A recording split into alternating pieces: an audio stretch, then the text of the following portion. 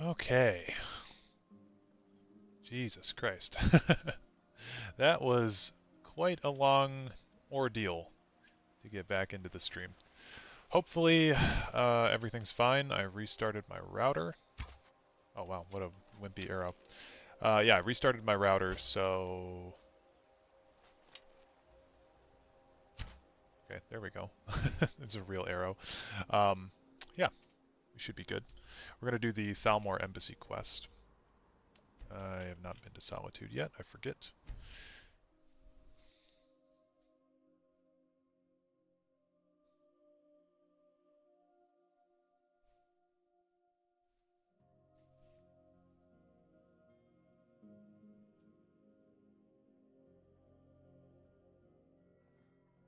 The Greybeards have summoned the Dragonborn to High Hrothgar. Such a thing has not happened for hundreds of years. Okay.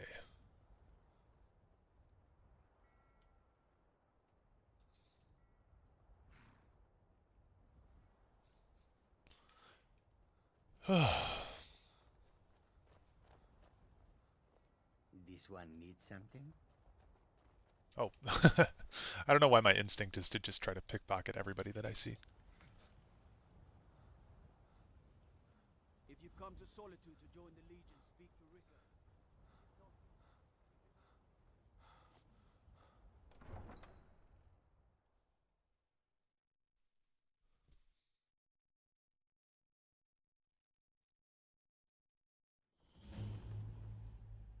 They can't hurt Uncle Rogvir. Tell them he didn't do it. Positions. Svar, you need to go home. Go home and stay there until your mother comes. You betrayed her! You should tell her that her uncle is scum and betrayed his high king. What does she know now, Advar? That is such a wild take. Rogver, you helped Ulfric Stormcloak escape the city after he murdered High King Torygg. By opening that gate for Ulfric, you betrayed the people of Solitude. He doesn't deserve to speak! There was no murder. Ulfric challenged Torygg. He beat the High King in fair combat. Such is our way. Such is the ancient custom of Skyrim and all Nords. Boo. Okay, we're gonna go over here. Should be able to make it into the Thalmor Embassy pretty easily. I don't need to do anything with the Thalmor Embassy. We're really trying to get to Cloud Ruler, or no, Skyhaven Temple in this game. Trying to get to Skyhaven Temple today, and we're trying to get to Parthenax. Don't plan on bringing...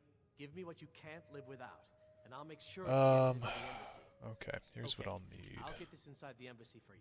I've gotta go. Find you at the party. Don't worry. Give, yes. Give him that. I guess the Axe of Whiterun's technically better. Give him that. I love that there's no real limit to what you can give him. We will give him all of the stuff that we're wearing currently.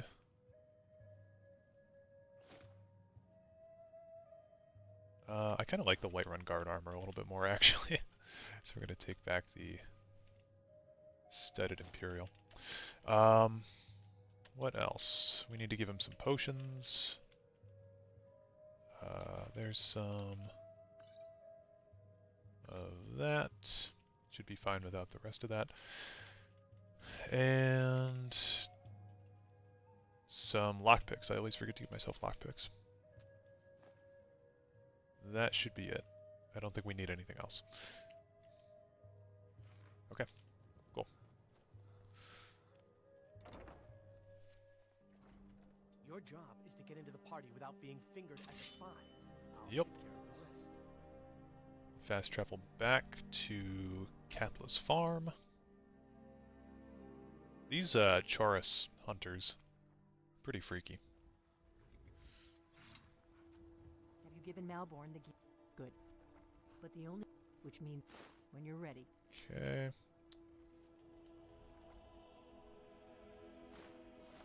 Go to a party at the...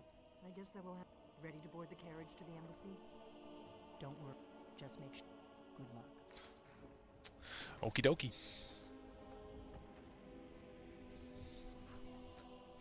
I think the fine clothes in Skyrim are such a downgrade from the ones in previous games. Like, yeah, they look Fellow lake fine. Dwellin's little soiree. And arriving by carriage, no less. I salute you, sir. My lateness is due more to getting lost on the way up this god's-forsaken mountain than to any desire to actually arrive late. I prefer to arrive early, often the day before the party, so as not to miss out on any of the drinking. I do love this guy. I think he's hilarious. There's not enough drinking in the world. Welcome to the Thormore Embassy. Your invitation, please. There you go. Thank you, sir. Go right in. Here's my invitation. I don't have a poison dagger strapped to my thigh, etc., etc. I'm sure. Go right on in. Everything's in order. Welcome back, sir. Yes, yes. Now, to find my... Okay.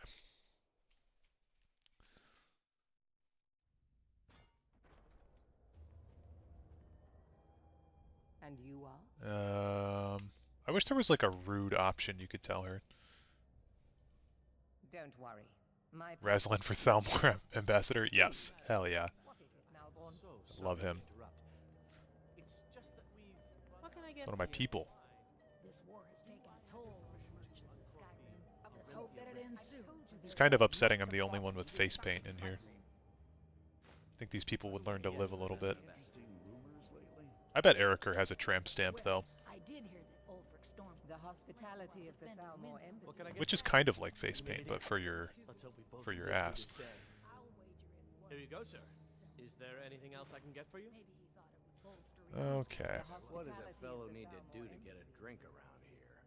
Funny you should say that. Allow me to introduce myself. Ah, if there's anything I can ever do for you, do not hesitate. Wonderful. I can begin to... Is that a...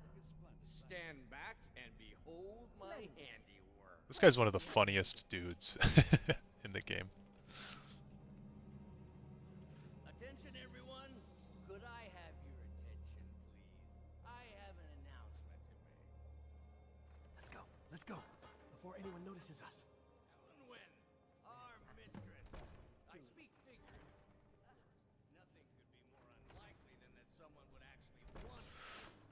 Okay.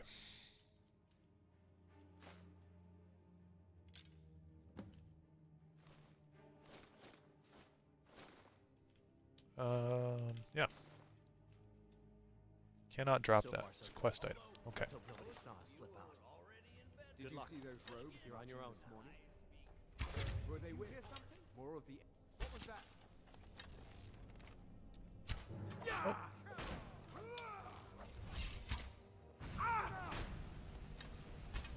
What?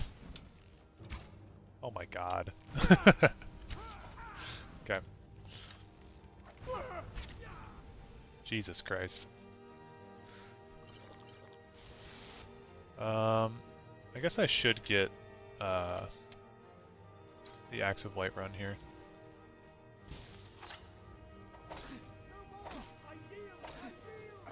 Oh wow, the fear enchantment's actually working for us here. Thank you, Balgruuf.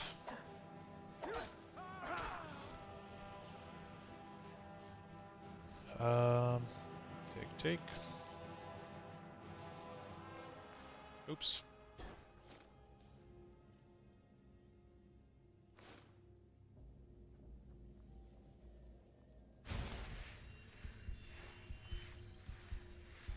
These things always have good things in them.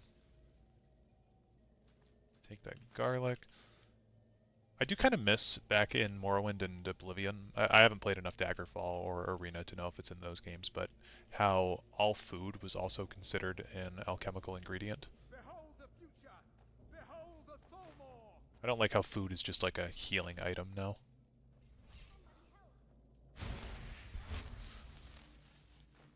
Okay.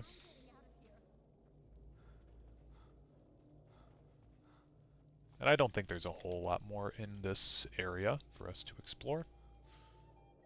Oh hey, it's this guy.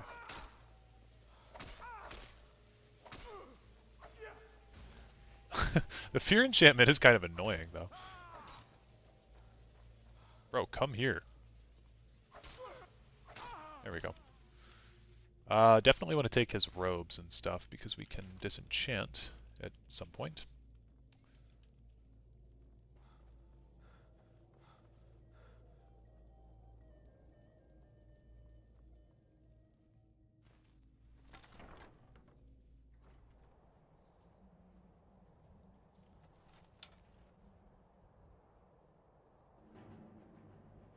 Damn it.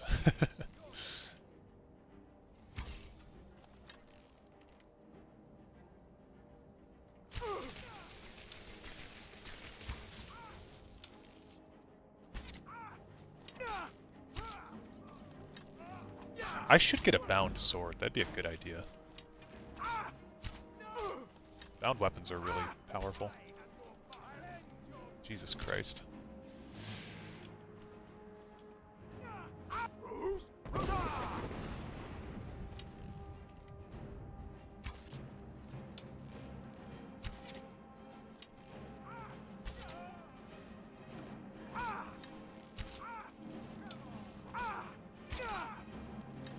Please don't kill me.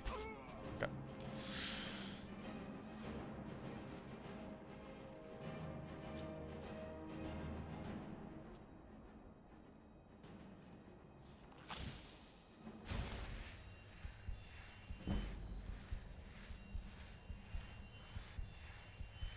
Now, one fun thing that you can do, JD, what's up, man? One fun thing that you can do is if you wait an hour and there's no enemies around, it'll instantly refill your magicka bar or your stamina bar or whatever you need resources of. So, kind of a fun way to bypass just a little bit of time. I think we will sneak attack this guy first. Oh, I don't have a high enough sneak to be to be moving around like this.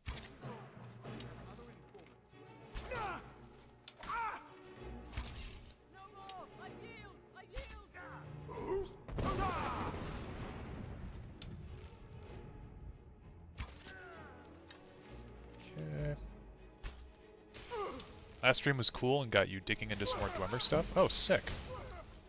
What kind of stuff did you dig into? Bro's trying to sneak after screaming Fusroda. Yeah, not my best idea.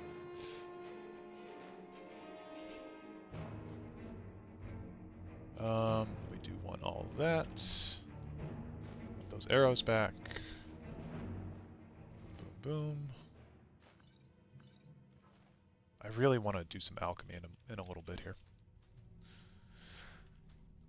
Would you consider the Godhead stuff canon as Vivek achieves Chim? A lot of the metaphysical stuff like that in the Elder Scrolls is very difficult to say whether or not it was canon. So I personally, I mean, it's very cool. So I would tend to kind of lean on the rule of cool for that one in particular. I mean, I could be persuaded to think of it as canon. There's that. And that. And we need to get the dossier. How do we... Okay.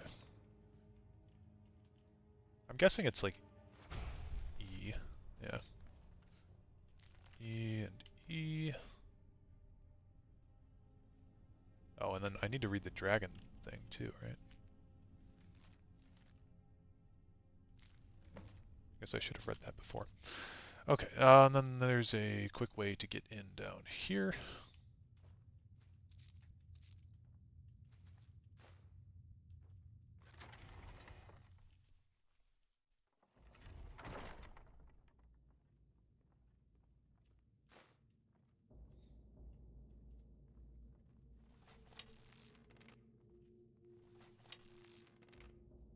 Yeah, the Dwemer were probably the closest to being like atheist that you could think of.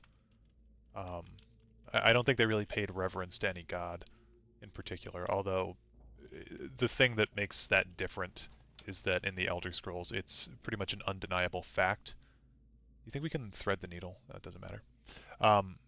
Yeah, it's pretty much an undeniable fact in the Elder Scrolls that gods exist. It's just whether or not you worship them. So yeah, the Dwemer did not worship any gods. Maybe being exposed to the dream not being real, maybe that fucked with their understanding and they zero-summed all at once. That'd be interesting. That's a very interesting concept.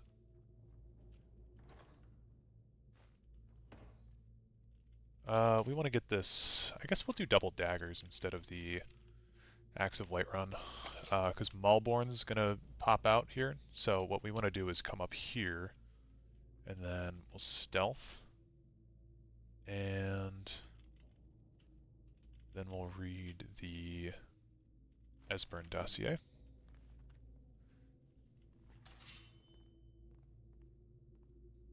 says Vivek was proud enough to realize he was part of the dream, but was himself still.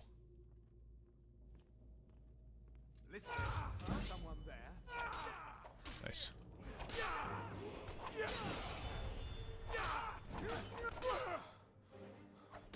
Oh god, these guys hit hard. I know you're on my side, Malborn. Maybe they just couldn't handle not being the main character? Yeah, serious protagonist syndrome. I could buy that. I do think it'd be cool if we got a little bit more like updated lore on the Dwemer at some point. I told you. I don't know anything else about it. What? Who? What? Come on, this way. I've seen the guards use it to get rid of bodies. Whatever you want.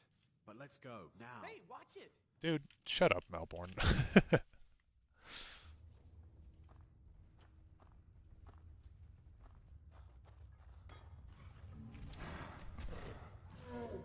Okay, so what needs to happen?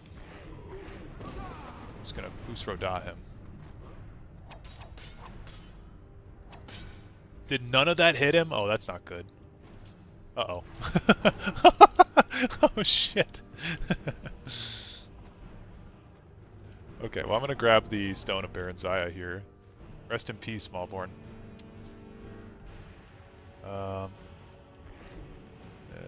Take that. I want to distract... No! Oh, damn it. That sucks. Oh well. I like that guy. Not just Malborn. Poor Etnine Raris, however you say that guy's name. Okay, I want to go get the Steed Stone from up here. Crazy theory, but I thought it had some substance. Yeah, no, I like that theory. I think it's very intriguing. Oh, is that a dragon? Don't like seeing that.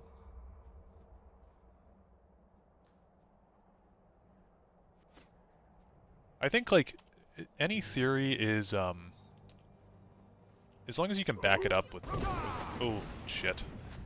Man, you guys are gonna think I suck at this game. Too much Morrowind and weed. I mean, you could argue that that was the recipe that made Morrowind in the first place.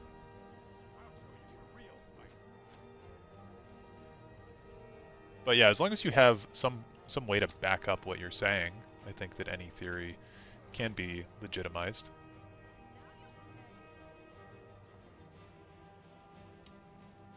Lore books go hard in Morrowind. They definitely do. They're pretty fucking insane.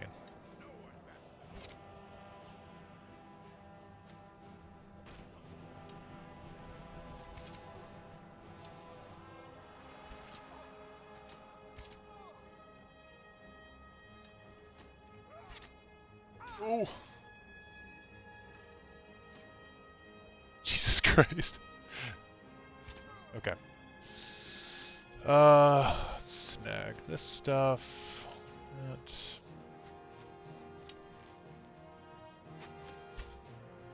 We're still moving. That's why it was off target. There we go. Ooh, this will be a cool... Never mind. Oh, hey, I got him. Okay. So we want to get the Steed Stone just because it's good. Ironback hideout.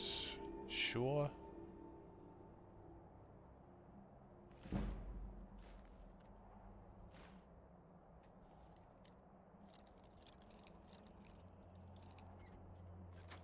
you guys know how to break into Mercer Frey's house early? Could show you guys a trick. Oh hey, we have an Orcish bow that's not actually stolen property. We'll drop both of those. Pick up the real one.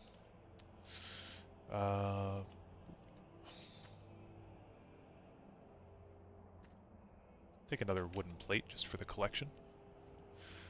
And then how do we get up there? I think we can get over this way.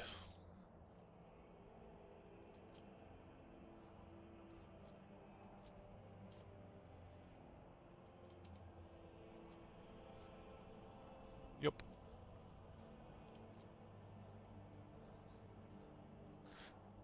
La.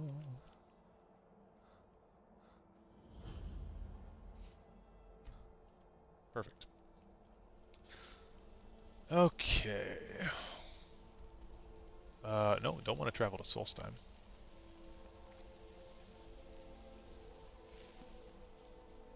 We have to go talk to Delphine again, then go get Esbern. It's a lot of, like, bopping around. I can level up something, though. I think, actually, I'm going to take a quick detour, and we're going to go hang out in Riften for a little bit after this, because we're going to be going there naturally anyway. Rest in peace, Alvord. Yeah, we're going to be going there anyway, so I want to spend some time, because Riften is one of the best places to level up some of the skills in this game.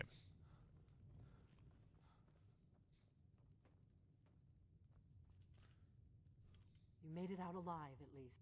Did you learn anything useful? Really? You're right. I just... Esbern? Figures the Thalmor would be on his trail, though. You mean aside from... Esbern was... He knew everything. Obsessed with it, really. Nope. Ironic. Even so. Do they know where he is?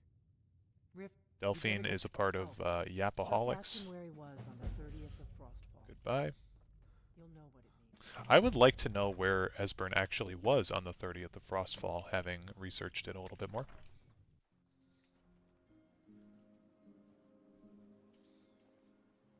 Okay. We're going to make our way... Have I been inside? We're going to make our way into Riften this time, and join the Thieves Guild, I think, and just get some of our skills leveled up a little bit more before we continue on with the rest of the game.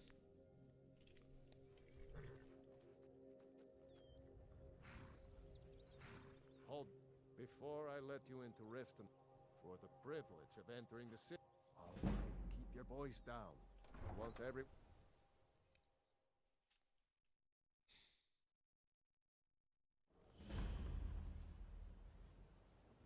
I always walk on this right side of the city to avoid having to talk to that asshole over there.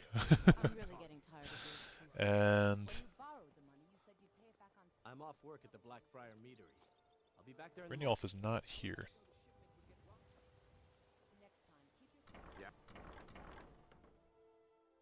I think the Chim stuff is cool too. I'd be sick to see a video on that. Yeah, definitely. Love to go over Chim at some point. Why is he in here? Besides, you look like your pockets are a little light on coin. Am I right? Say, how could you possibly know that? It's all about the way they walk. Oh, but that's where you're... Maybe you'd like a taste. I would love to see Chim and like some of that more metaphysical stuff integrated into the next game a little bit better, because Skyrim does a very bad job at like... I don't know. It does a bad job at a lot of the stranger concepts in the Elder Scrolls. It's very matter of fact. Let's wait. Oh, it's because it's 6 a.m. I guess that's why he'd be in there. Yet he is still not out here.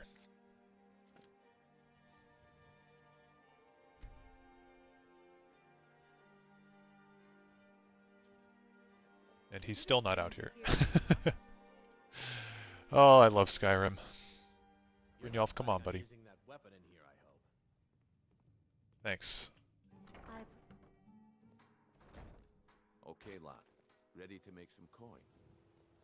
I've never seen this in like the thousands of hours I've played this game. I've never seen this particular weird thing happen. Completing the Thieves Guild questline, main questline, is hilarious. You're walking around in full Dragonbone. They want you to steal little trinkets. Yeah, just see some jacked dude wearing a bunch of ridiculous armor. Also, this looks horrible. This combo, this is awful. The hide helmet and elven armor is a really bad look. Holy shit. Look like a dork. Okay, I'm ready. Wait until I start the distraction, then show me what you're made of. You remind me of the shadow scales from the old histories. I have something amazing Oops. to show you that demands your attention. I have something amazing to show you that demands your attention. It's my new pickup line. You need to hear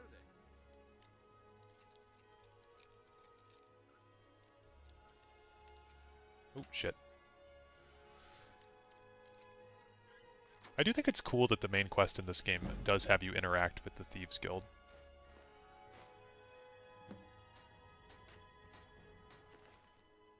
We'll take all of that. While nobody's over here, we're going to go rob Gelka too, because she's rude.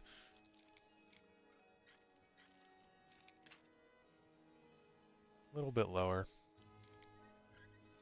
Perfect. Stay away from that. Over here.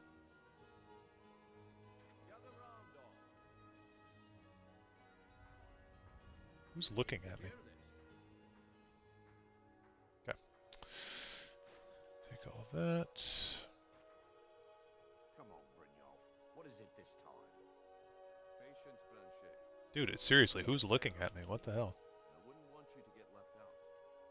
That's what you said about the Wisp essence, and it turned out to be crushed Okay, whatever. mixed I don't know who's staring at me, but That was a simple someone's being nosy. But this item is the real thing.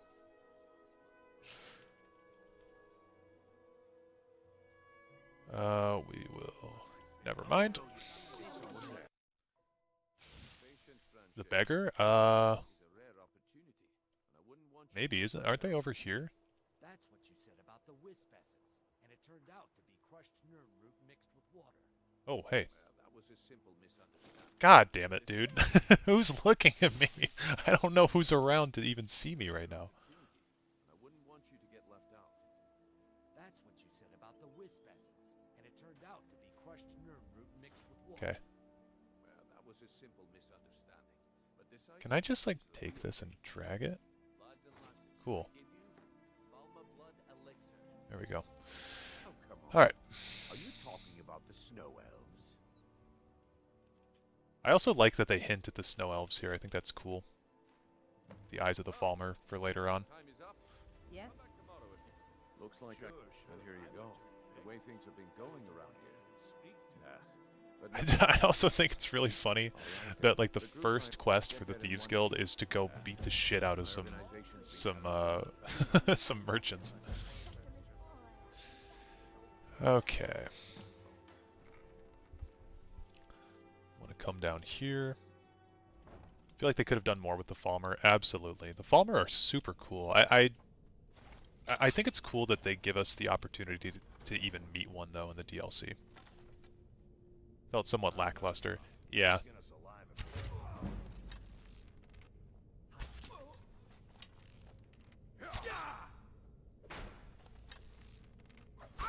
Yeah, their lore definitely could have been expanded on a little bit more. DLC was sick as fuck. You know, I agree, but I do think that as time's gone on, I think the Dawnguard DLC, the main quest at least, is like not very good because it limits your choices. It's a very like streamlined DLC. Soul Cairn was cool. Yeah, Soul Cairn was cool. There's not a whole lot to do in there, unfortunately. I think fast traveling in the Soul Cairn would be it would enhance the experience. But I do love the Dawnguard DLC. I do have to, as part of my I don't know, it's mandatory for me to talk shit on Bethesda when I can. you know, favors the Dawnguard way more. Yeah, not that I would like. I don't really like. I don't like the way that they've done vampires in the Elder Scrolls.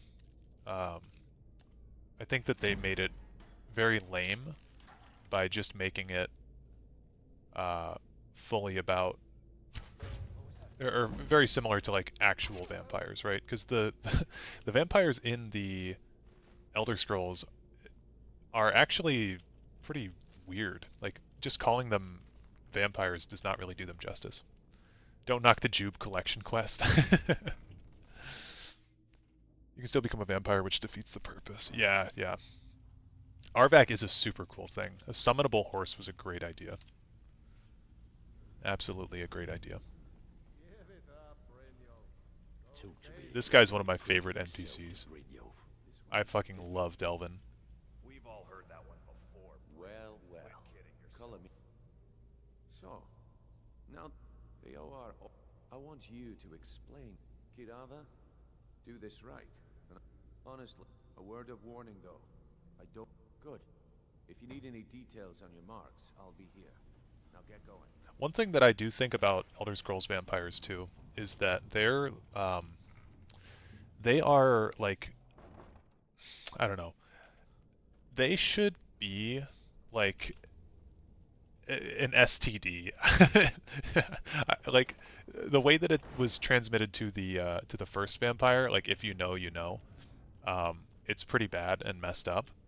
But I think that just like the way that it was transmitted to the first vampire compared to, who are you? Scully. What the fuck? Good for you.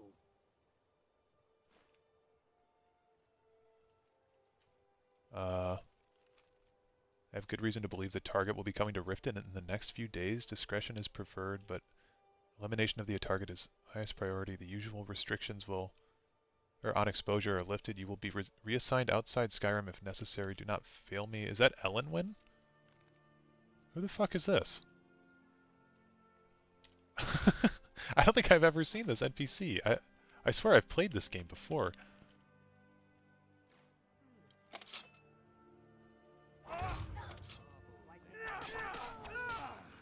Alright. Yeah, Elven Dagger. I'm gonna assume the E was Elenwyn.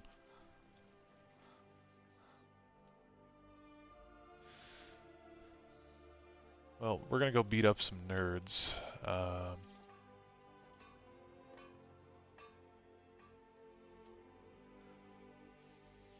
Going to B and Barb first.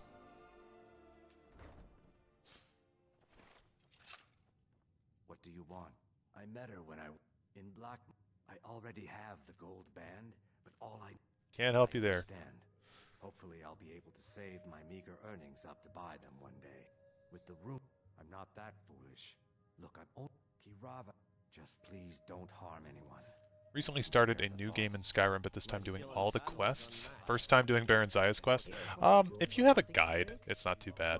If you're trying to do it by yourself, there's some pretty horrible ones. No, and I never. Please, my family. When I was a kid, I had the Skyrim guidebook, the physical, thick-ass book that came along with. Well, it didn't come along with the game, I don't think, but I bought it from Best Buy. And I used to use that before I had a phone, and I would like flip through the pages and figure out cool stuff. 20,000 for one of the gems. Oh yeah, 25,000 I think actually. Kynesgrove this time. So, can I interest you in anything today? I can't pay. I can't. This isn't happening. No. I can't believe you demand to pay. Take your coin. You still got yours? Yeah, no, I don't know where mine is. I definitely still have it around here somewhere. I brought it to college with me. Actually, it was in my room in my apartment. Just for like some decoration in my room, but yeah. Super good memories with that thing. It's you. I know. Please. There's no need for that here. Message understood. Yeah, this is an absolute power move to walk around like this. Please. Scare the shit out of people.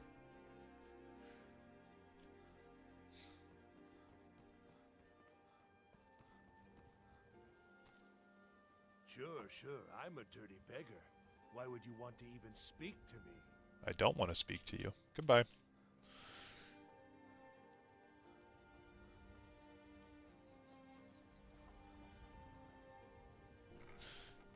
Was using the guide. Defo outdated as one of them is meant to be in Arwen's bedroom, but was later replaced in the cave you escape. Oh. Oh yeah. In the Thalmor embassy, right? Yeah, I used to always remember that that one was missable. Get basketed dork. That'd be a really good t-shirt. Really good t-shirt or hoodie. I mean, if you're gonna be a shithead, you know, about me not giving you money. Dumping bodies and keeping them. Well done. Here you go. Judging from how well you've handled those shots, that's the spirit. I think you'll do more than what's on your mind. We've run. Tell you what. Now, if there are no more questions, it would really be great if Skyrim had a few more options for you to like go through pathways with. Then you can ask your questions. I think you better listen to Mercer and Brynjolf first. We could talk later. Alright, Jason Statham. I'll be back for you, buddy. I think you better listen to Brynjolf first. It's just this way. Keep following me. We get a bucket on Brynjolf.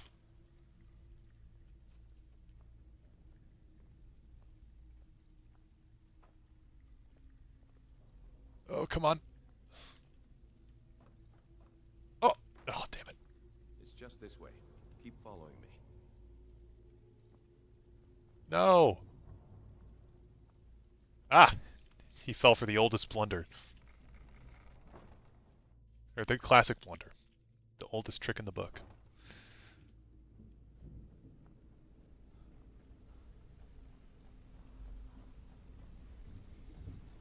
Mercer Frey's such a dick. This guy really sucks. Our new recruit. This better not be another waste of the guild's resources, Brynjolf. Before we continue, I want to make one thing perfectly clear. If you play by the rules, you walk away rich. You break the rules and you lose your share. No debate. Can't say, as I'm from South London, that Delvin's accent is great. He's probably my favorite character. Yeah. Do I make myself clear? He's got a great accent. I fucking love him. What Mercer has to say. Wait a moment. You're not talking about Golden Glow, are you? I also love his brother that doesn't have an accent in the DLC. He's just like, my name's Glover Mallory, what's up? And then he talked to Delvin and he's like, alright. Hey, come over here. You're the best damn thief in the guild. However, the owner has suddenly decided to take matters into his own hands and shut us out. He needs to be taught a lesson. Brynjolf will provide you with the details. Okay. Mercer, aren't you forgetting something? Oh, yes. Since Brynjolf assures me you'll be nothing but a benefit to us, then you're in. Welcome to the Thieves Guild. He said the thing. Welcome to the family, lad. Simple. You should talk with... Oh, and talk to Tanelia and Golden Glow. We need you to teach him a lesson. The cat, that important client Mercer mentioned, would be furious if... Aye. The last thing we... Maven, the guild has a lot riding on this. Don't make me look fool. Golden Glow. Then out of the... So we send in Vex and find Okay, out he's don't hired care. a bunch Love you, of Brynjolf, but I don't care. guard the place. Okay, now we can start getting our pickpocketing skill up. Hey, let's talk a second. And that'll be super helpful. All these guys in here, you can pickpocket them and they don't care if you mess up. Hey, I want to talk to you. You could have just Wow. asked. Rune. Ooh, that's good. I saw you do that. And I believe the way that pickpocketing scales is based on the value of the item that you've stolen. So, do the market thing? What's the market thing? I want to do this. One of the best things that you can make, Salt Pile and Death Bell, is one of the most insane things. Oh, pickpocket the light armor trainer. Yeah. Absolutely. I was going to do it with, what's his name over here? The archery trainer, and I was also going to go do it with Delvin. Yeah, I guess I wanted to say When I started out, Okay, I don't actually care. Really interested. Talk to me. Where's the guy? Got a minute?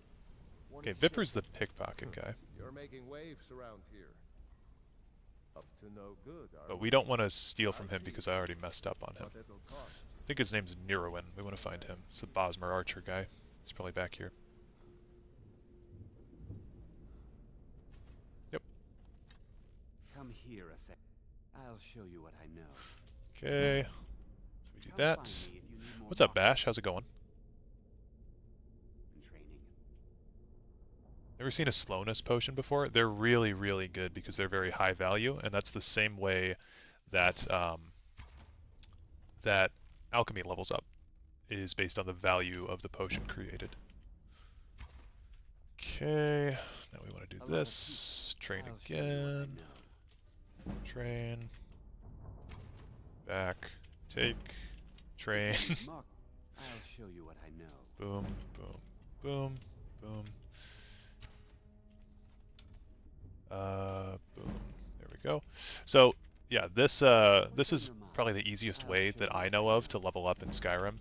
And the reason that I'm leveling archery up is because we're going to be a very high level, and if our archery skill isn't high enough, then we are not going to be doing a whole lot of damage. What's on your mind? I'll show you what I know. Okay. Yeah, slowness potions are really easy because you can very easily get Death Bell.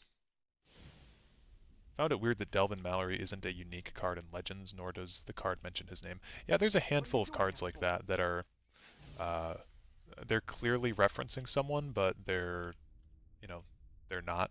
They're trying not to at the same time, and that's, I think, just because they don't want to have the weird continuity error of there being two Delvin Mallorys in one place, or two Delvin Mallorys on the board at the same time, which doesn't really make a whole lot of sense because you have Galen existing in the game, so it doesn't really matter because he can shuffle anything multiple times into the deck. But if they gave him a unique name, they'd probably want him to be a unique creature, is my thought process there. Okay, I thought that I'd had this skill already, but apparently I did not unlock it. And then yeah, we just want to go back here and steal this guy for some more money. I'll show you what I know. Want to save? Keep your interest you in. I'll show you what I know.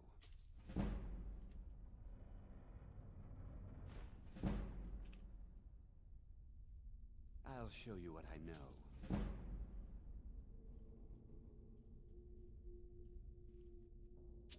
Shit. I saw you do that. Lydia and Amazon Basics Loyal Housecarl. Yeah, that's true. I'll show you what I know. There's also like Jarl Balgruuf. There's alternate art for Jarl Balgruuf with the Triumphant Jarl. But then there's also just the card Jarl Balgruuf. Teldrin Sero, funny as fuck. If you ever need more practice with the bow, just grab me. Perfect. Get a bit more health. More health. We should probably level up the bow.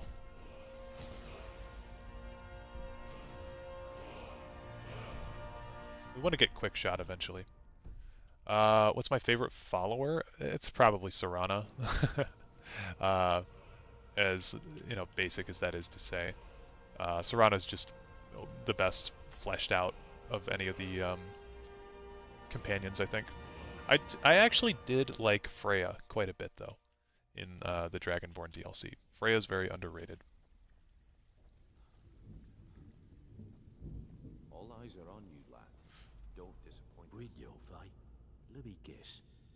See, that kind of attitude comes from someone who wants to get rich and stay alive long enough to enjoy it.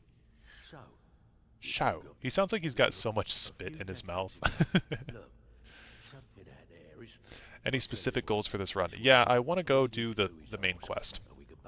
Trying to get to Parthenax. But I wanted to take a little bit of a side detour into the Thieves Guild. That's what I like to hear. Off you go. Okay. Pull up a seat. Have a drink. Freya's like the girl who calls you bro. Yeah. That's valid. Oh, you're back. So, what can I do? Stick with me, and they'll Stick with never me, even know you're there. and they'll never even know you're here. Use your skills, not your blade, and you do fine. Come Use on. your skills, not your blade. There we go. And you'll do fine. I do think it's kind of weird that there's never like a 100% chance. Oh, I didn't mean to quit the job. Sorry, bud. I'll reload my game there. I wish once you became Guildmaster in Thieves Guild, you could have the new recruits as followers. God damn it, I keep quitting this. Yeah, no, that would be very cool. All eyes are on you, lad. So, stick with me, and they'll never even I think they do that in the Dark Brotherhood, right? Let's try to take that. Okay, if I fail this one more time, we're just going to let him keep the money because he's earned it. Stick with me, and they'll never even Yeah, they know do. you're there. So be troubling you. Oh.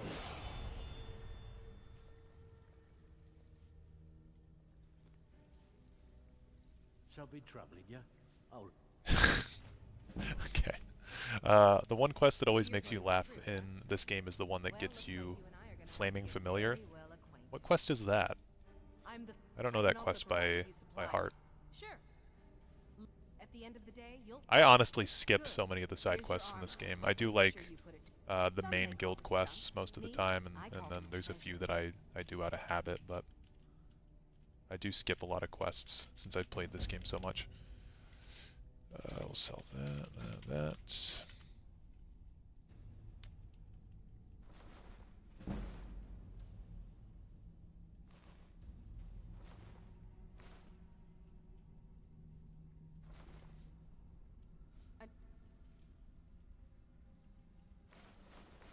That's why I wanted to try to do them all. All eyes are on welcome to the cozy little family. Felt like you owed it to the game. Yeah, that's fair.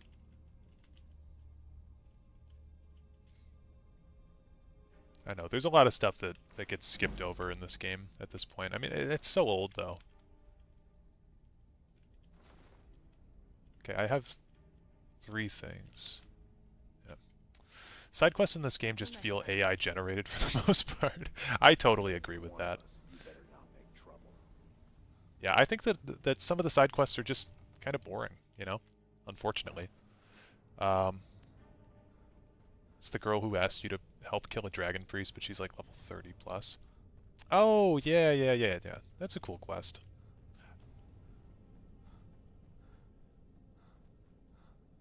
I like how many of the dungeons in this game have at least like something going on in them. Like back in Oblivion, side quests were the highlight, and in this one they're ass. I totally agree. I think that there's a handful of standouts in Skyrim, but I've been looking. but not many. Got to go.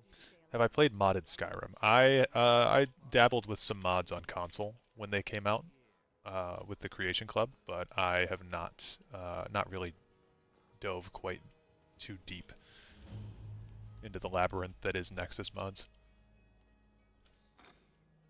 I did mod Skyrim when I was a kid. I got it on PC when I was 12, and I entered in the console.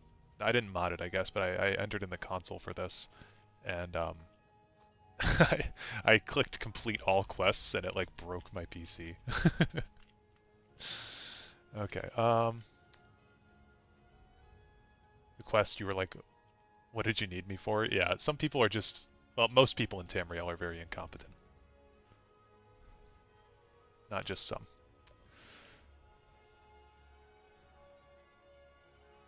So we're going to come up here. Drop off the side. And we are going to get into Riftweald Manor early. Damn it.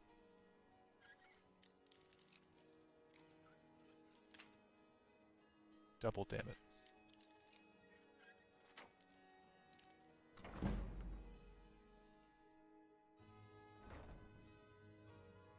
twist it. Oh shit. Forgot there's people in here. Just kidding. I did that on purpose to level my sneak up. Someone there? Over here.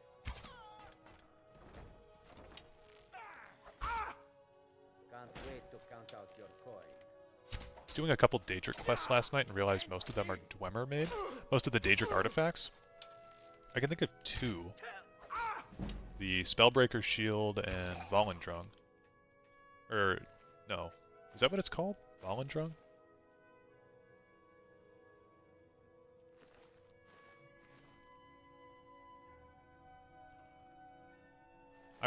Yeah, it's definitely Volendrung. Yes, okay. For some reason I was thinking that that was a Dwemer ruin. The name of a Dwemer ruin, but no. Dawnbreaker looks exactly the same, but could be me. Dawnbreaker, I think, was forged by Meridia.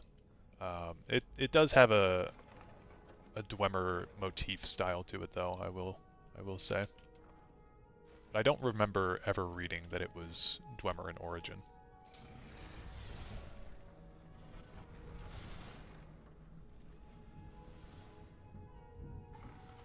Okay, so if you guys ever do this glitch where you get into Mercer's house early, I don't know how well known this glitch is.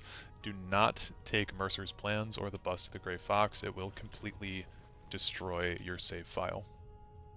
There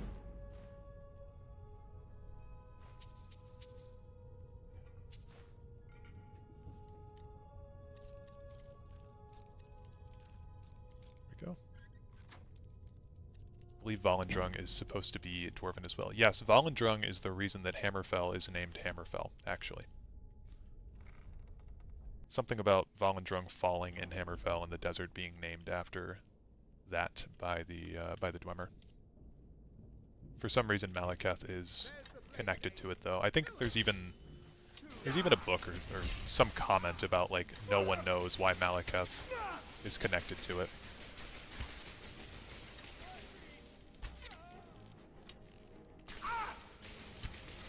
Okay, this guy.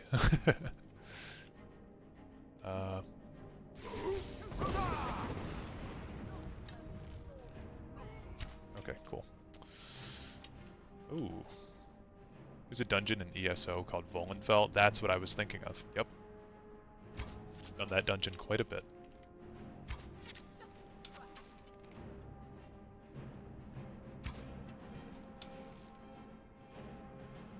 For those of you that have played ESO, do you guys have a favorite class in that game?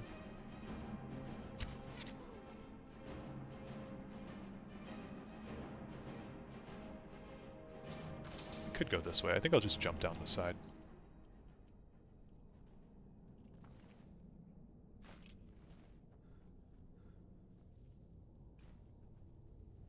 Been trying to get into it. You have to treat it like it's not an Elder Scrolls game, honestly. You have to treat it more like an MMO than an Elder Scrolls game.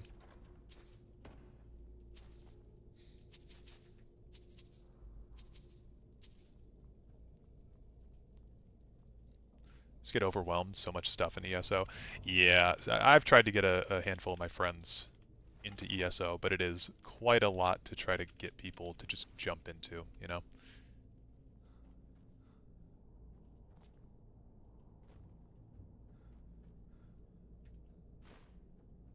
Like Warden, Dragon Knight, and Templar.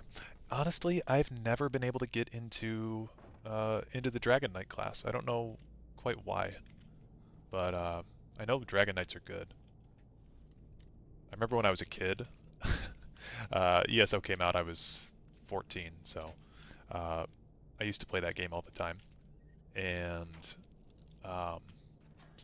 this one time I was in PvP, and this guy used the Dragon Knight ultimate ability and absolutely styled on me and killed me in one shot. And I was just like, God damn, dude. Okay, we want to make a hard save at Esbern. Oh shit, wait. Yeah, no, I will go away. I want to show you guys something and see if this works. I do really like Warden, though. I have a Warden healer, and I have a Templar stamina DPS. and the Templar stamina DPS is my main. I cannot drop the wooden plate. Excuse me. There we go. Okay, so I have a very old video on my channel of me warping through the wall here with a wooden plate. So here? Come on. It's possible. I swear to God. Let me put my bow away. Oh.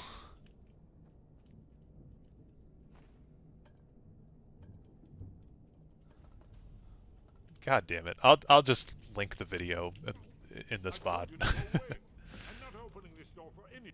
Ah, Delphine really is alive. You'd better come in and tell me how you found me and what you want. This'll just take a moment. This one always sticks.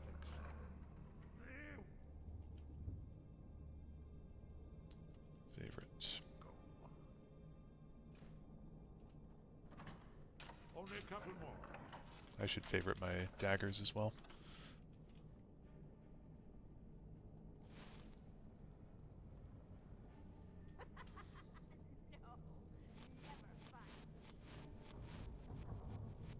There we are. Come in. That's better. Now we can talk. That's when the Thalmor sent the heads of 100 blades to Titus Mede II. Yes. Delphine keeps up the fight. Yes, it is. After all these years, I thought she'd have realized it's hopeless by now. Hello, brother. Just wanted to give you some encouraging words. Been a TES lore nerd since I was 12, and your work is S+. Absolutely adored your Mythic Dawn video. Keep it up, and good voice acting too. Thank you. Very much appreciate that, Liam. No one. Esbern has the best house in Skyrim. Yes. Yeah, no, this is honestly like Esbern's little goon cave here. It's how I'm trying to be. It's how I'm trying to live. It seems that the gods have. What? Then we must go quickly now. Take me to Delphine. I have also been a TES lore nerd since I was about 12 years old too. I thought she'd have realized it's hopeless. Ravington, hello. How's it going, man? But give me just a moment. Long time no see.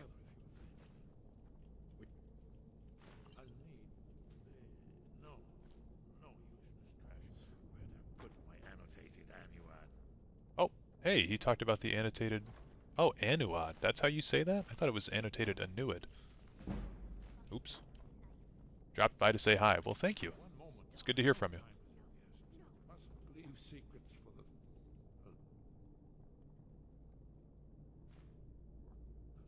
Probably has a CRT and Super Nintendo hidden away in there. He absolutely has a Nintendo Switch hidden underneath this bed. Let's be off. You should consider applying to VA for the Beyond Skyrim folks. I'm doing it myself. Ooh. Honestly, that'd be pretty sick to do. How do you feel about killing Paarthurnax? Okay, that's a very good question. Let me talk to Esbern and then I'll get my thoughts in order. Yes, yes. Come on, buddy. It seems that the gods have. What? Then Skyrim stream really got your attention? Good. It's part of the plan. So, how do I feel about killing Paarthurnax? I used to do it, before you all leave, I used to do it every single playthrough. But, I have learned. I've learned the error of my ways. The reason I used to do it every single playthrough is because I was a hardcore Blades simp from having played Oblivion first. And yeah, no, big F take. But I was like 12, and I was like, oh, well the Blades wanted me to kill him, so I'm just going to kill him. Didn't understand why people liked him so much, because I never really talked to him. And eventually, after like, you know, years of murdering Paarthurnax, I finally, my eyes opened up, and I was like, hey, maybe Delphine's not telling the truth, because I just inherently had believed her. And then I talked with him, and he's super chill and cool. And yeah, one of the best characters in all of Skyrim. What do you get from killing Paarthurnax? You do get a cool side content with the blades. So I don't know how many people would actually know about this because not a whole lot of people do it. But if you kill Paarthurnax, you gain entry into the blades, and you can recruit 3 companions from Skyrim to be a part of the Blades and be inducted as members of the Blades. And you can take them out on missions with you. They'll be kitted out in Blades armor, and you'll get missions to go and hunt dragons at certain word walls. It's pretty cool. It's just locked behind you having to murder one of the best characters. Don't associate with party snacks, slang, glue sniffers. Sorry, man. I remember 16-year-old me agonizing over the Stormcloak versus Imperial decision like it was the most intense choice I'd ever made in my life. Yeah, for me, again, as an Empire simp, it's always been kind of clear for me to side with the Imperials. But I do totally understand the Stormcloak side of things. I think both views are valid. I just we'll have to see how it's written in Elder Scrolls 6. You know. What choice do I think is canon? I would assume that. Interest you in some marksman training? Go away, dude. I would assume that Bethesda won't let us know which choice is canon. If I had to choose one choice to be canon, I'd absolutely want it to be that Parthenax lives, because he's very cool. In fact, I think it'd be very cool to have Parthenax make a cameo in Elder Scrolls 6. Oh, it's this guy. The Dawn Guard is looking for anyone willing to fight against the growing vampire. You're not. Haven't you heard that the Hall of the Vigilant? That's why our leader, Izran, is We're vampire hunters. Izran's going to. Do you think it's fair for Parthenax to die because of the crimes he committed centuries ago? I think Parthenax has done a good job atoning for what he did centuries ago. Oh, fuck you, Maul. It's very difficult, you know, to say, like, should this person be condemned for stuff that they did when they were a kid? Like, if somebody came up to me and they were like, hey, 10 years ago, you made a post on Captain Sparkle's YouTube comments section, and you said this, what do you have to say for yourself? I would just say, look, I was a dumb kid, and I didn't know what I was doing when I said that. I'm barely even that person anymore, you know? And especially when dealing with like a fantasy creature that can live for theoretically forever,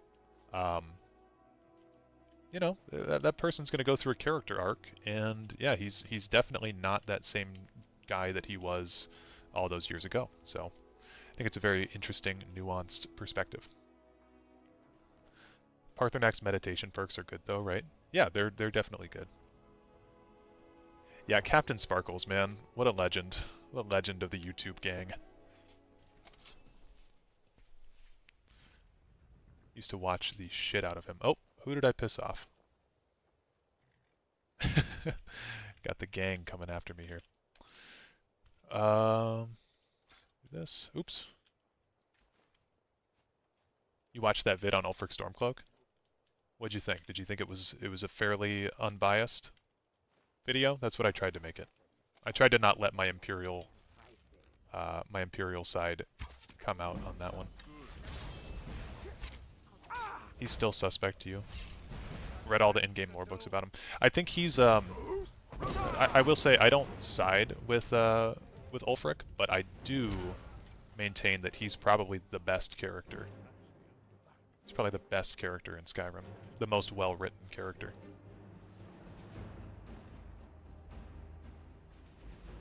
Do you think the last Dragonborn is a Shezarene? I think there's enough evidence that he is, for sure. I would love for them to do a little bit more with that. You don't side with the Imperials. Honestly, at this point, I stay away from the Civil War entirely. So I agree with that.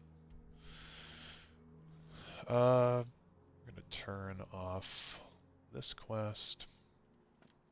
What's Shezarene? A Shezarene is a aspect of Lorcan. Basically, or an aspect of Shore, whatever you want to really say for it. But it's like a mortal who is a champion of men. So like Pelennor has been considered a Shezarene. Did I really lose like 10 viewers after I said I killed Parthenax? That's so funny. I promise, guys, I don't do it anymore. Shezarine is an incarnation of Lorcan / maybe Talos, riffing off the same concept as a Nerevarine. Yes. It's good to see you. It's been a long time. We got rooms and food. Drink, too. I cook. Too long, old friend. Too long. Well, Shezarine is the Khajiit term? You made it safe and sound. Good. Come on, I have a place. I did not know that. I thought it was an Imperial term. Hold down the bar for a minute, will you? Yeah, sure. This way. Need a room? Talk to Delphine.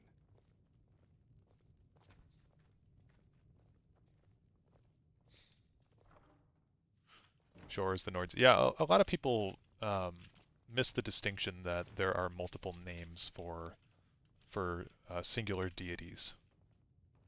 Shezar is a Nedic word. Okay. Esbern, could you move, please?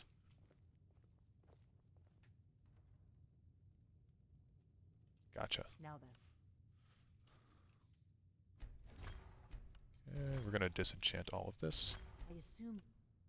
No.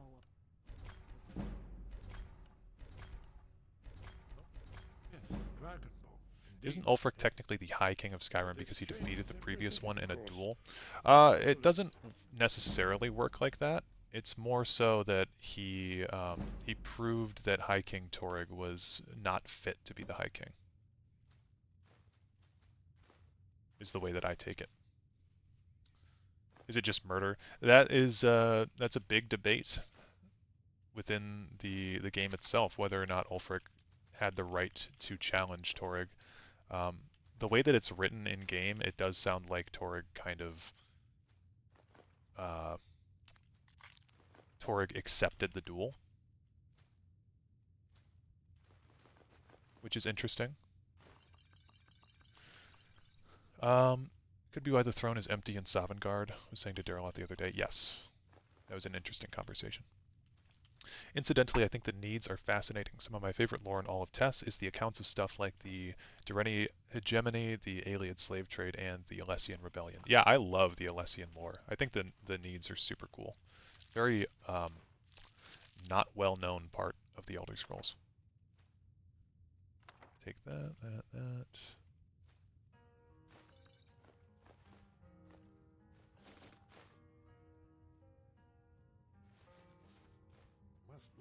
Let me show you. I know I had it here somewhere. What? Give me just a moment. Here it is. Come, let me. Right here. Where was this book? Haven Temple. Love the first era in general. I've always imagined this crazy Bronze Age aesthetic layered over TES. In reality, Bethesda would probably not dare to make that cool. Bethesda has a big issue trying to make things cool, don't they? To set down in stone all their accumulated dragon lore. A hedge against the forgetfulness of centuries. It is really unfortunate, because I feel like we could have a much cooler series if Bethesda would be willing to do that. One of the wonders of the ancient world. Salt Its pile. location was lost. Esbern, what are you getting at? You mean you don't mean to say you haven't heard of Alduin's Wall? I like how he just calls her stupid here too. What, you haven't heard of Alduin's Wall? We haven't. What's Alduin's Wall, and what does it have to do with stopping the dragons? Alduin's Wall was where the ancient blades recorded all they knew of Alduin and his return. Giant's Toe. Part prophecy. We want... The location has been lost for centuries, but I have found it again. Oh, I don't have any blister wart. Just Never mind. The Blade's archives held so many secrets. I was only able to save a few scraps.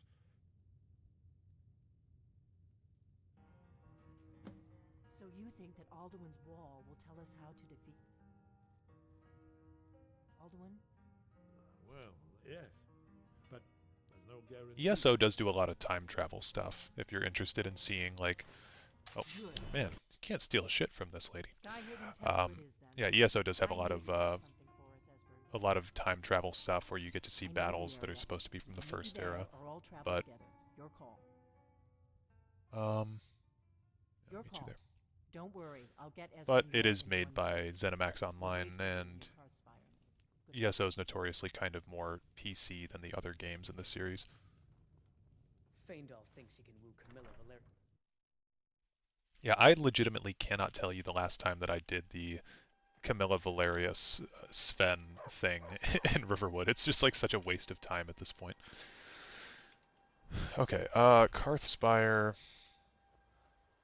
Yeah, Karthspire is where we want to go next.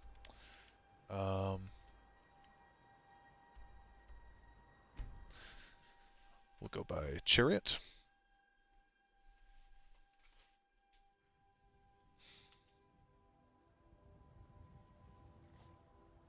Need a ride? Where do you want to go? Climb and back, and we'll be off. Ever been to Markarth? I hate this line. Built by the dwarves. I don't believe a word of it. Ever been to Markarth? Some say it was built by the dwarves, but I don't believe a word of it. How? It's literally dwarven architecture, you numbnuts. Who else would have built it, bro?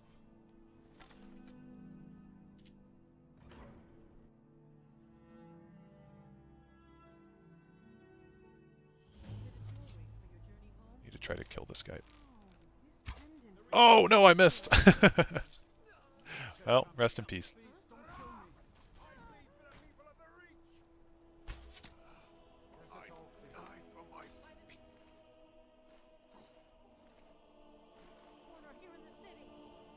Everyone stay back. The Markarth City Guard have this all under control. There are no Forsworn here. Gods, are you alright? Did you see what happened? Yeah. You don't have to. Oh, I think you dropped this. Some kind. I know. Oh, you could just be an idiot with this guy too. Like, I think you dropped this note. Oh, what? The note that you just gave me?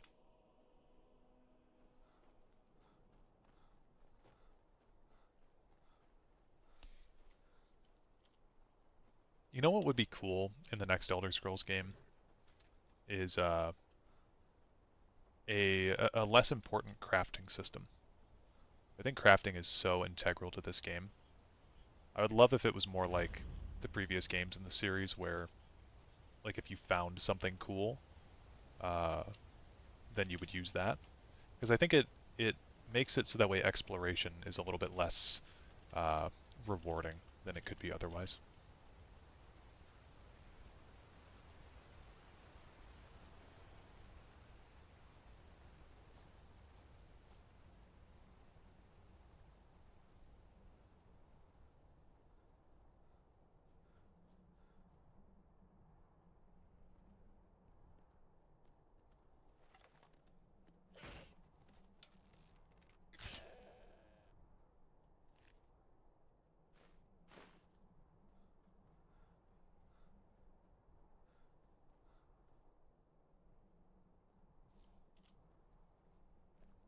Are you finished ogling the grotesque? I suppose I should be grateful you didn't simply attack me. Like, this guy just looks normal, right? Oh. Are you finished ogling the grotesque? I suppose I should be. Like, I kind of wish I looked like this guy. He's talking about how grotesque he is. I just want out of Skyrim as quickly as possible. Of course, we do have to kill this guy for the XP bonus. Oh, well, I didn't mean to... Oops. Just a scratch. Rest in peace, buddy.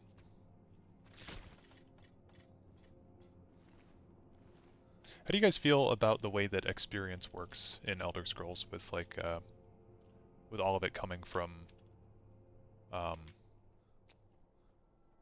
like, how much you've used a skill rather than experience points?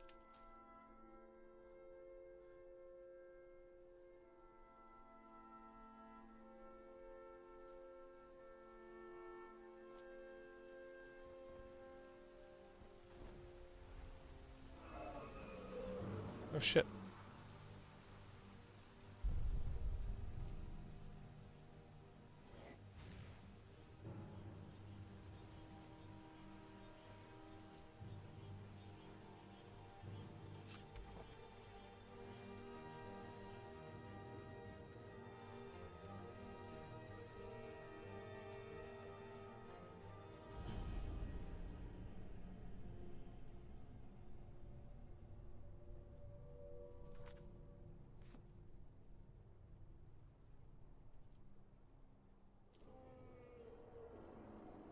dragon.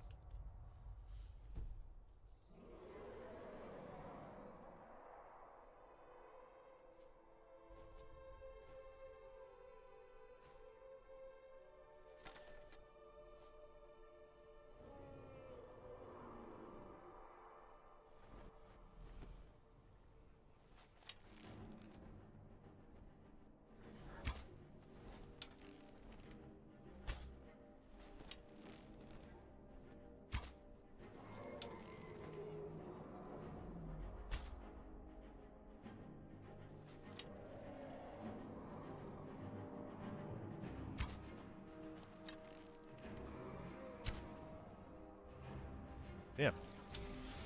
Felt like those shots. Oh, okay. What's going on with this dragon? Jesus Christ. Skyrim. Oh my god, dude.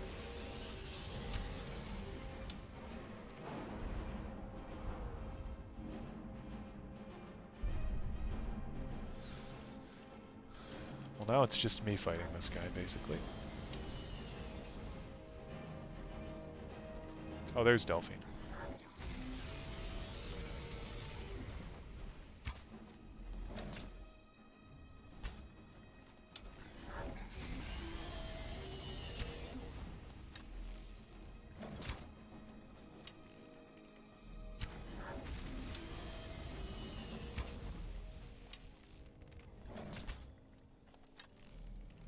I'd love to get another archery level up soon. There we go.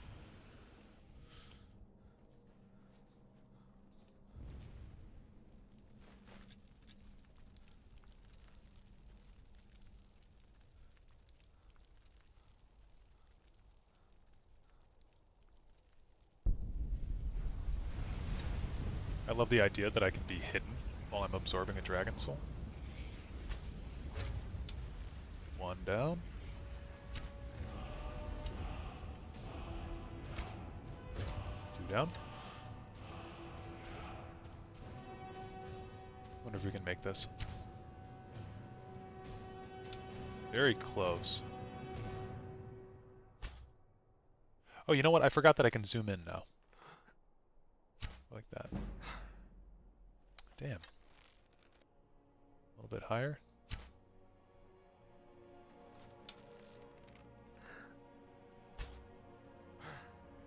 There we go. Right about there. It's the Hag Raven, I think.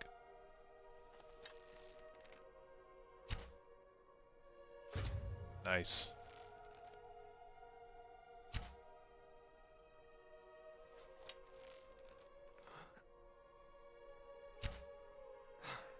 Jesus Christ.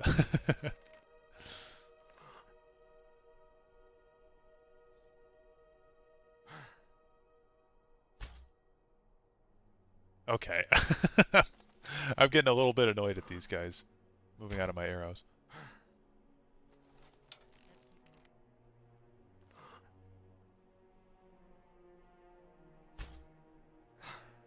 Alright, I give up. I give up. I'm gonna go into Karthspire.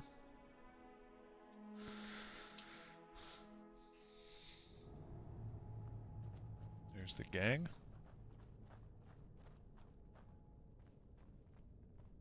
Hold on. Who's there?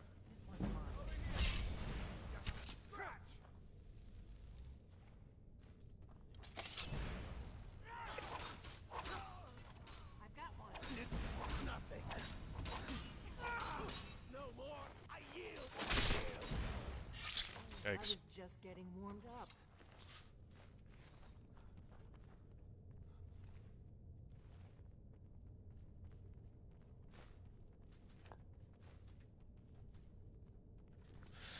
Okay, need to make a hard save here for later.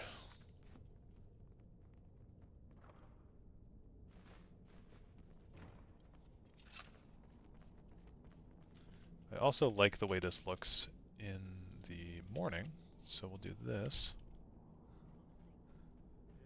Yes, definitely early Akaviri stonework here. We've got to get this bridge down. These pillars must have something to do with it. Yes, these are Akaviri symbols. Whatever you did, it worked. Let's see what those old blades left in our way. Mm-hmm. Where'd Esbern go? Oh god. Okay, this trap's pretty easy.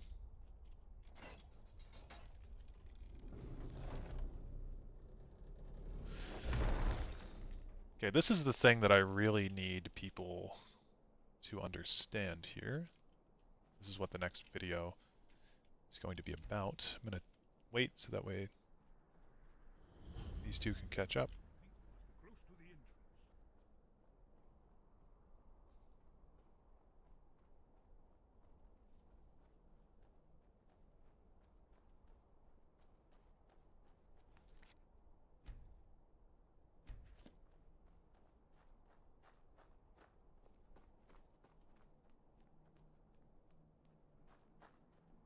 Here we go.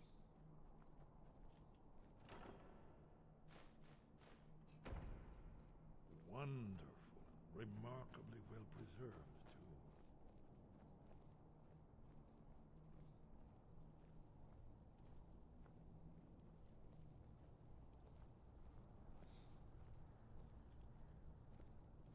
Ah, here's the blood seal. Another of the lost Akaviri arts. No doubt triggered by, well, blood. Your blood, Dragonborn. Look here. You see how the ancient blades revered Reman Cyrodiil? Amazing, eh? To be standing at the very entrance to Skyhaven Temple itself. Mm-hmm. It's the prophecy, don't you see? Only a Dragonborn can stop Alduin and avert the end of the world. But I don't yet know how you can stop him. The prophecy doesn't say. But Alduin's wall does. I hope. The Akaviri blood seal can only be opened with the right kind of blood.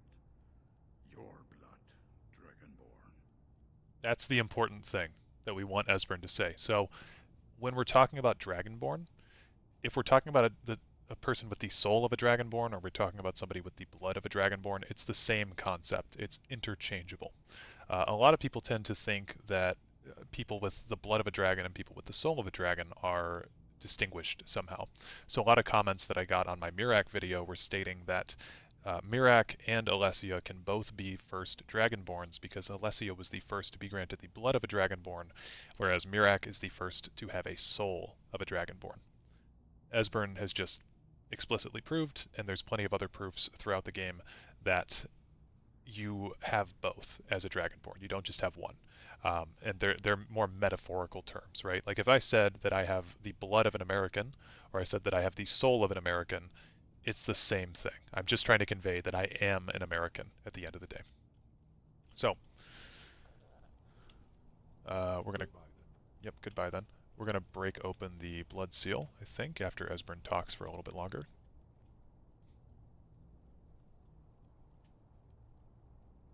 This whole place appears to be a shrine to Reman. He ended the Akaviri invasion under mysterious circumstances, you recall? Right. Try using your blood on the carved seal on the floor. Okay.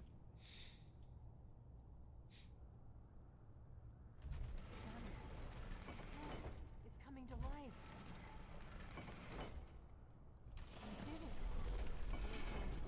Yep, just a little bit of self-mutilation.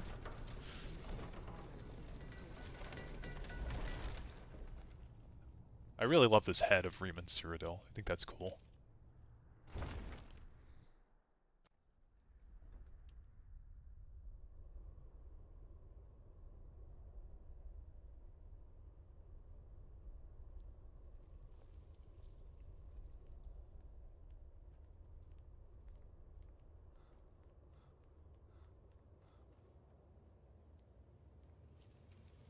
Alduin's Wall, also, by the way, very cool conceptual piece of art. For those who don't know, I'd imagine most people watching this are aware, but this wall does denote events that have happened throughout the Elder Scrolls franchise. So all of this here, I believe, on the left side is basically talking about the early Atmorans and the Nords under the rule of the dragons, and then this is kind of the event where Alduin is banished here in the middle. So this is the Nord heroes using that shout to send him forward into, or not the shout, the Elder Scroll to send him forward into time. And then we have a lot of events from the Third Era and onward. This is the Numidium being activated in the Warp in the West. This is the Oblivion invasion. I'll get my torch out. The Oblivion invasion here. There's some oblique reference to Morrowind somewhere. I suppose that could still be the Numidium. Oh yeah, these are, I believe, Daedra being fended off by the Septim Empire. The Staff of Chaos is on here somewhere also, I believe. Could be mistaken. But then this is us. This is the last Dragonborn here, and then this is Alduin. And us fending them off. So, yeah, very cool thingamadoo. I think he's waiting for me. Let's go, buddy. Let's go. Aldrin's Wall, so well preserved. I've never seen a finer example of early Second Era Kaviri sculpture and relief. Esbern, we need information, not a lecture on art history. Yes, let's see what we have.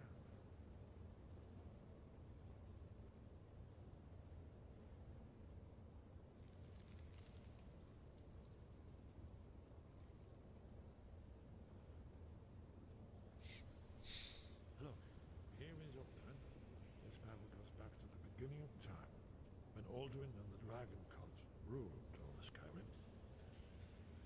Here, the humans rebelled against their Dragon overlord, the legendary Dragon War. Aldrin's defeat is the centerpiece of the war. Oh, hey guys, I'm sorry if I have not been responding to chat. My chat is like all goofed up. Give me a second here. There we go. Sorry, I did not mean to be ignoring anybody. Let me see if I can catch up on stuff while Esbern is talking.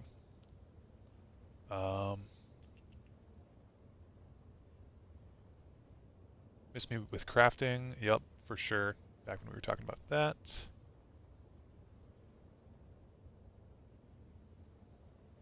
Been playing Morrowind blind and found the Snow Prince armor. Yeah, that shit is cool. I have not played Enderall or RuneScape, honestly.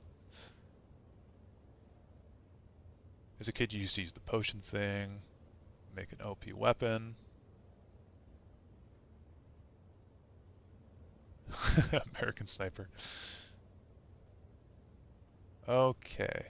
That could be Numidium or a Kulikon. Yeah, for sure. Does it explain anywhere why the Dragonborn is referred to as the last? I don't believe it does. I mean, in my Mirac video, I came to the conclusion that that the reason that we were called the last Dragonborn was in reference to Mirac in some way, but it's a little bit foggy. It's hard to tell. I mean, it could be that we're the last to be the Dragonborn ever. It could be last as in most recent Dragonborn, or it could be last as in the way that I put it in my video was the last Dragonborn to serve Mirac, which I think does hold up a little bit, but probably not likely, or the way that this was meant to be recorded. But yeah, again, I apologize. For some reason, my chat was not updating. Suspect the implication is that you are the last of the dragon's blood and that Alessia's line is ended. Well, that's kind of the point that I'm making with my video, is that there is no distinction between having the blood of a dragon and having the soul of a dragon. Because we're not necessarily of Alessia's line. There have been Dragonborns throughout history. Like Tiber Septim is... there we go. Tiber Septim is not directly related to Alessia in any way that we know of. He's just some guy that was a Dragonborn. It's supposed to show the full prophecy of the Dragonborn, all the named events of the prophecy. Yes, right. So if I can remember the way that the prophecy works, it's when Misrule takes its place at the heart of the world, when the brass tower walks and time is reshaped. The only reason I know this, by the way, is because I made a video about it. I'm not that big of a nerd. When the oh god, something about the false gods of Morrowind, and then the Empire falling follows that. I suppose what I meant to say is that the last Dragonborn is the last person who would be able to wear the Amulet of Kings. Yeah, that's fair.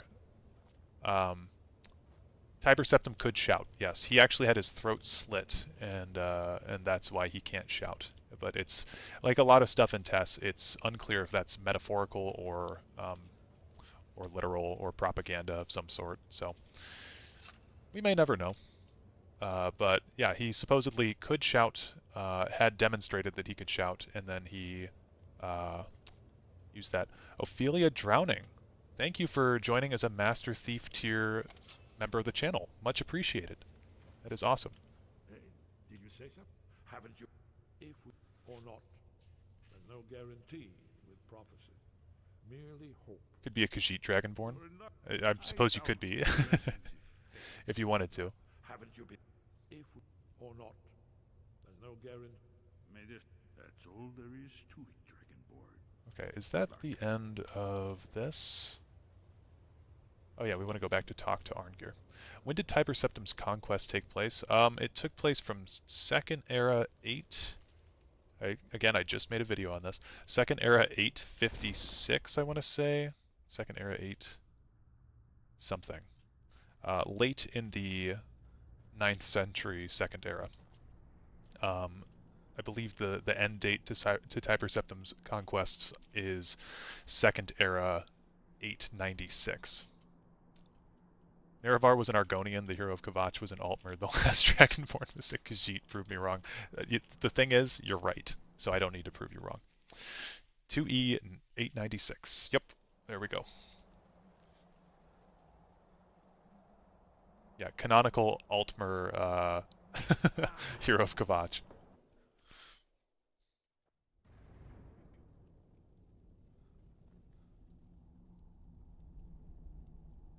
I know some of you that have been on the channel for a while will be aware of this, but do you guys know where the name Dareloth comes from? Any of you guys in the chat? Sky, guard you. Where did you learn of that? Who have you been talking to? Yes, for matters of such... If you wish to stand alone, so be it. If you wish for our help... I tried to answer the question 3 times. So the Nords had freed themselves of enslavement by the dragons at this point? Yes. Blades help me find out about it. They have always... Have you learned nothing from us? No, but heed my warning. No, it is called... We do not regret this loss. Dragonrend, but not... Perhaps only its creator. Only Paarthurnax, the master. He is our leader. You weren't... But, thanks to them... Okay. Speaks to us only rare... Only those whose voices... We'll find him. How did Tiber Septim not find Paarthurnax? Good question. The Greybeards probably just didn't introduce him, honestly. They were probably worried that he might have killed him. Isn't it the OG Thieves Guild Master before Corvus Umbernox? Yes, so the channel is based off of the Grey Fox, obviously, which is my profile picture and banner on the channel, but the original thief of the Grey Cowl was Emmer Dareloth, who is the namesake of the channel. So when you beat the Thieves Guild DLC, the Grey Fox has a throwaway line about Emmer Dareloth being named the original thief of the Grey Cowl, and thus the spell is broken. So that's why I named the perks on the channel after the Thieves Guild. So Ophelia Drowning is a Master Thief because they joined the channel at that tier. I love the lore behind the Grey Cowl. Me too. It really is such a cool item. I know that we got it in the Anniversary Edition, but I don't play the Anniversary Edition of Skyrim, so... If you received a Daedric artifact IRL, which one would you want the most? Which one the least? I think I'd probably want the skeleton key. I love the idea that the skeleton key can be it can access metaphysical realms as well, which is kind of what Brynjolf, I believe, implies at some point, or maybe Carlia implies it at some point. Being able to unlock like mental blockages and stuff too, or mental gateways to further your understanding with the skeleton key is such a cool idea.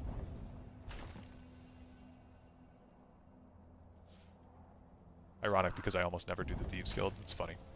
I just caught up on your Thalmor video. Really good stuff. I play all test games as a Bosmer, so I expected a side note about Malborn being a concrete example of a Bosmer who hates the 4th Era Dominion. Honestly, I'm playing as a Bosmer right now. Totally forgot to bring up Malborn, but that would have been a good example of a Bosmer who dislikes them. Yeah. But the flow of the video was so good that there really couldn't be a place to put it. Yeah, I'm glad that you say that. Thank you, Miles. Because I thought that the flow of that video was pretty organic in talking about one issue flowing into another. Clear skies will blow away the mist, but only for a time. The path to Paarthurnax is perilous, not to be embarked upon lightly. Keep moving, stay focused on your goal, and you will reach the summit. You will reach the summit. Thank you, Arngir. Christopher Plummer, by the way, the voice of Arngir. Very, very good voice actor. Well, very, very good actor. I believe he passed away within the last year, though.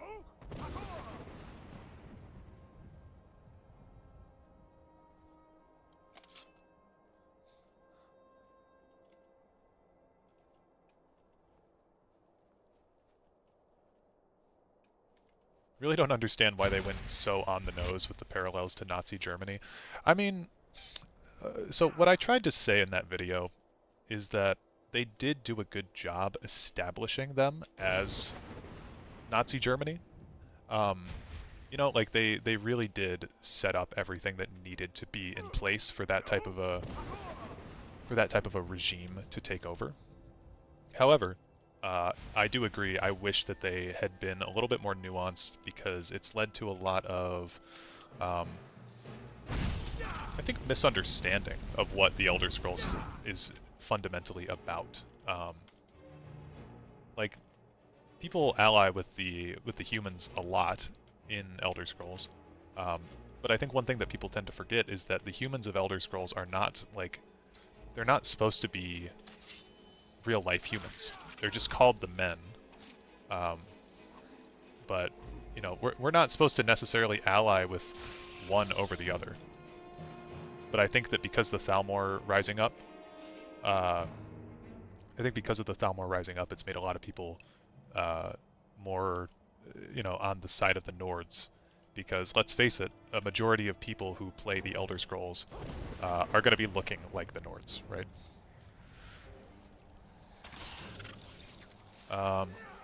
History makes some of the best stories. Yes, absolutely. Some super cool stories from history. I would love to see more like ancient kind of stories being told.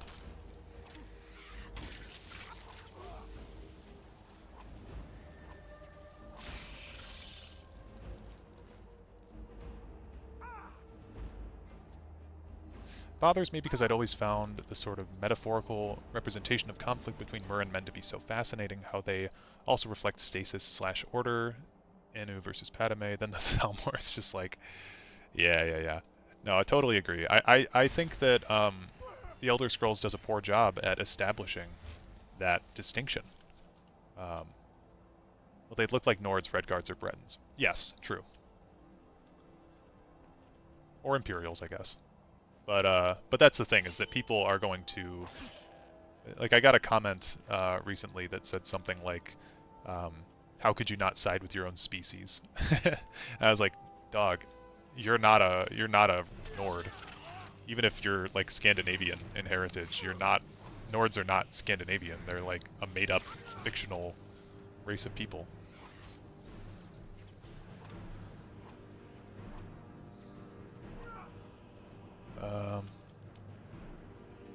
Have I ever done a Legendary playthrough? Here's the thing with Legendary Skyrim.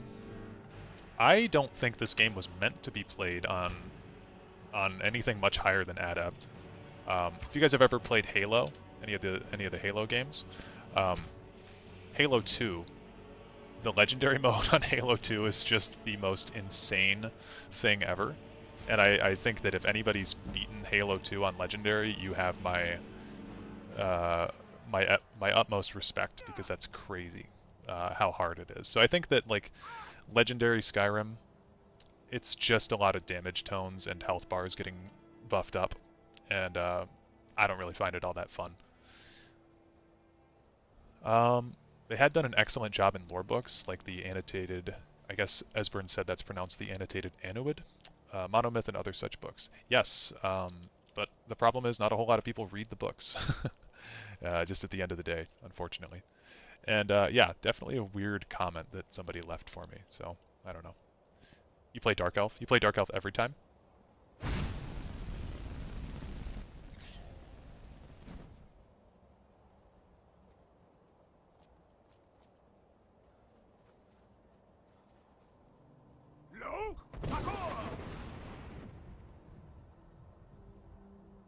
Yeah, bro, Dark Elves are lit. I totally agree. I think Dark Elves are probably top 3 in terms of culture.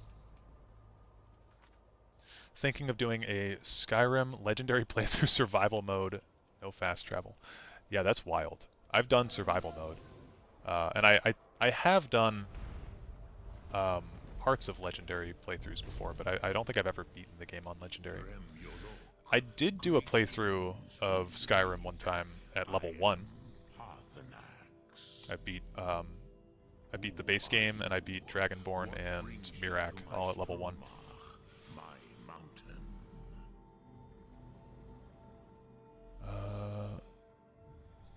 Yes, Vaza. You speak true, Dovahkiin. Forgive me.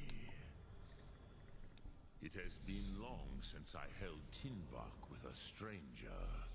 I gave in to the temptation to prolong our speech.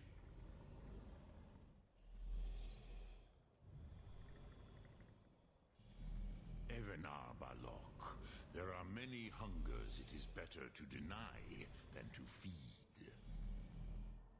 Drechni Nakib, discipline against the lesser aids in Kachnar, denial of the greater.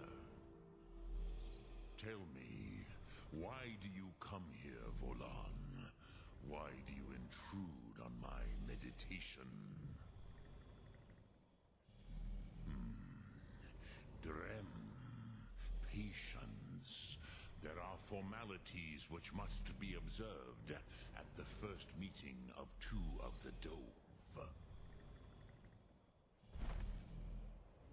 By long tradition, Make a save here. the elder speaks first. Hear my Thum. Feel it in your bones. Match it if you are Dovahkiin.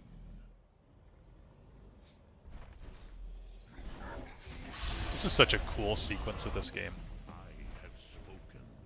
The Rotmular waits.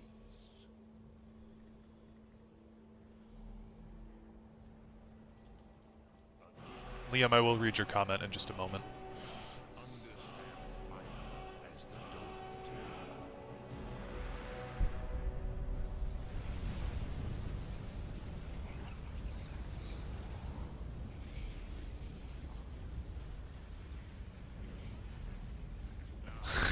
Show me what you can do. Greet me. Not as elf, but as Dova. How's it going, Thin White Duke? We will... I know I've saved a lot here, but this is important here, what he's about to say. Yes, Sosedo Vrostmul. The dragon blood runs strong in you. It is long since I had the pleasure of speech with one of my own kind. So, notice there, he says that we have the blood of a dragon, but it's also known that we have the soul of a dragon. So, another piece of evidence proving that dragon blood and dragon soul are synonyms for the same thing, just synonyms for being a Dragonborn. No easy task for a jaw, mortal, even for one of Dovasos, dragon blood.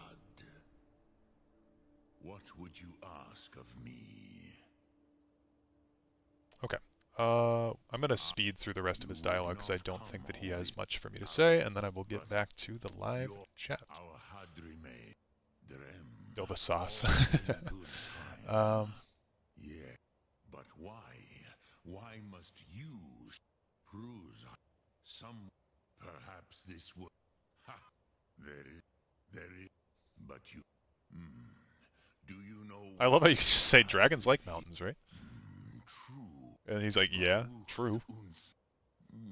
The Nord. It was the Kel. It is the Kel. But this is. It Okay. is the Come on. But this is. Which is why I have tea. If you brought with you could learn Dragon Ren. Cross. You are likely to trust your instincts. Okay. Let's go back in the chat here. I remember trying to explain Dunmer lore to my friend once because he always plays them, and he's just like, meh, I like Drow. I'm like that guy from the meme over-explaining. Try to understand that Dunmer is so cool. No, Dunmer are super cool. I played a Drow the first time that I played Baldur's Gate 3. It was very, very cool, but definitely not the same as the Dunmer. Highly recommend playing Enderal, by the way. I say this to anyone who likes Skyrim. It's a mind-blowing work of art. Story has stuck with me for life. I will give it a try, for sure. Thin White Duke, that's that's very funny. For those of you that don't play the Elder Scrolls Legends, the Paarthurnax card in the Elder Scrolls Legends is very toxic and awful, which is funny when you compare it to how chill and cool this guy is. So that's why Thin White Duke said he doesn't want to see Paarthurnax today, I'd imagine. Did a good job of separating the lore for the races. Yeah, I think the lore is very distinct and original for each of the races. It's very cool. They did, or what are we getting footage for? The next lore video that I want to make is going to be about Dragonborn specifically, and about the distinction between Dragonborn, or I guess lack there of being a distinction. Okay, my sentence got all jumbled up. It's going to be about how there's no distinction for Dragonborn being of the dragon blood or of the dragon soul. Have I looked at Wayward Realms at all? It's supposed to be a spiritual successor to Daggerfall. I have not. Who scribed the Elder Scrolls? Good question. I don't think that that's known. And lucky I left your stream when you did yesterday. You won like 3 out of 15 games. See, that's my experience. That is my experience with Solo Arena. Okay. I think we're gonna move on to. I guess that's all the stuff that I needed, but I do kind of just want to continue the main quest. So I know where we're going. I don't think I need to talk to anybody about this, but we do need to go to find what's his name in Winterhold. Oh, that was once you switched to the ladder. I guess I should have known that by Paarthurnax and Ayleid Guardians. Need a ride? Where do you want to go? Under the direction of Ted Peterson and Julian LeFay, lead developers of the team behind the original Elder Scrolls Arena and Daggerfall, Once Lost Games is creating a new open-world fantasy RPG. That's sick. That's awesome. I'd be very interested to see that. I'd hope they could make the lore as interesting as the Elder Scrolls lore is. That's one thing. Like I do have a fantasy series that I would love to write one day, and I've got a decent bit of lore and a map made for it, but I really do want to work a long time on writing the background lore for everything. You'd have me do what? Join the college? Blackreach is probably the longest dungeon ever in TES. Yeah, if you'd consider Blackreach to be a dungeon, it's honestly like as big as well, I don't know the actual size of it, but it's pretty huge. It's like a micro area. Excited for Wayward Realms, Daggerfall, the Unity version was your third test game. You love it dearly. Yeah, I've played about 5 hours of Daggerfall. It's very, very, very intense. That game's very intense is the best way that I can put it. Hell of an undertaking. That's going to be a life work. Yeah, well, the thing is, so when I was in high school, I did mock trial, and if you don't know what that is, that's totally understandable. But mock trial, for those who don't know, is it's essentially like fake court, and you learn a court case, and then you practice it with your team, and then you go up against other teams, and you have like a witness on stand, and you just basically have to know the trial and try to do it to the best of your ability, and then whichever team had the more compelling case wins that round.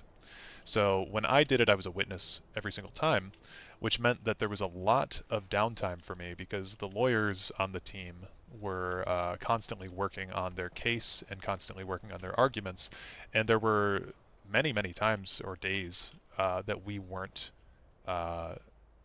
doing anything with my particular witnesses. Got to bounce, but if it's still going when I'm done with dishes, I'll be back. Awesome. There were plenty of days, though, where my character had nothing to do. So I would just sit there and provide information. And I had a laptop at the time that I would just write lore on, and I would design maps and all that kinds of stuff. So I've been working on this project since like 10th grade. I haven't really worked on it in a while, especially since I started my YouTube channel, because I've been focused more on other games lore, but that has been super helpful for me trying to conceptualize my own game and my own lore going forward. So yeah, that's my backstory on that. It's closer to a Forgotten Vale than a dungeon. Yeah, I would say so. Okay, Septimus Cygnus, one of the best characters. Make a heart savior. When the top, the ice entombs the heart, the bane of Kagranak and Dagother. To harness it is to know. Wouldn't it be so sick if the Heart of Lorcan was actually in here? I love when he walks in there and he goes, "It's just a book," and then he vaporizes. Started work on a fantasy world based around the Black Star album a few years ago. You should get back to it. That's such a cool idea. To know their fabric, the warp of air, the weft of time. But no, it is not in my possession. Oh, I am well. Question is, are you going to do the Kirkbride special for inventing your lore? Do you mean taking copious amounts of drugs and being insane? Here. Well, here as in this plane. Mundus, Tamriel, Nip, on the cosmological scale. Yeah. Fun fact about me, I've never even smoked pot before, so probably not. One rock lifts the other. Luck in the. Have you heard of Black Reach? Under of. Ironically, at this time, the mechanical heart is still accessible via Skyrim. Yeah, that's true. I think so. I think some of the stuff in Legends takes place at like an indeterminate point in history.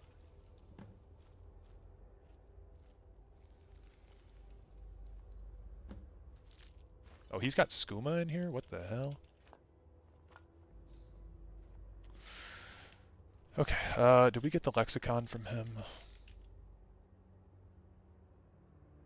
It's the ruined lexicon, right? Fair, I use psilocybin to self-medicate your ADHD. It's interesting, but you won't pull me further into that topic. I mean, that's cool.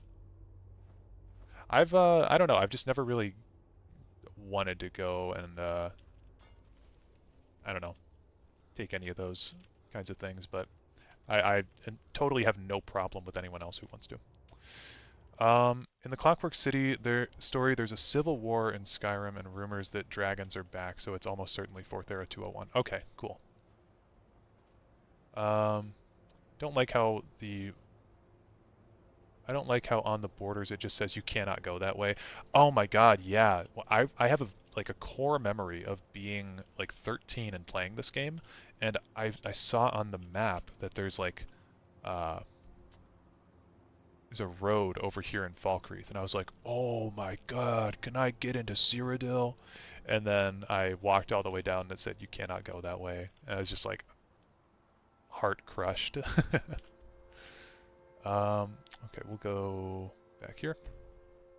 Yeah, see, that's interesting too, though, because with the Clockwork City, isn't it? It's Laneth, right? And swims at night, I've been looking and all those characters. A letter. Looks like that's it. Got to go. Beyond Skyrim Bruma helps with that. Yes, Beyond Skyrim Bruma is so good. That's one of the few mods I've ever played in my life. From Oblivion trying to get into Valenwood. Yep, that'll do it too. Be so cool. I do like how in these games, though, if you go to the border, you can see further into it. Like, further into it, you can see, like,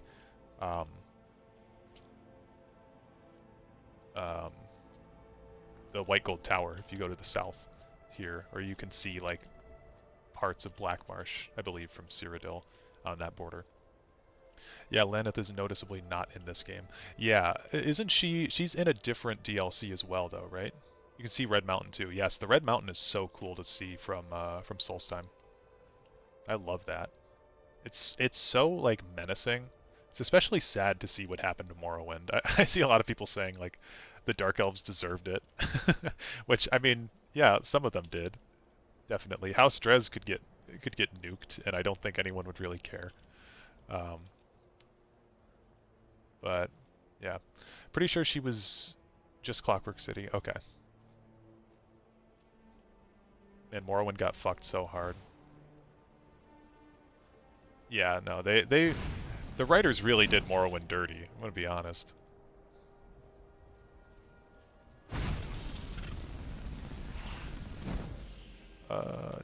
Love the Telvanni. I actually think the Telvanni. I mean, they're a lot of people say that they're very racist. Oh hey, you're not gonna help? What a dick. The Telvanni are certainly not good people, I would say, but I do really like the quest in the Elder Scrolls Online that they added. This is also funny that Ice Wraith is just attacking him now. I do really like the quest in the Elder Scrolls Online where the escaped slave, Sun in Shadow, she joins the Telvanni by rising up through their system. So it proves that they're not necessarily, I guess they're not necessarily racist. They're more just like pro-slavery, and they happen to use Argonians for that. That's my take on it. That could be a bad take though. I don't know. Where is this coming from? Skeleton died. Okay. Bardal wiped out Vivec City. Yeah, I would argue that a lot of people in Vivec City did not deserve that. Just nuke Morrowind to Todd Howard 2010 probably. I genuinely want to know how much input Todd has on the lore. Like, does he just walk into the office every once in a while and greenlight things, or is he actively in there helping write? Scorched Earth approach to not having to deal with wacky Kirkbride lore anymore. Yeah. I brought this up in the last live stream, but has anyone read the Elder Scrolls novels that were released? The Infernal City and Lord of Souls.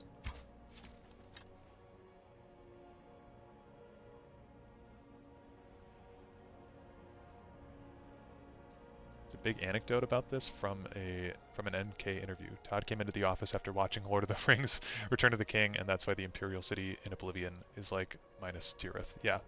I have a stupid video on my channel about making fun of Todd Howard for that.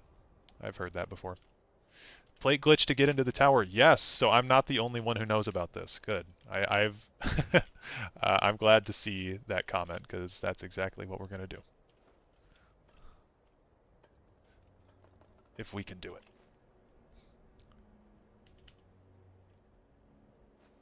Okay, good. This. Do we have to have Whirlwind Sprint on? Is that how this works? I have not played Skyrim in quite a while. Oops.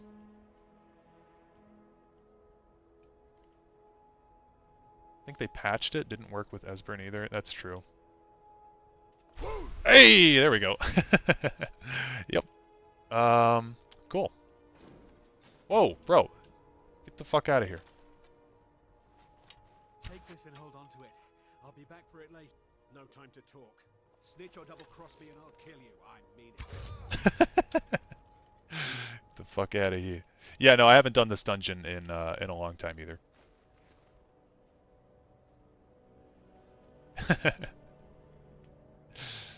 I uninstalled the official patch from my modded game just to play it in. That's awesome. Yeah, I usually just sprint in there. I actually didn't know that Whirlwind Sprint helped with that. That's very good to know. Ooh, hey, first spot that we find on the lockpick.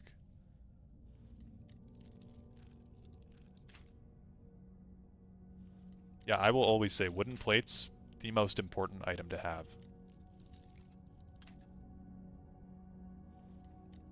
Okay, come on. Oh, so close. The unofficial patch low-key sucks. I agree. Every time that I've had that thing installed, it gives me like weird glitched textures. If I attack these guys... Careful with that fire. Oh yeah, sorry bro.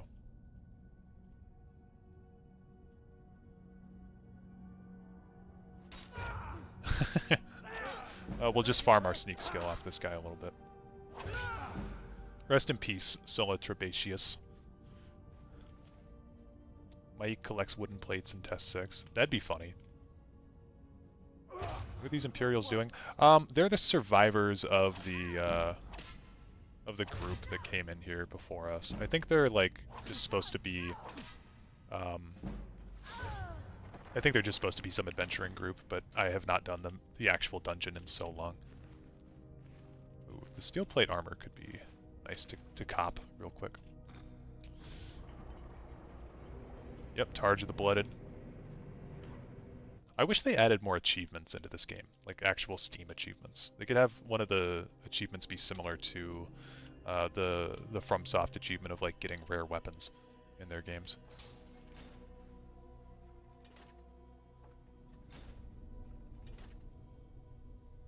Okay.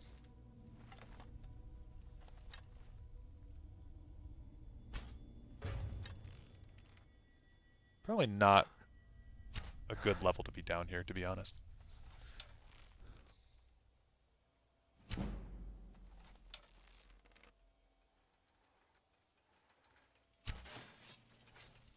Oh, let me out. Let me out.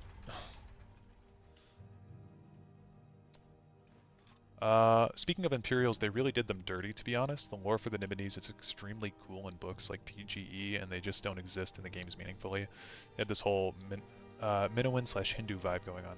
Yeah, no, for real. The Imperials got done very dirty. I would love to see, like, the initial culture that was planned for them. I mean, I do like the Imperials. Oh, shit.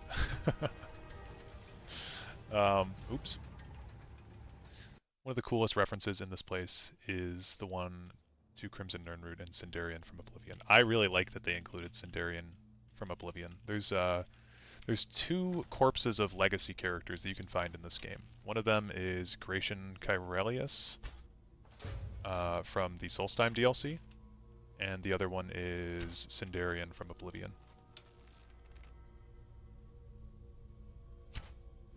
Hey! Let's get him this way. Okay, we got him this time. Just watching your health bar get bodied by it while you were talking. Yep, he's distracted. Yeah. Yep. Yeah, it's okay.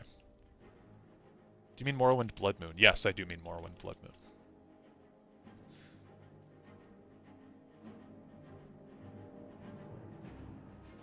You can find the corpse of a guy from Blood Moon in...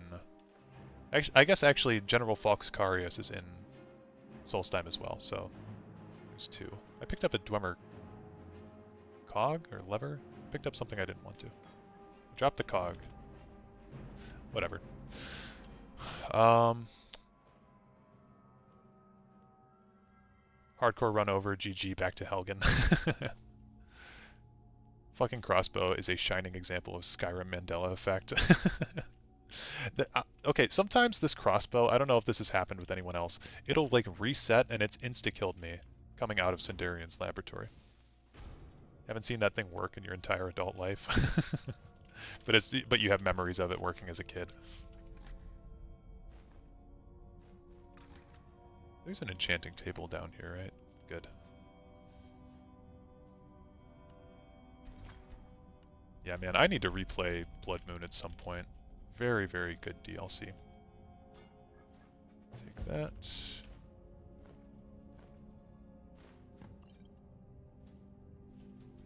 Sindarian won't be using this stuff, so we'll take it. You guys remember the Oblivion duplication glitch? I used to use that thing all the time. I would exploit the hell out of Oblivion with that. We're gonna drop the steel armor I picked up.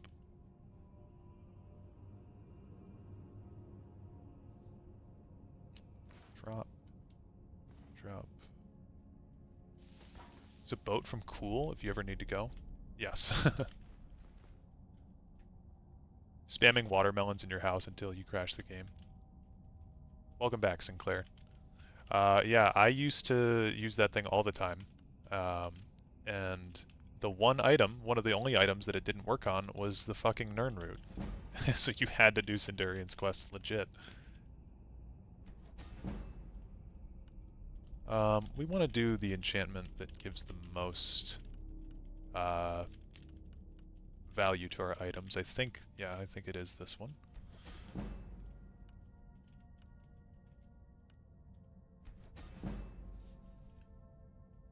Enchanting is such a valuable skill. Oh, is that 2 Daedra hearts from in here? That's sick. Okay.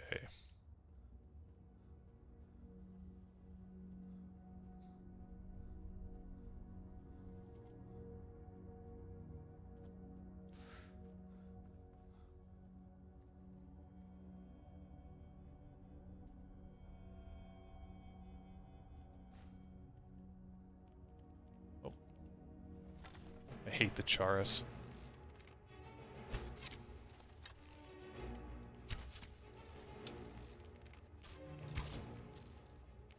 Oh, and there's these guys up here.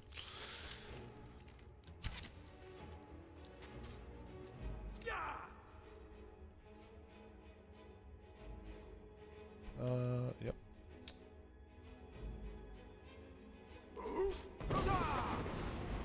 Give that Centurion a smooch. I was gonna sneak attack him. For that sweet, sweet sneak attack level up.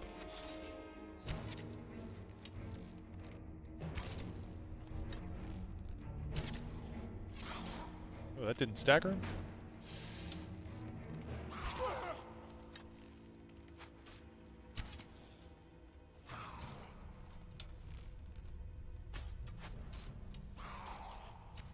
God damn it. I hate the shaky cam when you get hit. There was a mod for Oblivion that had a whole custom plotline for joining the Mythic Dawn after the epilogue and replacing Mankar Cameron as the leader. That's pretty sick. It's a shame that Terrence Stamp isn't alive anymore for us to get him to come back for like an Oblivion remake.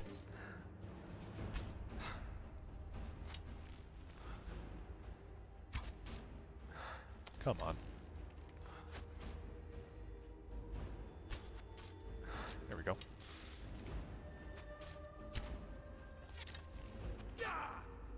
Wouldn't be a visit to Blackreach without the Centurion croc shot, yeah. Oh fuck, what the fuck was that? Who's behind me? I'm gonna level up health. God damn. Bro, you cannot just sneak up on me like that. That's not cool. It's a violation of my personal space. Yeah, I want Gollum to be in Skyrim. Make something up. Todd inventing the Falmer. Well, okay, so was Falmer lore around before Skyrim? I don't actually know the answer to that question. Because Skyrim retconned a lot of stuff. I remember, like, the Blades were not dragon hunters. I don't think they were before Skyrim came out, but the Blades are always getting retconned. Like, they were spies in Morrowind, you're a Blades agent in Daggerfall, whatever that means. And then in Oblivion, they're like protectors and bodyguards. Like, their roles are so sparse. Or not sparse, like, far-reaching. I hate the Falmer. I have a playlist on Spotify called Songs to Kill Falmer 2. Yeah, that's perfect. Mod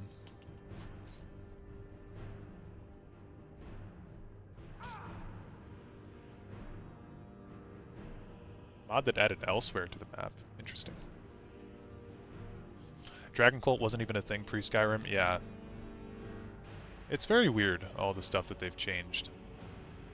But I mean, it's interesting. Oh shit. You can go over there. Goodbye.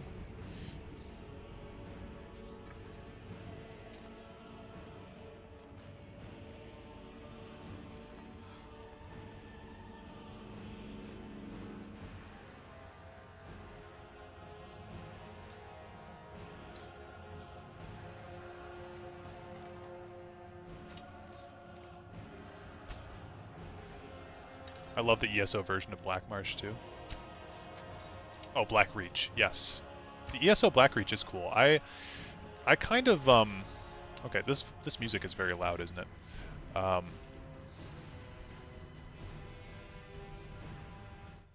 Jesus.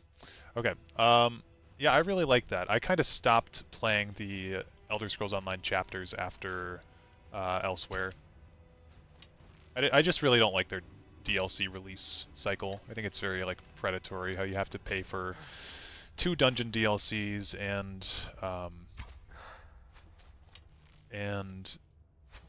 2 zone DLCs just to get the full experience of the storyline that they're trying to tell. So I just don't really do them anymore.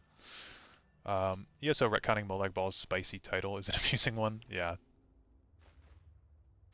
ESO does do a lot of retcons. I'm very curious to see what they'll keep as actual canon in Elder Scrolls 6 from ESO.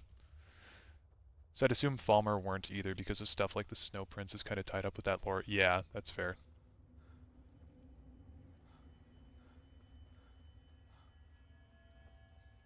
I hear a Nirnroot. Yoink.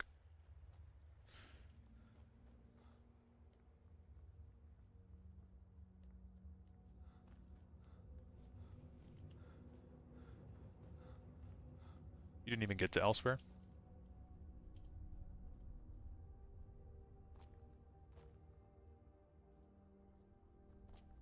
Biggest retcon Skyrim did was murder Children of the Sky.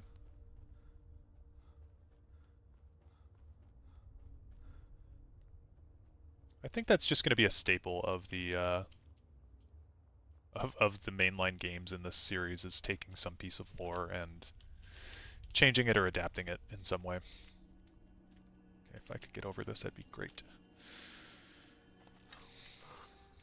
Rip cool Stone Age Nords. Yeah, I do think that the Nords, I used to not like the Nords when I was a kid. I thought that they were just very like basic, but the more that I've learned about them, like they are super interesting.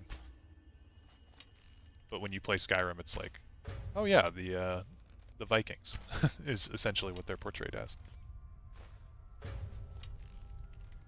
No, the spelling is incorrect. It's okay. We all know what Elsewhere means. I actually thought Elsewhere was spelled E-L-S-E W-E-Y-R for the longest time. Just watched your Thalmor vid this morning. Good stuff, man. Thank you, Lane. Much appreciated. I put a lot of work into that video, so I'm glad that people have been reacting positively to it. Let's get rid of this. This I don't need. I guess I don't need the steel armor if I'm going to be down here for a while. Definitely have gotten a lot of strange comments on the Thalmor video, but a lot of good ones as well. Ever played Elder Kings? That's the mod for Crusader Kings 2, right?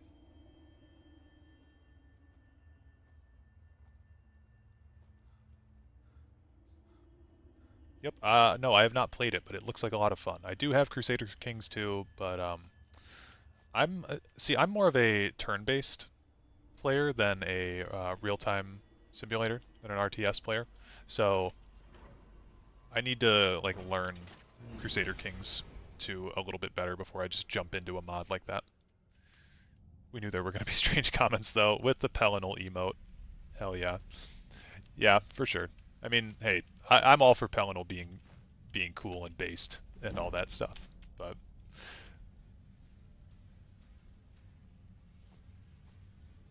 some people definitely.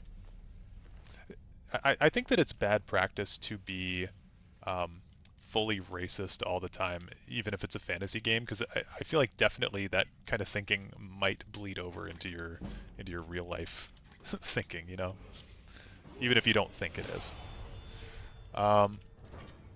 There's Elder Kings 2 for Crusader Kings 3 now, which I'd recommend more. Really high quality Apocrypha 2. I'll put Crusader Kings 2 on my Steam wish list, and I'll wait for it to go on sale. It's bad practice to be fully racist all the time. Yeah, hey, you can quote me on that. That's a good quote. Okay. I love this puzzle because all you do... yeah, I do have very hot takes. I think all you do is click this one until this button lights up. I still don't know what this puzzle even really is. Just click this one a bunch.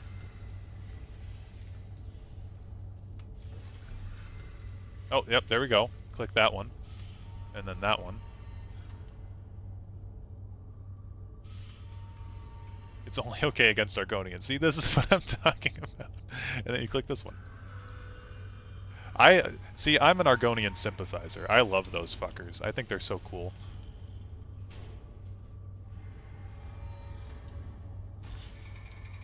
And then you just grab this. You gotta always remember to grab that. Yep. So I love just spamming buttons until it works. Okay. Yeah, but you're a Khajiit, not enjoyer, so you know. Okay, I'm a Khajiit. I'm not a fan of how Bethesda have written the Khajiit. I think that they're in lore super cool. I think when they appear in game, it's like it does them disservice, you know. Especially the ESO DLC. I fucking hated that. Oh my god. Don't get me started on the Khajiit. That's my actual biggest test pet peeve. Argonian lore and language and stuff is the best from all the races.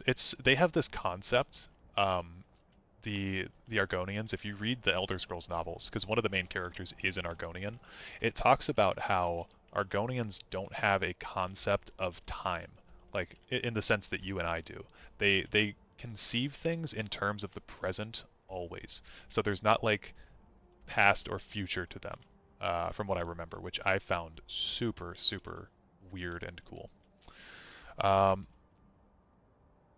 a lot of custom lore, including stuff from the Cantamirics and the Magnus cult for the Bretons. Both are really cool, and their interpretation of the how do you guys pronounce that word?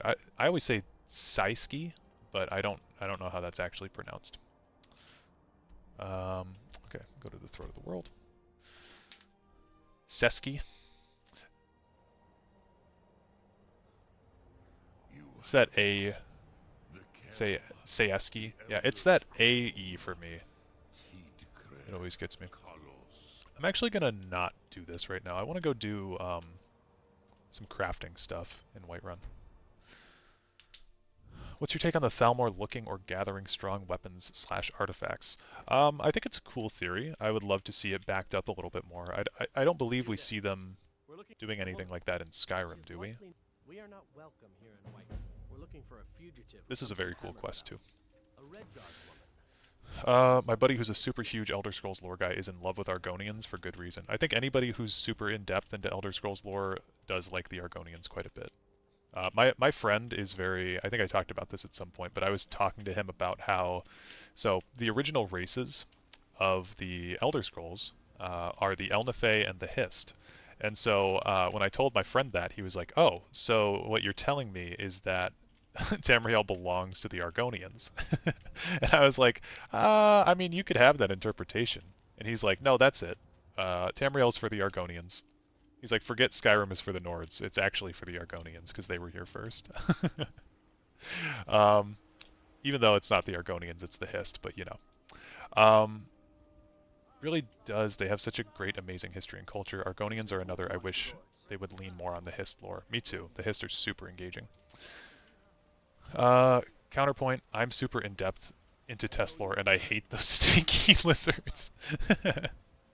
Hist goated. Very interested in the Eye of Magnus. The Eye of Magnus is so cool.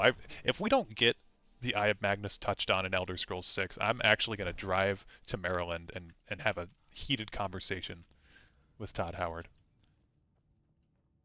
Like the parallel that draws with Nazis from Indiana Jones collecting potentially powerful religious artifacts. Yeah. Indiana Jones, one of my favorite franchises of all time. And I can tell you that I actually enjoyed Indiana Jones 5, so that's how you can know that I'm a fan of the series. Even though it wasn't perfect, I think it was better than Crystal Skull, though. Even though it was a lot weirder in some of the aspects of it. There's a quest from the Smith, or a quest with the Smith from the Skull Village. That's right. Yeah, I guess I never picked up on the fact that that's what they were doing. But yeah, they are trying to mine secrets out of the skull. I used to be an adventurer like you. Augur of Dunlane, best character. I remember talking with my coworker at one of my jobs because him and I were we were both super into Skyrim, and so we would talk and bond about that. And he would always bring up the Augur of Dunlane. He was like, "What the fuck's that guy's deal, man?" I'm like, I seriously have no clue. It's another one of those odd things. We'll do this. Crystal Skull did nothing wrong. SMH. Crystal Skull actually gets so much hate, but it's definitely the worst movie in the franchise. But it does get a lot of unwarranted hate. I think people are very quick to look for all the stuff that they hate in that movie instead of taking the time to look at the cool things in that movie, you know? Augur is super interesting, yeah. Wonder if the Augur is responsible for the collapse of the college. I personally lean on the fact that it was Red Mountain that just destabilized Winterhold. But it is super odd that the College of Winterhold is the only thing that's like remaining from that, you know? You really play like Skyrim like a gremlin. It's powerful. I am a Skyrim gremlin, dude. I know all the spots to steal all the stuff. Probably wasn't responsible, but probably did warn the college ahead of time. I could see a case to be made that he shielded the college or something like that. They probably didn't do enough to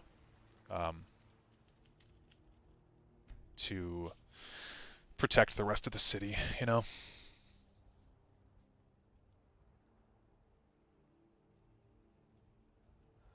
Do you get to the Cloud District very often? Oh, what am I saying? Of course. Classic Nazim. Got something for just about everybody in here. Give a holler. Okay. You look. So you're interested in my potions and ingredients? We need Blisterwort, Canis Root, Death Bell. You have any salt? And wheat. Cool. Come back anytime if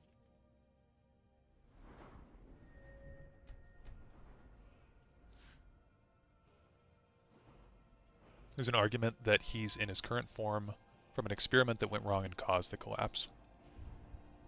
I'd like to see more on that.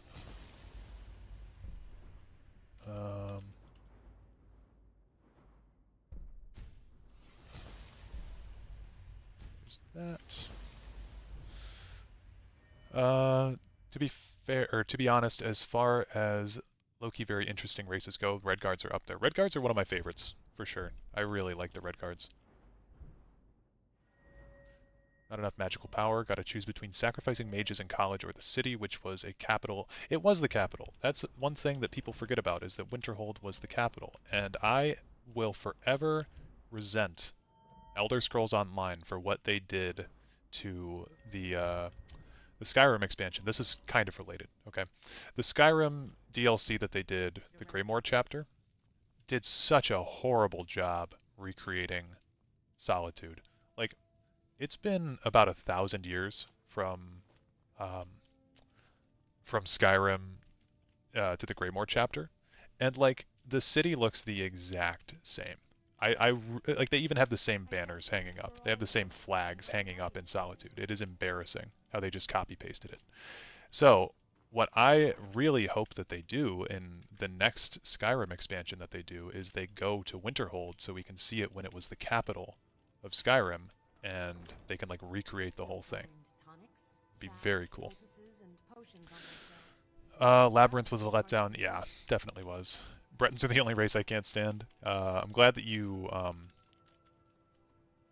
censored the word Breton, because it is a trigger word for some people.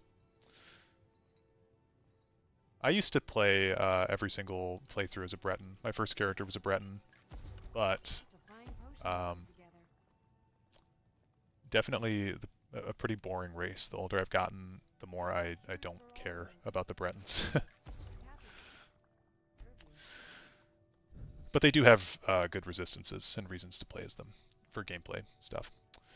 So much strange going on with them between the religion and having a very similar origin story to the Aldmer with the whole exodus to Dawn's beauty from a destroyed / lost continent. Yeah, I would love it. Like if we could go to Yakuta at some point or like find it, that'd be very, very interesting. And them not sharing a Patamaic heritage with the rest of men. Yeah, I love the idea that they're from like a separate Kalpa. Got brain rot watching a video trying to explain the Redguard pantheon. Their pantheon is very weird. They have like the Ebon Arm guy, what is it, like Big Papa and stuff. The names of their deities are very strange. Redguards kind of mirror the Dunmer in that they're a Patamaic race of men versus a Nuic race of elves, right? Yeah, other way around. Breton's descendants of the Aliads. They're more directed from the Dureni. Breton is a trigger word. How are we offended the Bretons, or are we offending the Bretons of northwestern France now? No, there's just a big meme that the Bretons are like half-breeds and boring, so people clown on them a lot. It's mostly a Reddit thing. Let's see. Nightshade Nirnroot, that's a thing. Mud crab. The beak up here.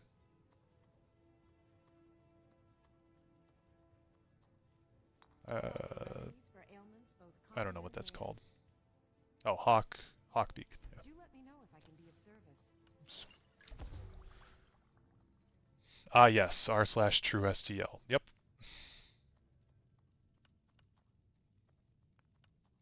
The only place to find the real lore of Elder Scrolls. Mothwing and Nightshade does not make anything. Oops. Classic Trustle. And I'll be happy to serve you. I think Spriggan Sap and Taproot. Man, I am rusty with all my concoctions. So we're just gonna do this. There we go.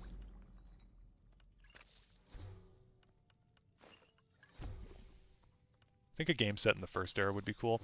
I think it would be, but I think the direction I want to see the series go is forward, not backwards, because we know a lot of the stuff that happened already. I want to see more new lore introduced.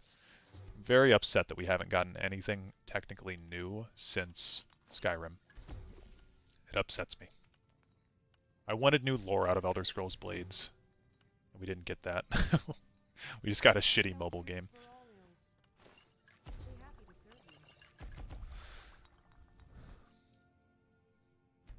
Can't believe those wackos commissioned Wes Johnson to do a 10-minute video for them LARPing Sheogorath.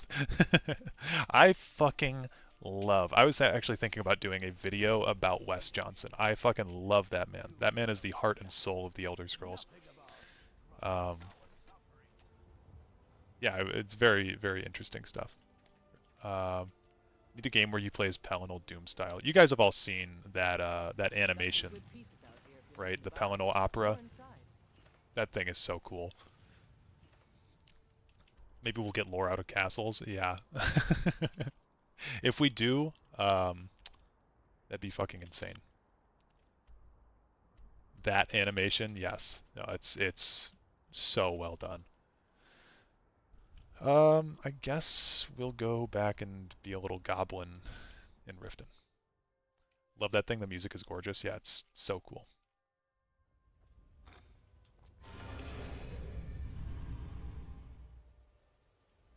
If there's one Daedric Prince I'd love to learn more about is Peryite. Yeah, Peryite's very underdeveloped. Damn, this guy's good. He has more stuff too, gets very into weird scrolls though. Yeah, I've seen his video on Phalion and the Dwemer. It's pretty awesome. Don't you have better things to do than disturb me?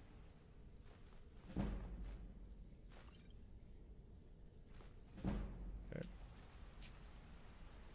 Massive Peryite defender. I love there's a line when talking about Peryite and Akatosh that says that the fact that he is a dragon, the fact that Peryite appears as a dragon is some sort of inside joke between him and Akatosh, but nobody knows what it is. I really, really like that. The Daedric Prince of COVID. You're not even wrong. Where would the plot of future games even go? Second war with the Thalmor, Hermaeus Mora discovering a way to reopen the Oblivion Gates. I genuinely don't think Hermaeus Mora gives, to quote an old Markiplier video that I saw, I don't think Hermaeus Mora gives two tits of a rat's ass about conquering anything. I haven't played the DLC with him for ESO, but I don't think he's trying to like take anything over or conquer. I think he just hangs out in Apocrypha and like is a big nerd and likes to accumulate more knowledge. I don't see him as one of the Daedra that would try to actively take over the Mundus. He just want to study in peace. Yeah, pretty much. Maybe not in peace, but he just want to study, you know? The next plot will be protecting/rescuing Adamantine Tower from the Thalmor and some sort of plot relating to the Zero Stone/the Firmament. Hermaeus Mora is just every lorehead self-insert. I love the theory that, man, why can't I get this lock? What the hell? I love the theory that Hermaeus Mora has the knowledge of cut content from the Elder Scrolls games inside of Apocrypha. It's so funny.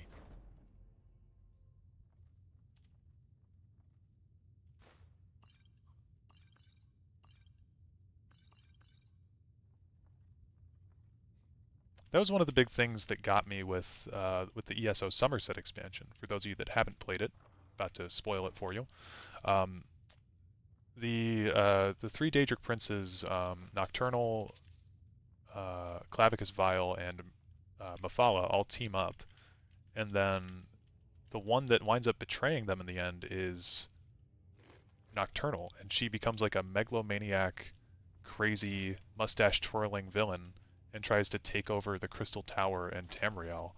And like that just felt so out of place for me. I always see Nocturnal as like a very cool, almost chill Daedric Prince, especially with how she handled the Grey Cowl and how she has like her own brigade of worshippers as the Nightingale, right? Like she's not someone to try to take things over necessarily. She enjoys being a prince of men, in my eyes. Maybe he has the dragon that was supposed to be in Daggerfall. Oh, absolutely. He's got it all.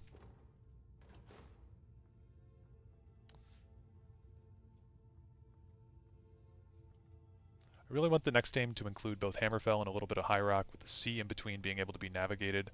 We need more lore on aquatic creatures. I just don't like... Oh, shit. Hold on. I just don't want the next game to be a human game. I think that doing Hammerfell and High Rock together is also not the best idea. I know that a lot of people like that, but I want them to focus solely on one area and flesh that out a little bit more. And plus, like Thin White Duke said, I don't really care about what's going on with the Bretons right now. I mean, it would be kind of interesting, but like, I'm way more interested to see Hammerfell content. Hammerfell plus Pyandonia, that would be sick. I see Nocturnal as like a mafia boss. Yeah, that's totally valid, right? Like, I don't think that Nocturnal should be like trying to take things over. She's more like, yeah, she's more like the Kingpin from Marvel. Could you be able to see Orsinium? Orsinium as its own game, I don't think would work, but Orsinium as a DLC could be very cool for a game. I think I'd really like that.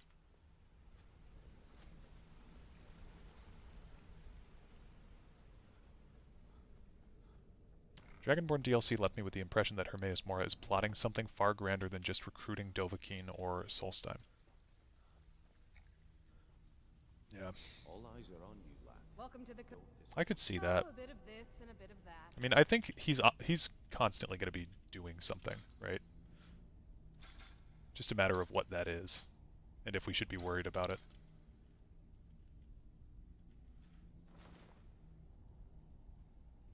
I believe Orsinium is in the Hammerfell region at the moment, so probably.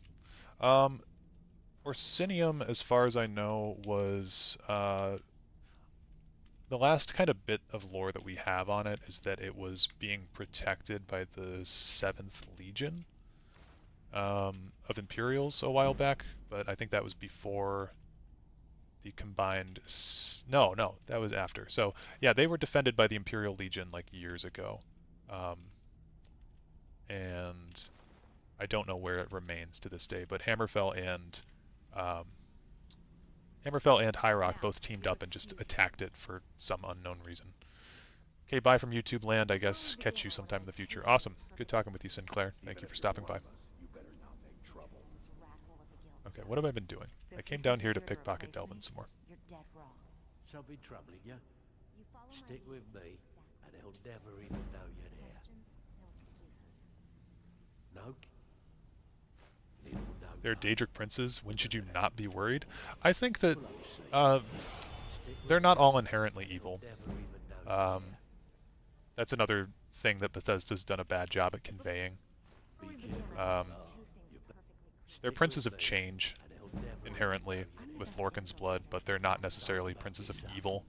The only ones that I think you should consistently not trust are, like, Sheogorath, basically the House of Troubles you should not trust, because their spheres are just inherently sketchy.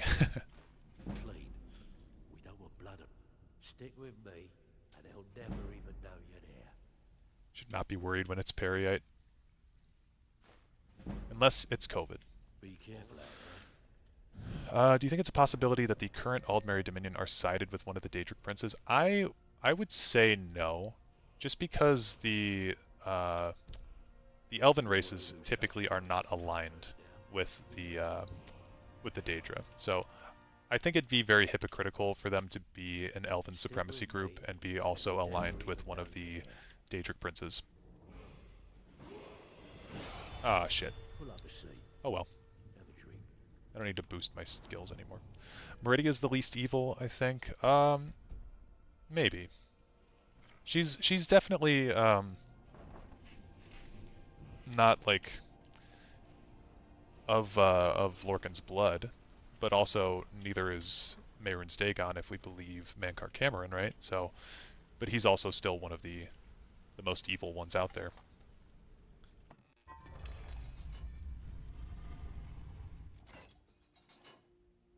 She does seem to want to help the player character in ESO, but also she claims the life of Darien Gautier to be I forget what his name is. Let's just say they destroy the last tower. What would they gain? I believe the idea, if they destroy the last tower, is that they will ascend to godhood and kind of break the shackles that bind them to the prison that they believe Mundus is.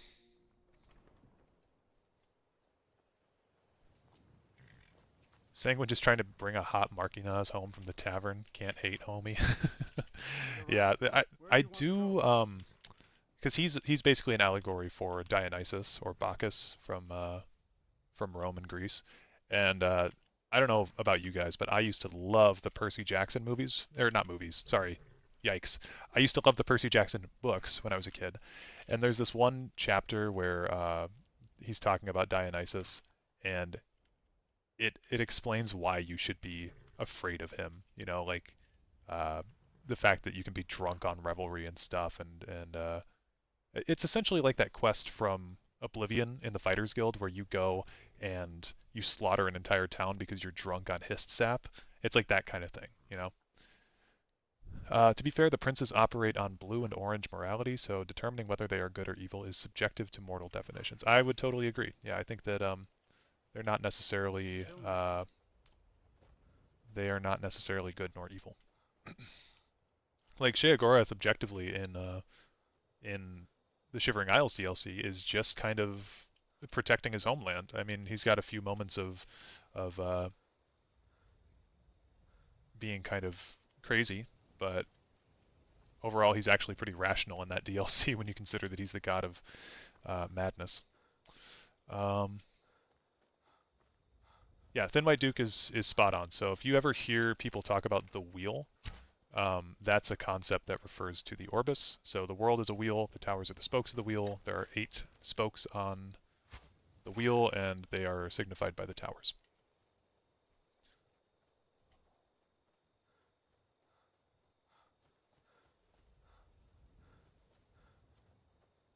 Problem is that the actions of the princes often screw over everyone on the mortal plane, no matter their allegiance or devotion. Kind of sounds like what Dagon told his followers about the towers falling and the world being a wheel. Promise of breaking mortality and stuff. Yeah, I think at the end of the day, Mankar has a similar view to that type of thing, because he really resents the fact that the mortals were split, as he puts it, split from their divine progeny, or their divine. Is that how he puts it? He says it something like that, or their divine essence. But essentially, mortals have been cut off from rebirth in the same sense that the Daedra have been. So he's resentful of that. I think I want to go do Dawnguard for a little bit. So the Throat of the World can be destroyed in some way. Well, the Throat of the World, what they do is they don't actually destroy the towers, but they deactivate them in some way. So there's a stone that's associated with each tower. So the White Gold Tower, the stone for that, I believe, was the Amulet of Kings. Crystal Lake Law had the Zero Stone. Yeah, we don't know what the stone is for the Throat of the World. My theory is that it's Parthenax, and it'll be canon that the Dragonborn kills him. Ooh, that's interesting. I like that, Thin White Duke.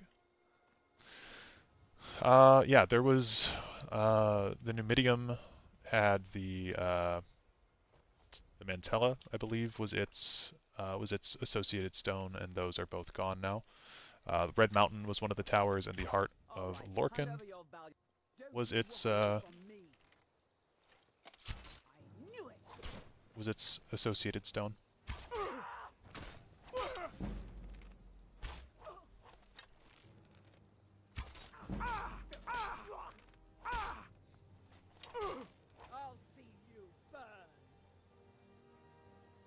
This is a great kill cam, by the way. You guys see my bow? What the hell? That's weird. But if High Elves had always known, this would make sense if they took it more to heart about referring to their former glory. Well, yeah, it's also kind of odd because, so it's Oriel, or not Oriel, it's, what's his name? Trinimac, who originally creates the Red Mountain by shooting the Heart of Lorcan into the sea, and then the Red Mountain sprouts around it, is my understanding there. So why would the elves be responsible for creating one of the towers when they just have to deactivate it and destroy it later? Doesn't really make a whole lot of sense. Doesn't the Dragonborn prophecy imply the Snow Tower is already destroyed by the time Skyrim starts? The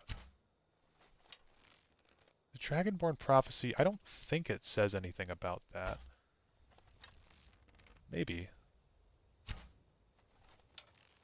Sundered, kingless, bleeding. More seems to imply the political state. Right. Yes, that's the line. Yeah. No, I think that's talking more about. So that line wraps up both the Elder Scrolls 4 and the current state of Elder Scrolls 5, because Sundered, kingless, and bleeding is talking about how the Septim dynasty has died off with Martin Septim. It's talking about how Skyrim is going through a civil war. It's also referring to High King Torrig. So you can take that line to interpret multiple meanings. So I suppose it could also be talking about the tower. Maybe the deactivation of the tower has something to do with that.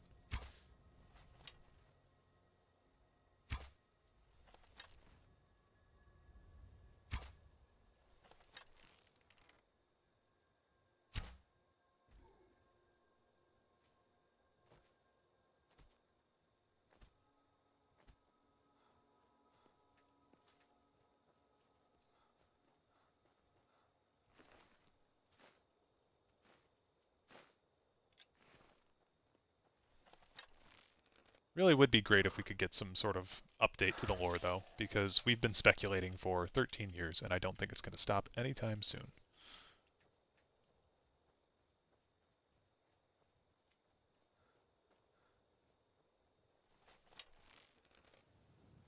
I mean that if a Daedric prince said the same thing, becoming something more to a people who already believe that they are superior, wouldn't they fall hook, line, and sinker?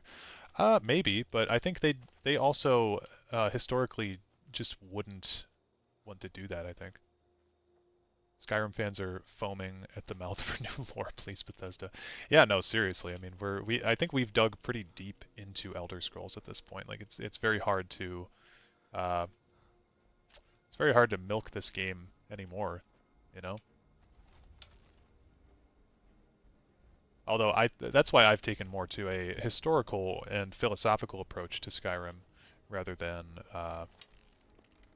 theory crafting stuff necessarily. Because I think that's a market that hasn't been hit yet. Breaking the world seems something a prince would want. Maybe. A lot of the princes have different goals with Tamriel, it seems. Like I said with Hermaeus Mora, he more has like people that that go out and find knowledge for him, right? The ciphers. They go out and they find knowledge for him, they bring it back. So I don't think he necessarily wants the world to end, because then there'd be no more stuff for him to learn, right? It would all be Apocrypha, and he doesn't necessarily want that. Someone like Molag Bal, though, he definitely wants control over Tamriel. So it's possible that they're being employed by someone like Mehrunes Dagon or Molag Bal, but also the Thalmor take credit for the ending of the Oblivion Crisis. They seem pretty anti-Daedra overall. The beauty of prophecy making is that they are distinct in their description but vague in their meaning. That way anything can fulfill the prophecy without being an absolute answer. Right. So Bethesda often does this. They'll write themselves some vague lore that they can fill out later. That's kind of like the whole point with Morrowind and the Nerevarine prophecy, is that anybody could technically fulfill the criteria.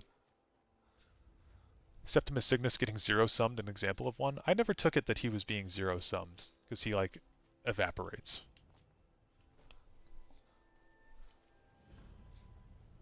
Can't think of a better reason than just wanting that for themselves.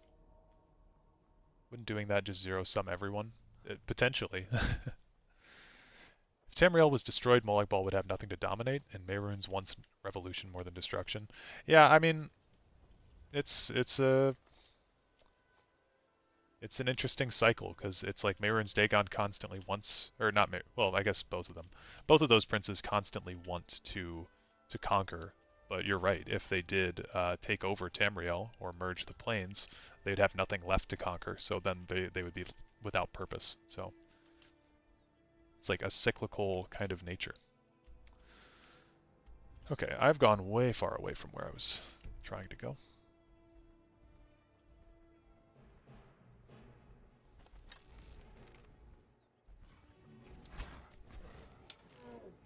When I found out that trolls had 3 eyeballs, I was blown away.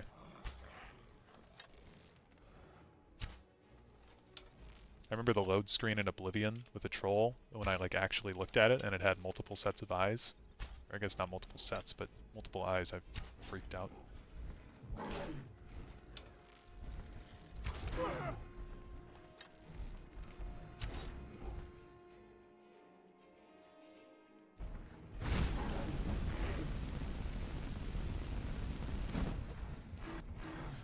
I mentioned my argument that Dark Elves might resemble the Aldmer given... Oh yeah, what's up, Michael? I saw that on your post. I had a comment that I wanted to leave in response to that, kind of a counter argument to that.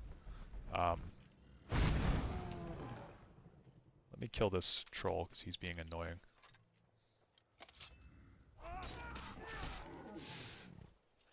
Mentioned that the Dark Elves might resemble the Aldmer, given the Chimer the Chimer are a splinter group from the original Aldmer. Yeah, so all of the groups that turned into the modern elves are technically descendants of the Aldmer. So like the original group of Mer that turn into the orcs are a splinter group of Aldmer. The original group of Bosmer that turn into the Bosmer are a splinter group of Aldmer. It's just they have different like origins. And they're all influenced by some sort of deity in one way or another. So with the Bosmer, it's Ifra. With the Orsimer, it's Trinamax / Malakath. What are some other ones? Those might be the only two. But also with the Chimer and the Dunmer, it's Azura and the other gods that intervene.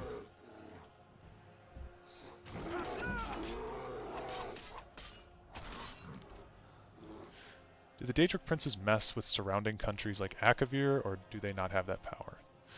We don't know a whole lot about Akavir. I would imagine that they do, but Tamriel is more seen as the center of stuff that's going on on Nirn, so I don't know. Oh look, it's Chillrend. Dude, I remember playing Oblivion because I played a lot of Oblivion, but I didn't do side quests when I was a kid. I rushed main quest. And I remember playing Skyrim, and then I went back to play Oblivion when I was like a little bit older and wiser. I was like, maybe I should do side content. And I remember seeing Chillrend in Oblivion and like freaking the fuck out. Tamriel is the arena. Yep. Yep. I don't think they've used the name arena to refer to Tamriel in like ages.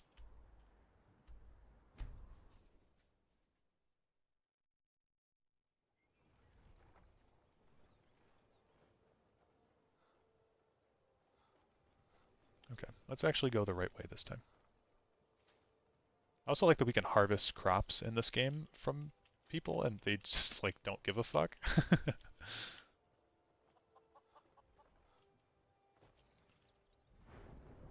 I should put some points into light armor.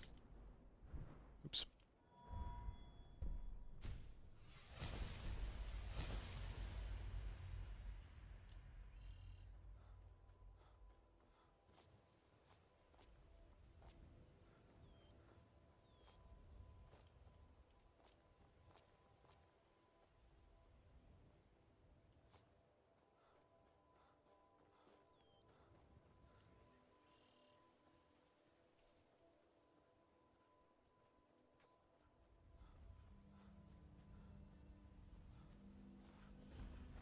Yeah, it's more Chimer aren't changed till they become the Dunmer. Right, yeah, I guess that's fair.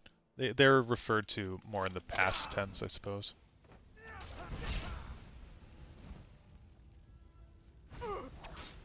Man, this guy's got a lot of health. What the hell?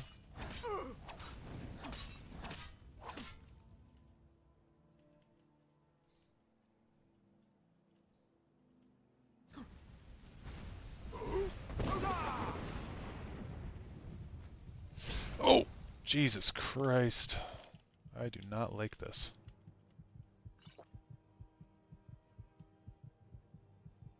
I don't know what I just drank, but I don't think it was this. I guess Almalexia could be. Shame that she's dead. Be kind of a cool thing to be able to talk to her about at some point.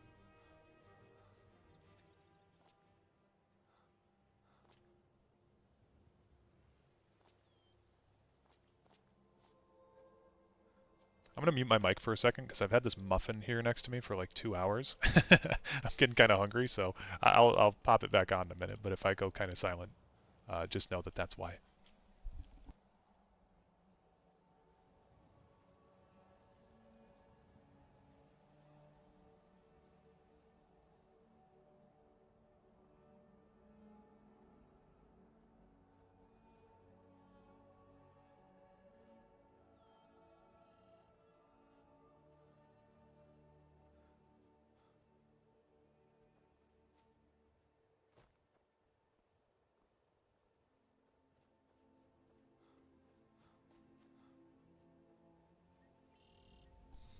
Yeah, I'm gonna do muffin ASMRs for the 4th tier that I'll add to the members program.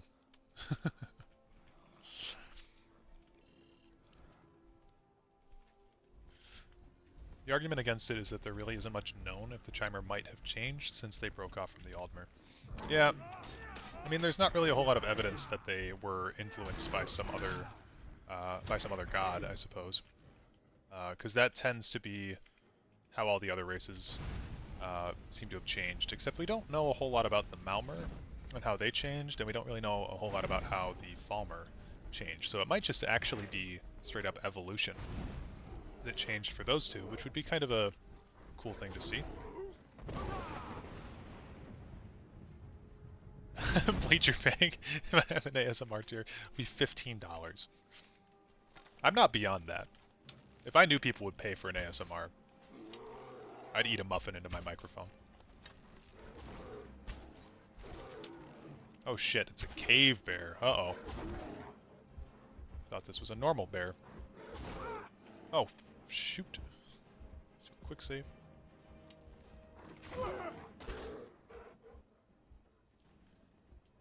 The drummer origin is just who knows. Yeah, they're not even stated to be... well, I guess in the annotated Anuid they are. They're stated to be relatives of the Altmer, but in different sources, it's not so clear.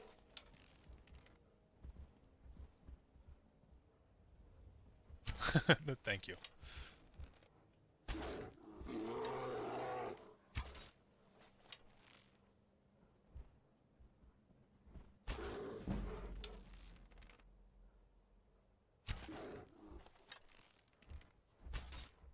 Space travel would be so weird for Mundus as the religious texts insist the planets are the flesh of the dead gods. Yeah, so the Master and Secunda are supposed to be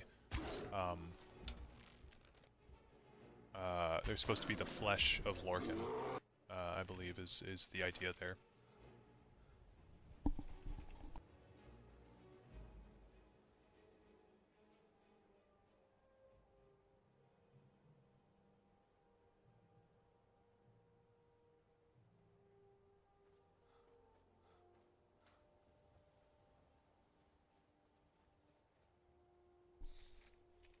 See, minoring in ethics is an easy way to ensure that you have no ethics, I think.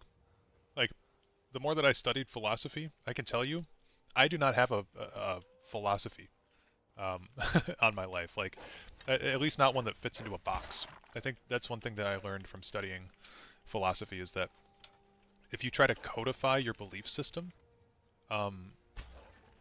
you're gonna not live your life to the fullest. Like, I believe a bit of this and a bit of that, but it's not something that I don't seem to align myself with any one philosophy in particular. Like, some days I'm feeling a bit more nihilistic than others, you know? Lorcan's balls. Funniest thing I've had happen in Skyrim was baiting Stormcloak Patrol to a bandit camp at level 1. Nice. Cloven Divinity?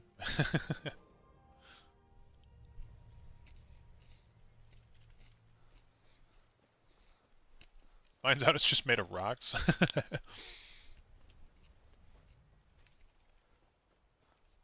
Yeah, for the longest time, I had associated the Mundus with Nirn specifically, but it's actually much more complex than that. It's all the planets and stuff around.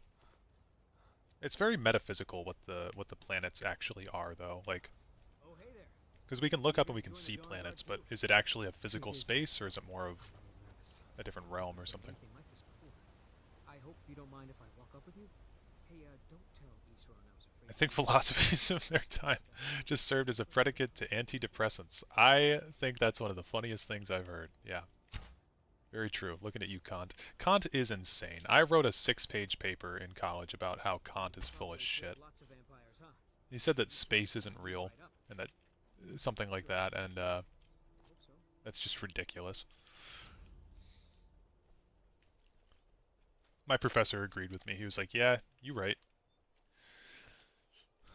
Would be so sick if you could ask Hermo what he thinks happened to the Dwemer. Yeah, no, I think that'd be cool, because he probably knows what happened to the Dwemer.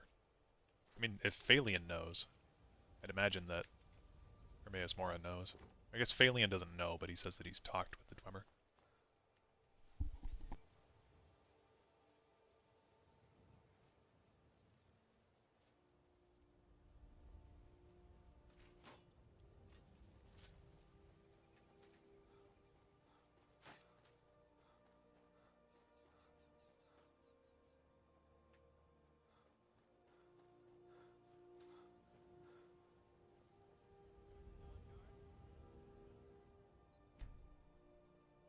Isran will decide if you've got what it takes. Go on, he's right inside.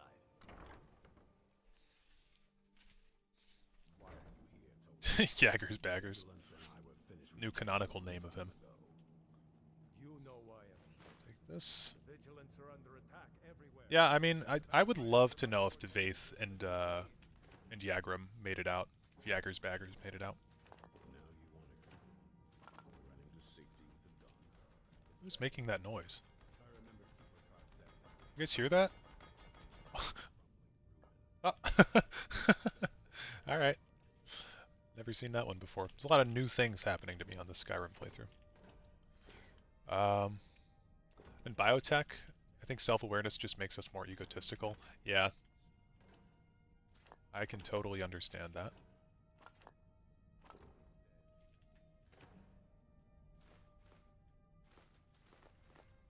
Yagrum was in a different plane, Conjuration. Well, if he survived the Red Year, we don't know if he was at the bottom of Devaith's tower or not. But yeah, he was in a different plane at the time of the Dwemer's disappearance. I think Nietzsche is better at addressing depression through philosophy, seeing as he suffered from it, and advocates for taking control of your own life. Yes, I think that his philosophy... I mean, all philosophers are very, very interesting people. Any kind of deep thinker like that is just fascinating to learn about.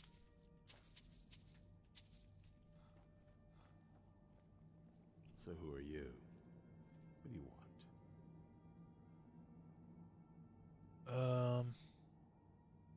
Got a fire in your belly to kill vampires, eh? Good for you. But look around. There's really not much to join yet. I've only just started rebuilding the Order. I need someone out in the field taking a fight to the damn vampires, while we're getting the fort back into shape. Tolan was telling me about some cave the Vigilants were poking around in. Seemed to think it was related to these recent vampire attacks. Tolan, tell him about, what was it? Dim Hollow. Yes, that's it. Dim Hollow Crypt. Brother Adelwald was sure it held some long-lost vampire artifact of some kind. We didn't listen to him any more than we did Isran. He was at the hall when it was attacked. That's good enough for me. Go see what the vampires were looking for in this Dim Hollow Crypt. With any luck, they'll still be there. Feel free to look around the fort and take what you need. There isn't much yet, but you're welcome to anything you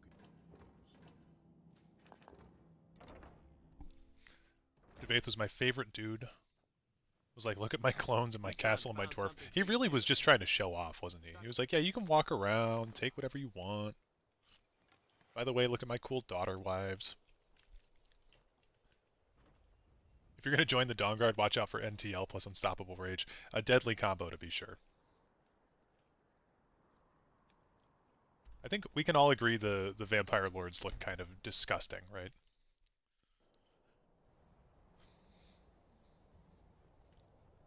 Why is Tolan mad dodging you like you kissed his sister? Because, little known fact, I actually did kiss his sister.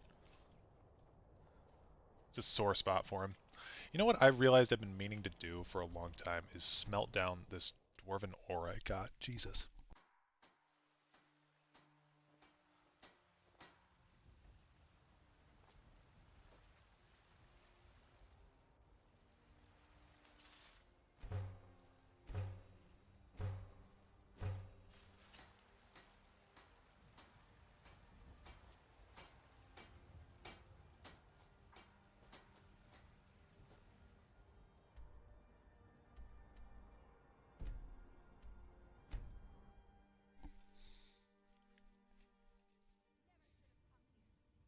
Oh shit.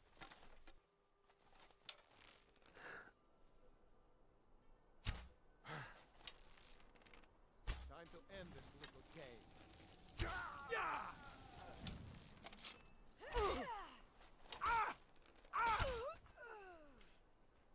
Vampire form graphic is tied to equipping you with vampire armor, and if you're able to get it off, you look even worse. Ew. That's gross. I don't want to think about them without armor on.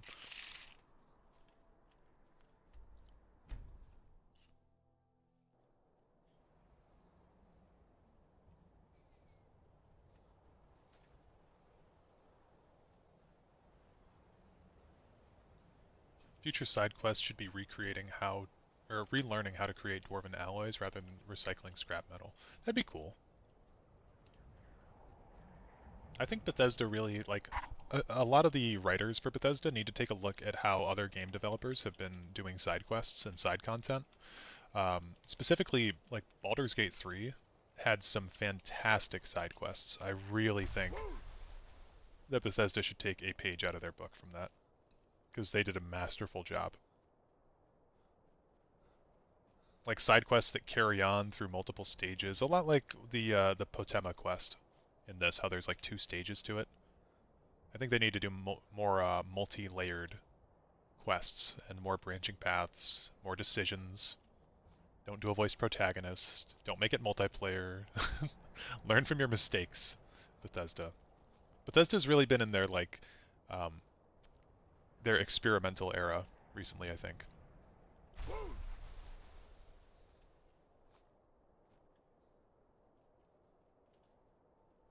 We're gonna take this crossbow.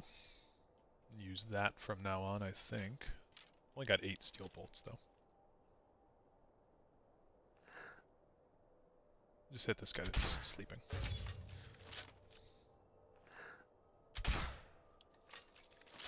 Damn.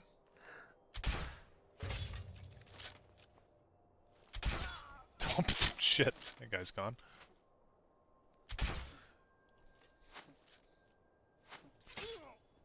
Vampire Lord form looks like Namira had a child with a topographical map of Morocco. It's a good one. It's another good quote. Yeah, no, it looks fucking horrible. I don't know why they thought that looked cool. Or maybe they weren't trying to make it look cool. I don't know. I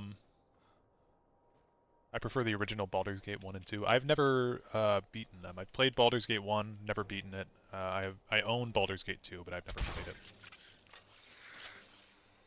Yeah, I really like Baldur's Gate 3. I was going to do a Baldur's Gate 3 playthrough on the channel, but my PC is kind of shit. Like, I can handle Skyrim pretty well, but Baldur's Gate is not it.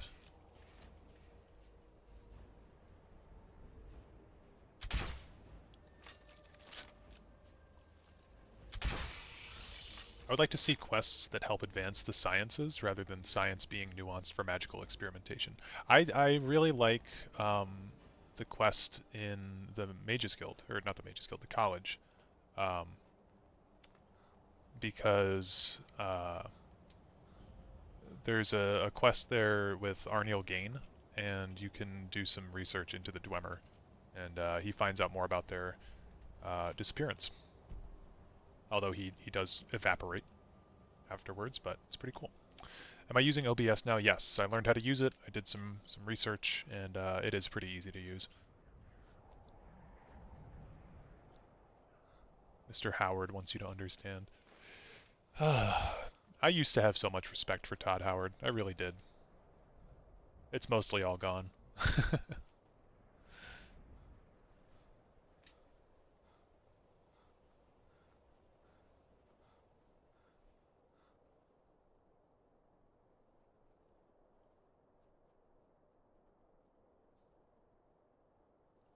We'll head down here.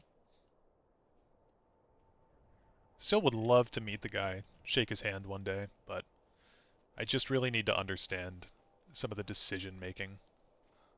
To be fair, he gets slandered in the community on the daily. He does, but there's also people that call him like God Howard and shit like that. It's the same people that call like Kirkbride our Lord and Savior and stuff. Like Kirkbride's not the guy who created the Elder Scrolls. You know, I mean, he had a lot to do with it, but people do forget names like Julian the Fey. Vigilants never know when to give up.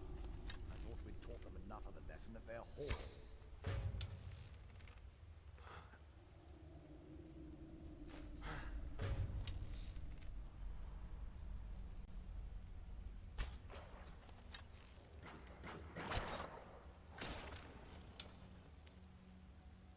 MTG has yet to gift him a Fallout Commander deck. This is funny. That is interesting that Magic the Gathering partnered with Fallout. Oops.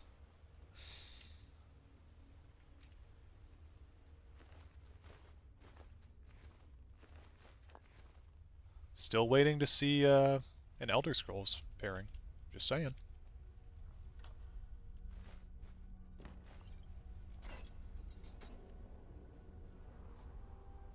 Tessel name is Edmorn. Tessel name Edmorn is actually a combination of BG1 Companion and Mournhold. Oh, nice. Which BG1 Companion? I so desperately want a Legends tabletop. There's a good interview between Justin Larson, why can't I think of his name? Charmer, and Pete Hines, where they're discussing Legends, and Pete basically says they took full advantage of the fact that their game was an online CCG. So a lot of the things that go on in Legends would be an absolute nightmare to have in a tabletop setting. Like a lot of the RNG mechanics that they've implemented would be horrendous to have to deal with. Things like random keywords, pulling a random creature from your deck, that type of thing.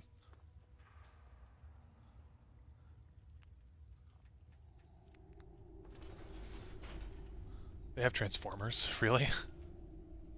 I thought the name God Howard is always a joke. At least it is in my friend group. I do think that for a lot of people it is a joke, but also some people like that are newer to the community might not get that, and I do see a lot of reverence for Todd Howard, like in certain Elder Scrolls circles. So.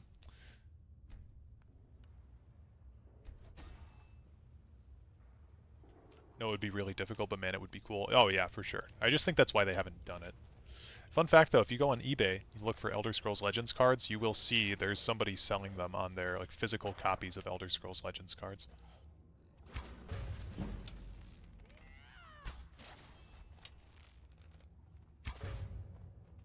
You think you stand a chance? You can't Oh, hide come on. from me. Surely just combine it with some dice or something. Yeah.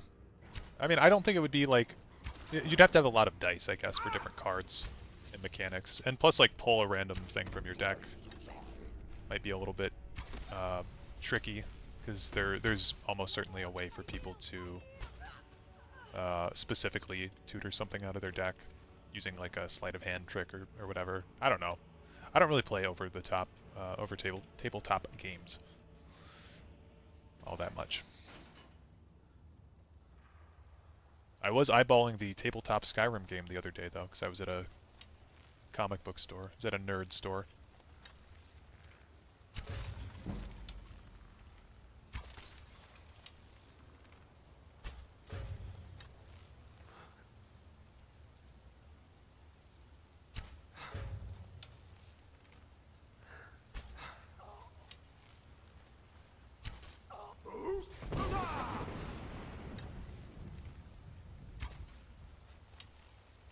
I remember this dungeon on my level 1 run. I just ran past everything.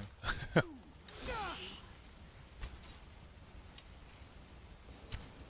was basically the meta for that run, was just avoid combat whenever possible.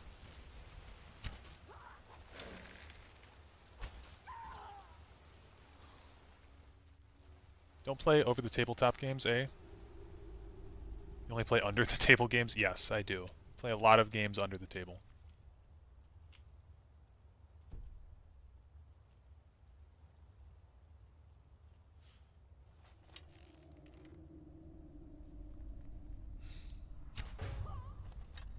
You know your Skyrim brain rot is bad when you know where the enemies are around the corners.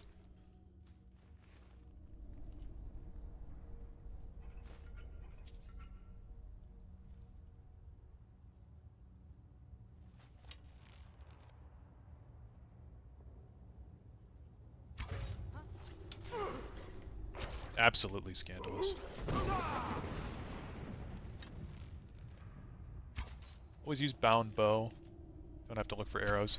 Yeah, arrows, thankfully they took the weight out of them for this game, so they're not too big of an issue most of the time. Okay. Yep, you guys go that way. Bound bow is very good. I should invest in getting bound bow. Oh boy.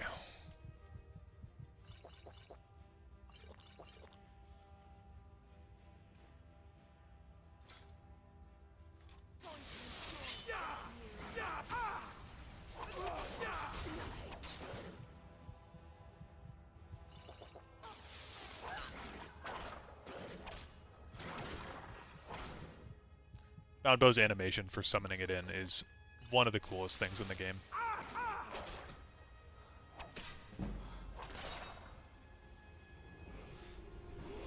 Don't have to look for arrows. Toted around arrows by the thousands. Yeah, they're not too hard to look for, or to come by, I would say. Okay, there is this master vampire in here. We don't really want to mess with him. Oh, he's okay.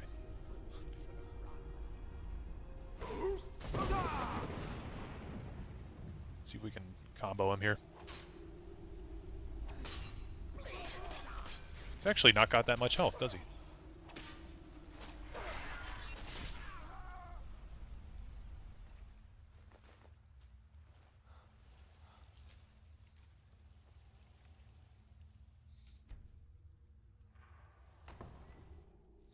Skill issue.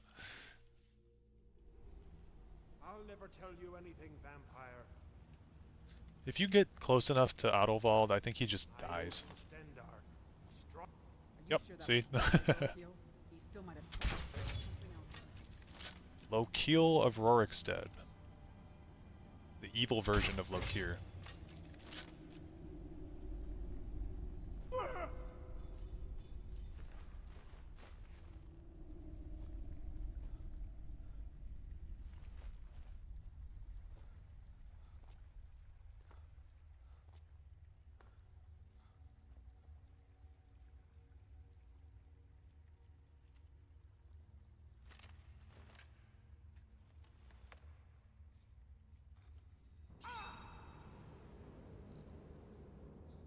The way that would hurt so bad, and just nobody talks about it.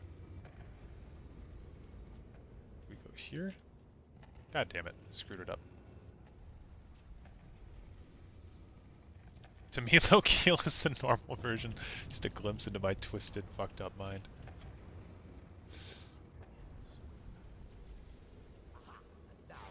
Oh, oh, oh, Jesus.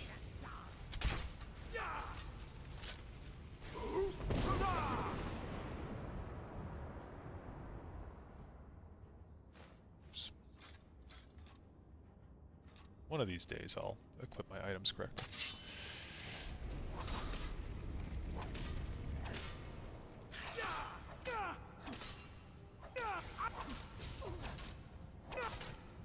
I guess I'll level up.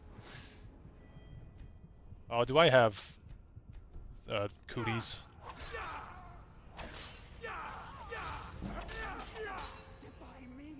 Wind Shear, I think, was like the most broken weapon in the game.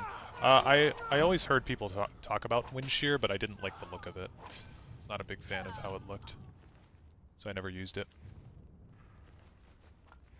Skyrim, thankfully, is not one of those games where you have to use like the optimal gear for it. That's why I always thought that like CamelWorks had these videos that were about like the DPS scaling of weapons and stuff, and it's like you can use whatever the fuck you want, man. It's Skyrim. It's not like the most taxing game in the world. Just use whatever you think's cool. Cooties is such a funny way to describe sanguine. I forget how you pronounce that. Sanguinare Impurus. I was expecting someone. I mean, that's essentially what it is, right? Not fond of them. It's the Daedric Cooties. I can help you find out what that is. My family. By the way, my name is Serana. Good to meet you. I like how you can't tell her what your name is. She's like, I'm Serana. And you're like, yeah, that's cool. Anyway. Yeah. You should beat a hotkey loadouts on PlayStation. You had to equip and hold what you wanted, then press hold. Yeah, no, I should definitely be using this, but I didn't have Chillrend equipped down there. Then up or down on the D-pad. Yeah, no, I played a lot on console. I think it was the same thing on Xbox. Oh, no! God damn it. Oh, I hate being a vampire, dude. I hate it. Did I save? It's not worth it. I'll just deal with it. Who's there? Okay, Serana, please, You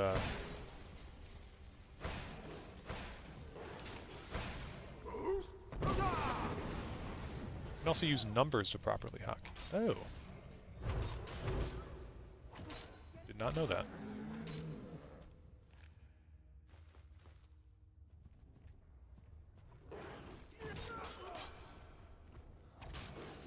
Wind Shear auto staggers on hit.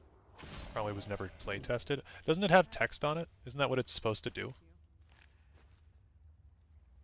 Honestly, like, I'm all for single-player video games having completely busted things in them, because it's not hurting anybody. Like, I think in multiplayer games, stuff certainly needs to be patched out, but I remember that, like, in, what's it called? In Borderlands 3, I don't know if you guys are Borderlands fans at all, but in Borderlands 3, there was this completely busted combo that you could do with Flak, and they patched it out. It's like, what the fuck, man? It was fun.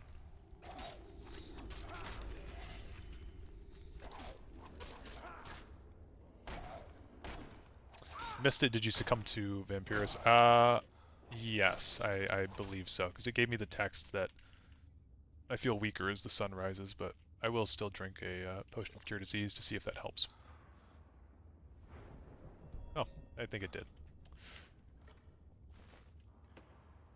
If you hover over items in the favorite menu and press a number, it'll save it. Okay, cool.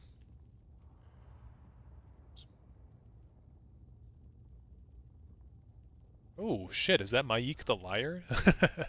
Maik knows many things, no? I mean, you tell me, man. You're Maik.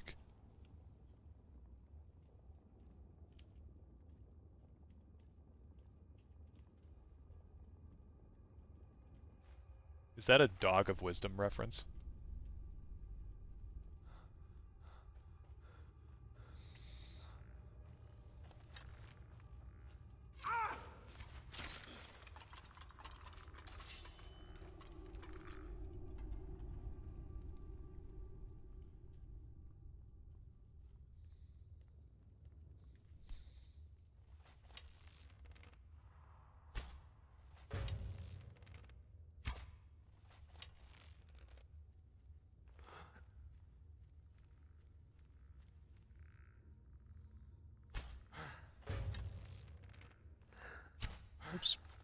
Oh, hello.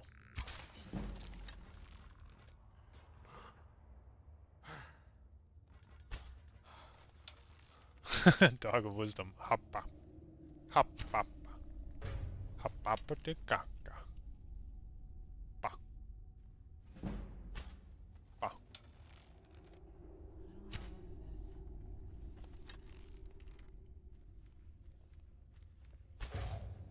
Where'd you come from? Get back here. That is such a fun shout. Wait. Oh shit, I thought that was Serana the whole time.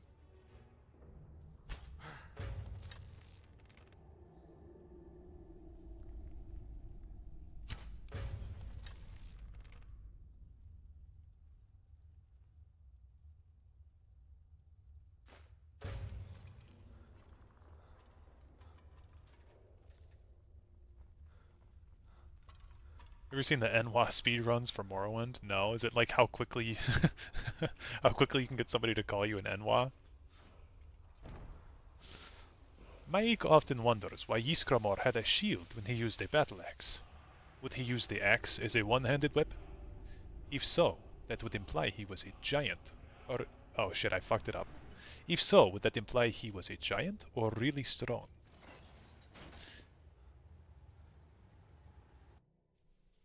These are the questions we should be asking as the Elder Scrolls community. Even in this weather, it's better than the cave. Okay, I do have to say, Serana's kind of in massive forehead gang. Oh, she's got the hood on. Never mind. Her haircut's not doing her any favors. Let's go to Dawnstar to get there a little bit quicker. Oops.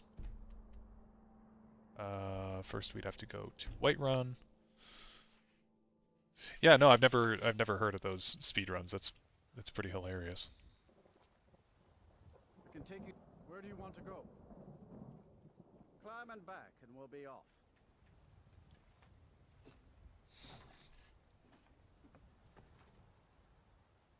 You ready to go yet? Oh, there once was a hero named Ragnar the Red who came riding to Whiterun from old Rorik's. Great tune. The Dunmer lady from the end of the Thieves Guild has an absolute 5-head. Carlia, yeah, no, Carlia's got a crazy 5-head going on. Ysgramor's soup spoon being a fork is the real mystery. Oh, is that a Thalmor patrol? Alrighty. Oh wait, that's the Stormcloak patrol. I'll leave him be.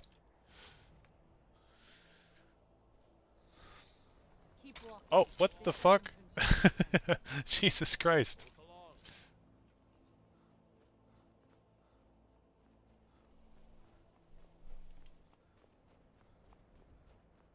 Where'd you come from?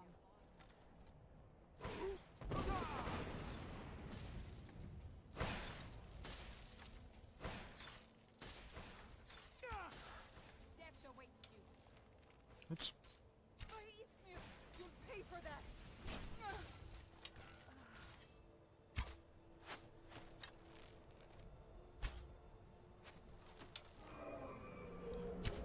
Did we all just see that dragon spawn in out of thin air? That was kind of annoying.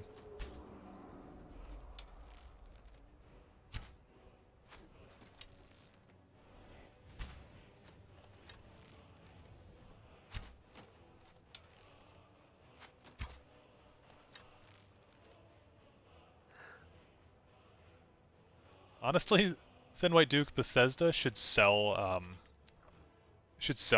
Colovian fur hats on their store. They'd make money. For some reason it goes over people's heads that he clearly liked eating the chunks first. Whether he drank the broth last or tossed it away is a different question. I love that answer. I think that's a great answer. I used to work at a soup restaurant, so I can definitely tell you, some people...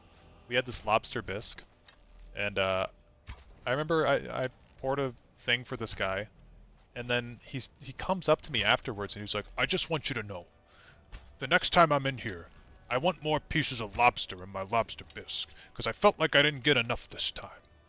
And I was like, dude, it all pools at the bottom. If I scoop you out a bunch of the lobster, then nobody else is gonna have any. And also, how arrogant of you to think that I'm gonna remember your dumb ass when you come in next time.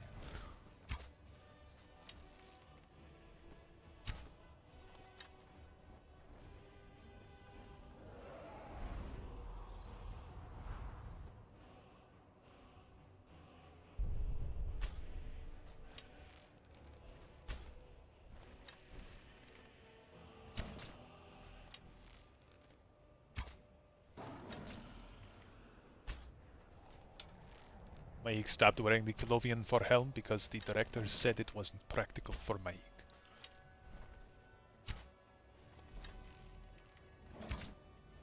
Do you think that there's a market in the Elder Scrolls for Khajiit clothes? Like clothes made out of Khajiiti fur? I think that's like a taboo thing. Don't get me started on customer service stories. I had some wild ones while working during COVID. Yeah, see, I haven't worked with like adults in a while. I work at a school, so most of the stories that I have deal with like terrible children. But thankfully I don't have to deal with adults all that much because kids are, you know, if they're stupid, it's like, well, that's fine. You're a kid, and then you teach them, and then they learn, and then next time, you know, they're usually better. But adults that are awful, it's like, what's wrong with you? God damn. It's very hard to teach an adult something as opposed to a kid. Certainly a black market item to be sure. Yeah, I would love to see a quest in the next Elder Scrolls game about some like weird Cruella de Vil type person that that wears Khajiit furs. I bet Khajiit fur is an alt-mer aphrodisiac. It's definitely like, it could be an alchemical ingredient for sure. I believe Bosmer sometimes wear Khajiit furs. I could see that. I mean, they gotta make their clothes from something. It's like that episode of SpongeBob where they take Sandy's fur off. Do they have SpongeBob in the UK? I don't know if that's a stupid question or not. I don't know if that was just like an American thing or what.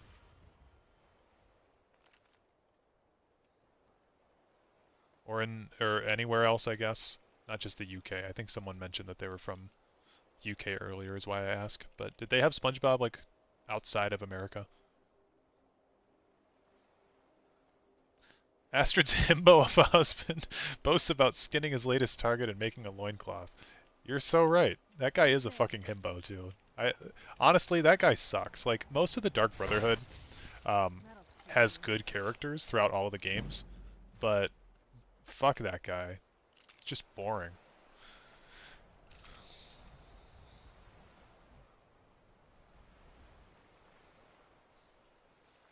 I feel like the Khajiit would send some version of Mafia after you, though.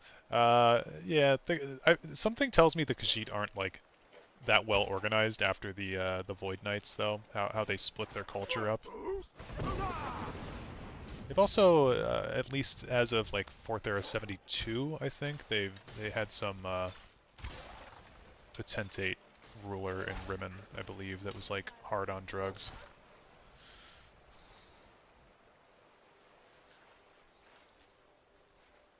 SpongeBob's kind of a thing here. SpongeBob's probably global, yeah. Bandits regularly taunt Khajiit Dovahkiin about turning them into a rug or skinning their cousin's cat. Yeah, I guess I never really play as a Khajiit. That makes sense.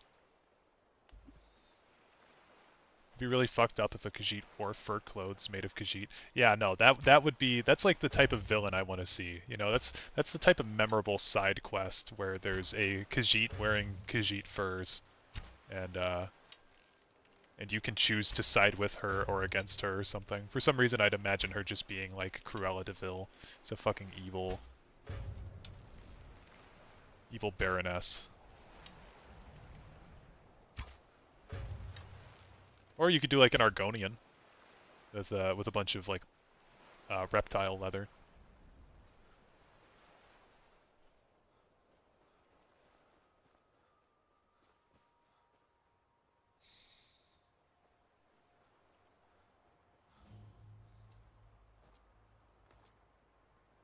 I really like all these shipwrecks on the coast.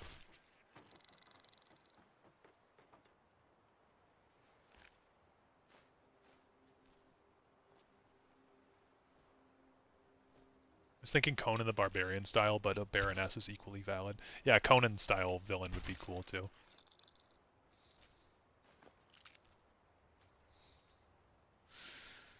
Okay. Oh shit, I never I never unlocked Dawnstar as a fast travel location. Oops.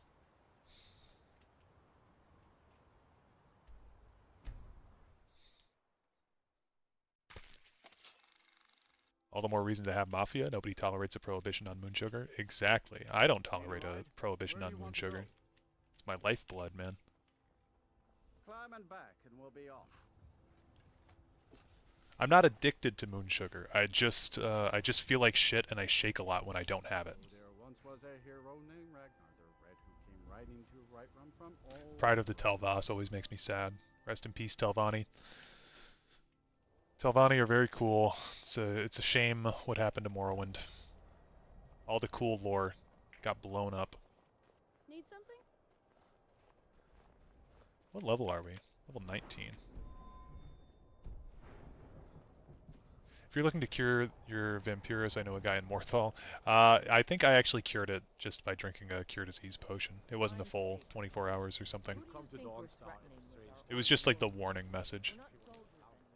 Is the Dawnstar chest still over here? Look at that. That's so funny. This is the type of stuff I love that just like has never been patched. Where if you know, you know.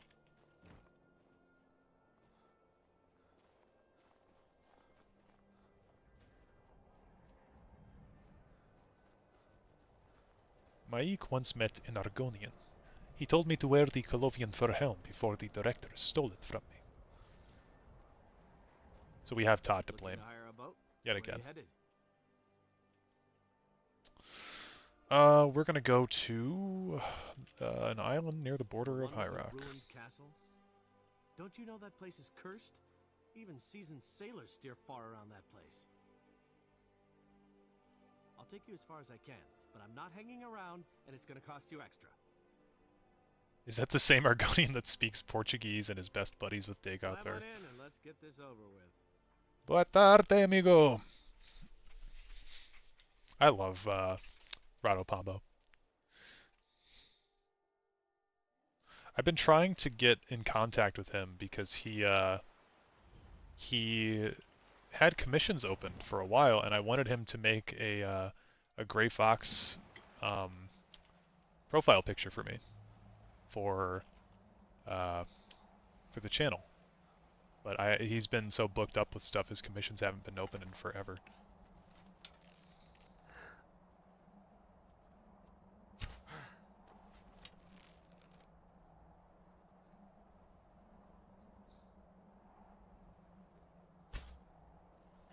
Let's get indoors, or in a cave, anywhere, just out of this. Oh, that was a bad shot.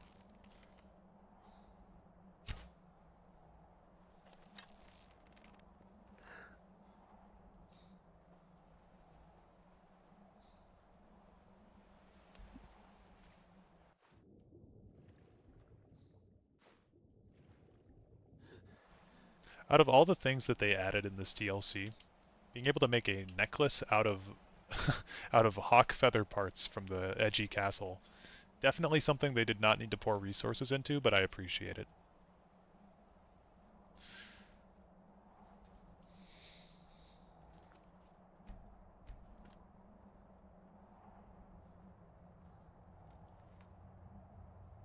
Shout out to this guy that never has another role in this game. He just stands here to say this one line. Hey, so, before we go in there... I think so. And thanks for asking. I wanted to thank you for getting me this far. But after we get in there, I'm going to go my own way for a while. I think. I know your friends would probably want to kill everything in here. I'm hoping you can show some more control than that. Once we're inside, just keep quiet for a bit. Let me take the lead. Lady Serana's back. Open the gate. Lord Harkon's a good man. Let's show him the proper respect. I want to see if we can get in here and loot the shit out of this place before we get banished. How dare you trespass here? Wait, Serana? Is that truly Oh, I guess we can't. I cannot believe my eyes. Is the Bloodstone Chalice over here yet? Oh yeah, it's always there. You just have to fill it up. My lord, everyone! Serana has returned! I guess I'm expected. I can't believe it.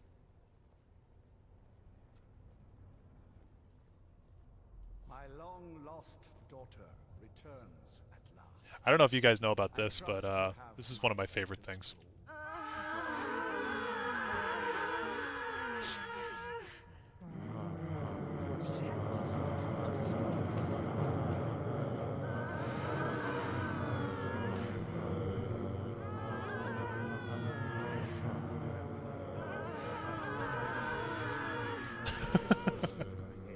Sorry if you had headphones on.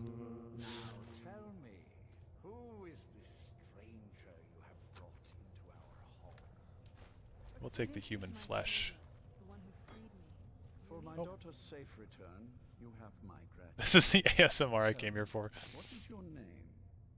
You well. first. I am Harkon, Lord of the... Perhaps you... For centuries we lived I love this little here walk he far does, from his the thug cares of the walk. world. All that ended when my wife betrayed me and stole away. Surprised the hell out of you. You didn't know about that? I was a... There is but I It's pretty offer you funny. My blood, then you will... Perhaps you still need convincing. Behold the power. Do you need something?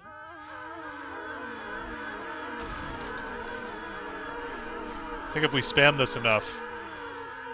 This is the power that I offer. Now, make your choice. So be it.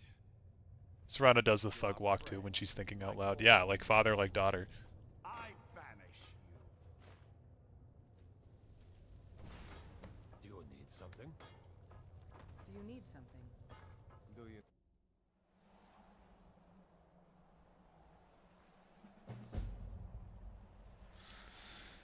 Okay.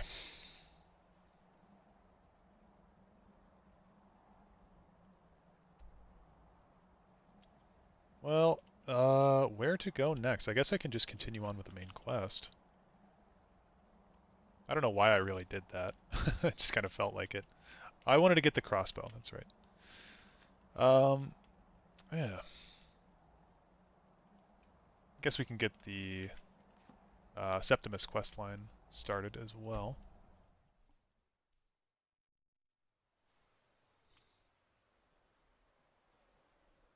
Go see Neloth. I love Neloth. Top 10 NPCs in any Elder Scrolls game. He's much funnier in this game than he is in Morrowind, though. Give it, Hex. The Dwemer bear you hence this extractor. It will drink the fresh blood of elves. Come when its set is complete. Oh, shit, it's him. It's the Wretched Abyss. Come closer. Bask in my presence. Dude, I'm actually yawning listening to him already. Holy shit. I am Hermaeus Mora. I am the guardian of the unseen. Yo, what do you think about the Glomide Queen being Placidusac's God Queen? Also, have you thought about ancient dragons being humans before deciding to become timeless? Just random stuff I thought about. Those are very interesting questions. I'm gonna let the Wretched Abyss speak here, and then I'll talk on that in a moment.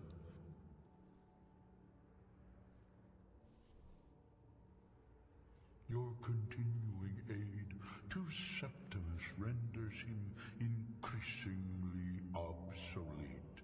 He has served me well, but his time is nearing its end. If you guys are Skyrim OGs, you'll remember that the Wretched Abyss used to be a purple portal. It was not this Hermaeus Mora thing before. I mean, it was meant to be Hermaeus Mora, but it had a different animation entirely. I think different voice lines. I don't know if it was Wes Johnson. You shall take his place as my emissary. What say you? Yeah, I'm your servant, my lord. Indeed. Speak with me when the box has been opened, and all shall be revealed. Yep, Ghost Cry Productions, that's what I was talking about.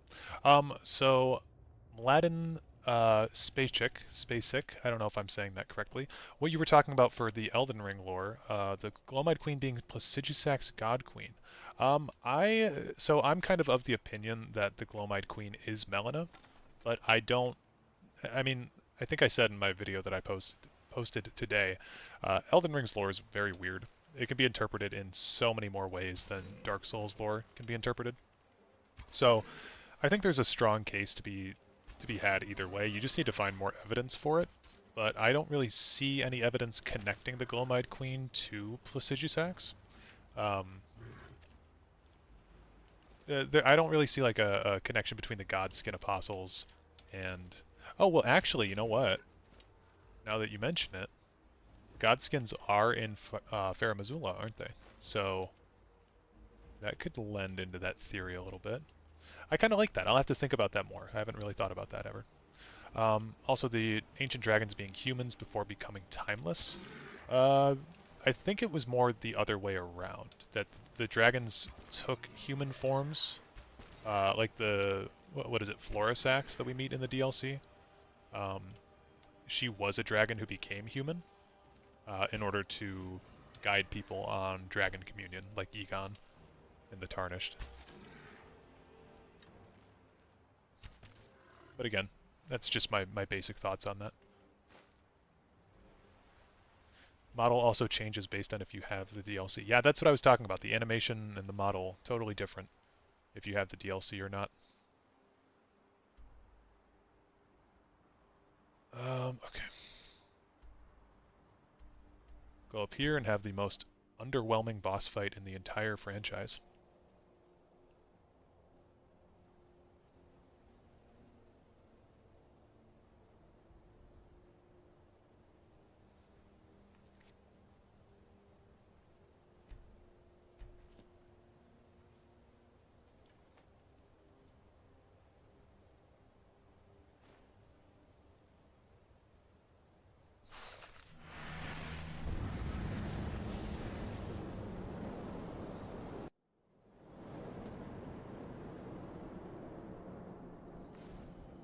That isn't my middle school Streisand effect.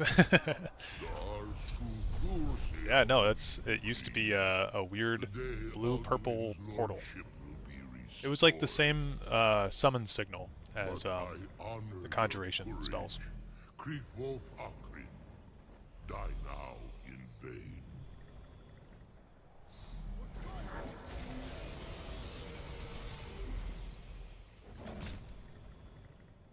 I was watching your video and saw you were live. What I said is, open like food for thought without much in-game info. I don't mind the idea that the dragons were humans, then dragons, then human again. Yeah, no, I think that's a cool idea. You might be onto something with that.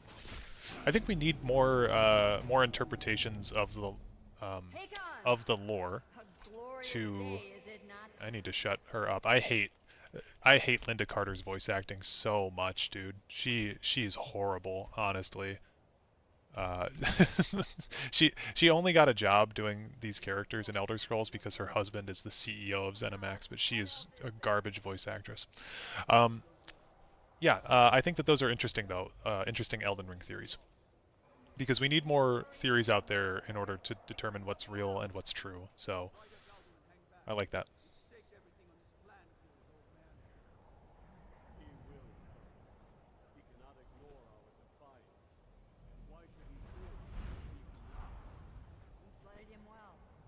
The way Hermaeus Morris screws you over is the promise of knowledge, but he gives you access to so much information. You become obsessed with learning more and forget to leave Apocrypha. Yeah. Big if true. But it is true. So it's just big.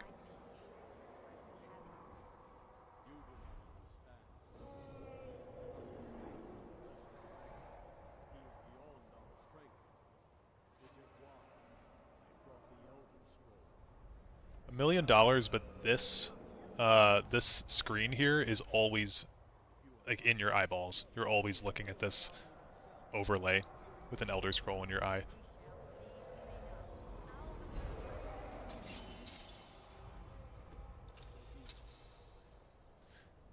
Theories, interpretations. I think what you mean is you want to see more data to gather facts. I want to see, well, specifically with FromSoft, like their games are very based on interpretation and theories. They're not so much based on facts, honestly. They leave out a lot from their games intentionally for players to come up with their own ways of interpreting the lore.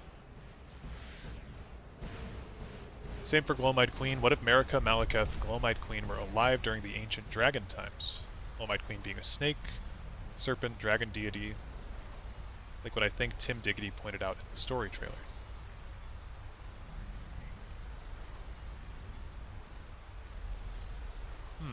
I'm thinking about that right now. I mean, I'm sure that they all were alive during the same time, because... well, they have to be, right? Because Malekith was the one who took down the Glowmite Queen, and the Glowmite Queen was opposed to Marika. So, yeah, absolutely possible. Glowmite Queen also being a serpent-like deity makes a lot of sense when you consider how many serpent-like traits are a part of the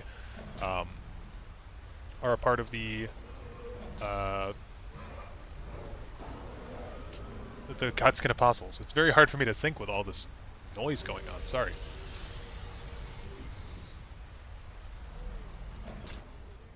Okay, thank God that effect is over. Didn't realize Skeleton Colossus was a summon in Skyrim till recently looking up cards in Tessel.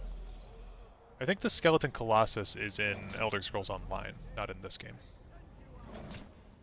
Unless I'm forgetting something.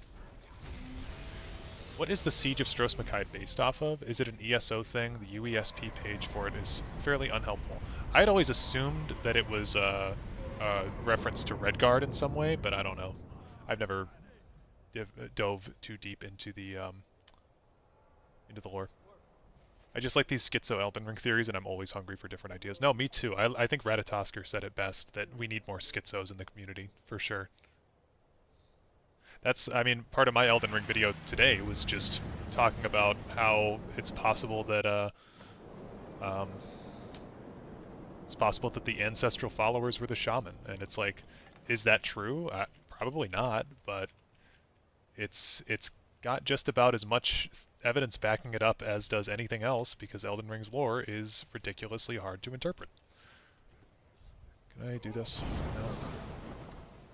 No. Yeah, the Siege of Stros-Makai, I don't know what that's based off of, though, because, like, I think we were talking in your chat the other day that that a lot of the cards are references in Tessel, and a lot of them are, but some of them are more oblique references to stuff, like Morthal Watchman, you know? That's not a reference to anyone in particular, it's just a reference more to the city of Morthal. So some events are just like whatever. Just random things. I hate the model acting in this scene. Yeah, I absolutely hate it. We need more actual cutscenes. And by more, I mean we need a actual cutscene. I don't think we've ever had an actual cutscene in Elder Scrolls. They're all in-game cutscenes. Uniques tend to be a specific thing, though, which makes me wonder. Yeah. Oh god. Whoa, Alduin's a frost dragon? God damn it, dude. Oh, did that hit both of them? Oh, that's cool.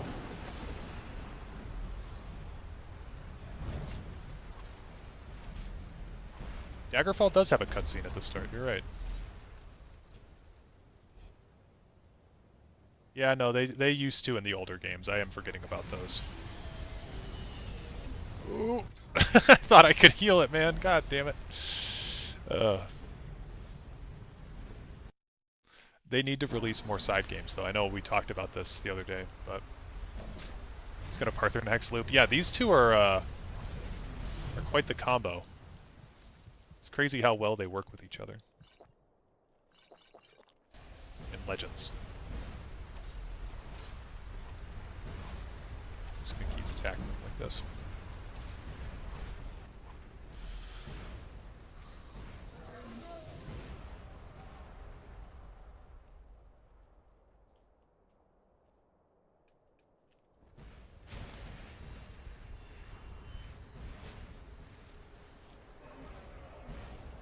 Did you see that Bale created by Nox? Oh, Bale is created by the Nox, that's the idea?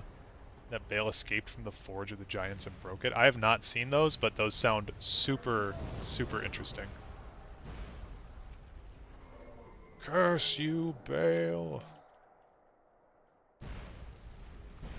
The scores for the new boss fights in Elden Ring, holy shit, man, they're so good. I've had the Scattertree Avatar song stuck in my head. Wah, wah, wah, wah, ba-da-da, da-da-da, la-da-da-da-da.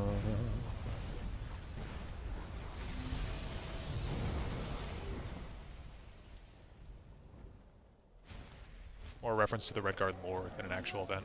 Yeah, that makes sense. I'm going to turn the volume back up a little bit more. Do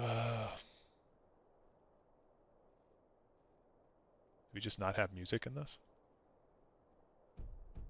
First one's a video by Jack. Oh, the first one's a video by Jack is a Mimic, the other one by Professor or Professor. Really cool theories, check them out for sure. Yeah, I'll have to give that a look.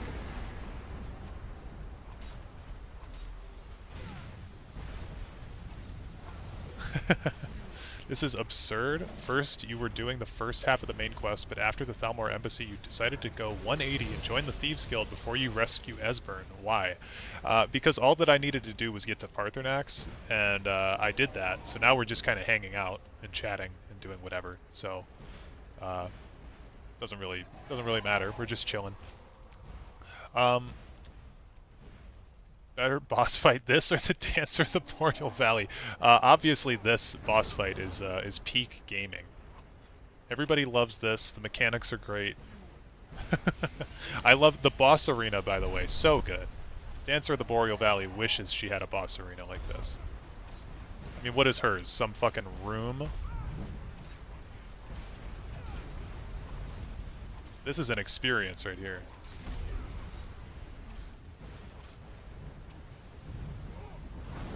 I want to see the Slowed be the villains in Elder Scrolls 6.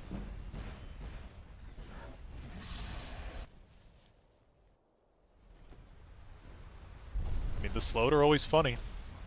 They were in, they added them in Elder Scrolls Online. Elder Scrolls 6, 2032. That's so correct, though.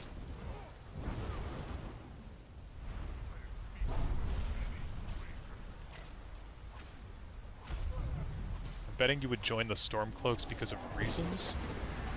Who, me? Nah. I am not a Stormcloak fan. I understand Ulfric. Ulfric has a right to be upset, but I think that he's doing the exact same thing that the Thalmor are doing in the end, because he is also being racially prejudiced, and he's also being we're gonna die here. Okay, quick save. He's being racially prejudiced and nationalistic, which is exactly what the Thalmor have done. Oh boy. And the main thing that he's critical of with the Empire is the Thalmor, but he's becoming them essentially. Same here. I always join the Imperials, yeah. And you know, the Imperials are not like 100% in the right, but I don't really like Ulfric's philosophy of Skyrim is for the Nords, especially when that's like not the route that the series has gone.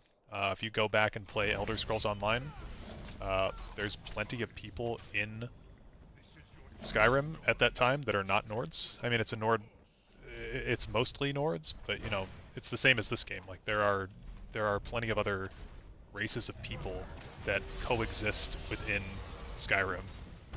It's not made for any one people. And I mean, if we want to get technical, oh god, if we want to get technical, the Falmer and the Dwemer were here first, so not really for anyone. It's just a piece of land. Trying to tell Dareloth how to play the game, and I don't think so. Anybody can tell me what they want. Tell me how to play the game in whatever way. You guys ever, you guys know who the Spoony one is?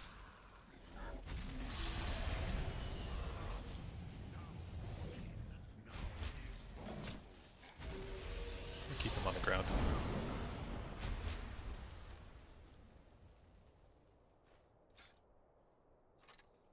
Shellrend. Okay. God damn it, dude. This boss fight sucks. Ugh.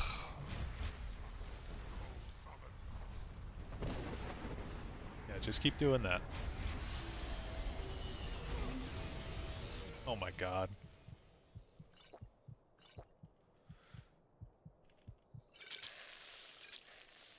At least I still have those. Spoony, I hardly know her. To be fair, depends if you believe they were breathed onto the throat of the world, in which case they were there first. I do not condone Ulfric's actions, just being devil's advocate. Yeah, I mean, no, that's fair. There's different interpretations. I tend to take a more naturalistic explanation of all the events in the lore. What Ulfric is doing is still morally righteous to those who view Talos as a god. I think he would have responded differently in less dire circumstances. Oh yeah, no, I mean, he's got, like, they did, that's why I always say Ulfric is the best character in Skyrim. He's legitimately the best character they've ever written, because he's very nuanced, he has a point. Is he going about it the right way? Probably not. But he's he has the correct intentions in mind. I also do think, though, he has ambitions to become the High King. That's clearly something that he's wanted for a long time. The opposite, but more for Thalmor basically owning the Empire if you don't side with Ulfric. I mean, if you side with the Empire, you talk to Legate Ricca about this, and you talk to Tullius about this. They're not happy about it either. And even if you side with Ulfric, the last thing that Tullius says to Ulfric is, you know this is what they want, don't you? And Ulfric just basically tells Tullius to shut up and die. But Tullius thinks that the war is ridiculous. That's his whole standpoint, and that's kind of why he's a curmudgeon. And he's like, yeah, you Nords and your damn traditions.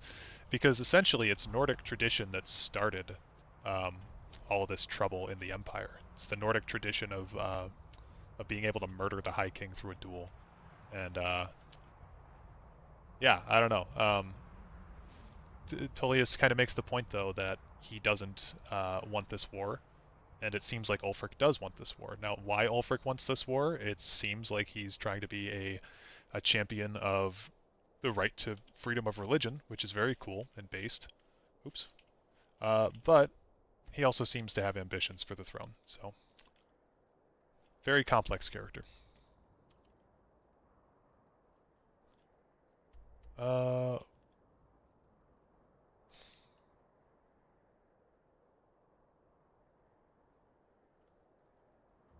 guess I'm gonna go level up my armor a little bit. That was a very rough fight.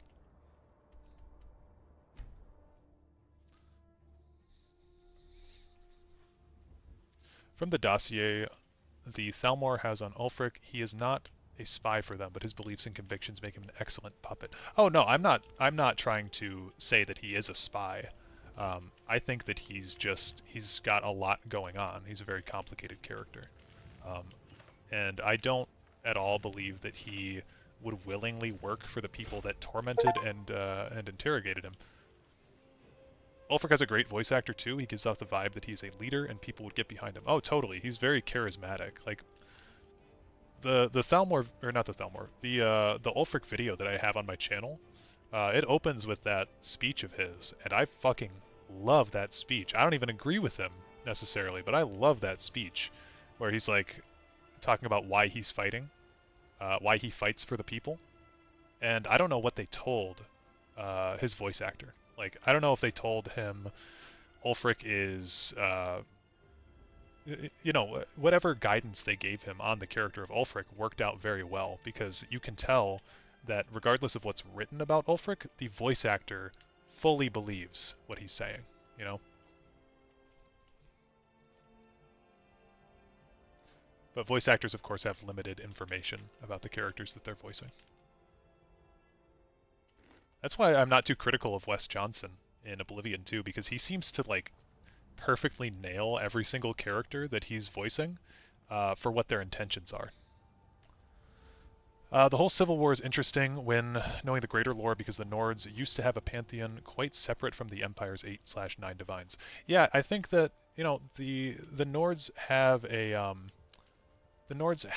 right to want to distance themselves from the Empire to go back to their old traditions, but also the Nords were one of the first people to ally with Tiber Septim and the creation of the Third Empire of Cyrodiil. So that's one thing that I've always found them, I've found funny about, like, we need to take Skyrim back for the Nords. It's like, the Nords willingly joined the Empire a long time ago. Nobody's oppressing you, or nobody was oppressing you. And the Imperials have just as big of a right to be upset about the Talos worship, because Tiber Septim was the man who created their modern empire. So, I don't know. It's all very interesting. Talos was an important god to both the Nords and the Imperials, but the Nords, they worship him a bit more centrally, I guess. Wasn't you saying that you thought he was a spy? I was saying that his position on the war and what, he represents makes him in Skyrim an easy target. Oh, for sure, for sure. Him being the son of the Jarl of Windhelm definitely made him an easy target to radicalize to. I think that is basically what happened to him, is that he is very radicalized, which isn't necessarily a bad thing, but, you know, he's going through some stuff. Shame the totem gods aren't really present in the game. I got the sense Tullius gave up fighting the Thalmor. I don't think so. That's not the vibe that I got from him. He seems to talk about fighting them at a different date, rather than in the present, because the Great War was only 30 years before Skyrim. It was roughly 30 years before Skyrim. So the Empire hasn't really had time to recover fully from all the fighting that happened. I mean, people forget. Their capital city was sieged and broken into, pillaged, like burned. From what the legate tells us in the book on the Great War, the Legion, like, none of them were more than half capacity, and it takes a long time to get more troops for your army, right? A lot of people in Cyrodiil were experiencing war fatigue, I'd imagine. So essentially, that's when a war has been going on for so long, the citizens no longer want to fight it, and they'll just take peace. And so I don't know. I just don't think that the Empire is capable of taking on the Thalmor at this point. Although there is a case to be said that the Thalmor are weaker than they appear to be, because they've done this trick before, where they'll pretend like they have bigger armies than they do, and it scares people.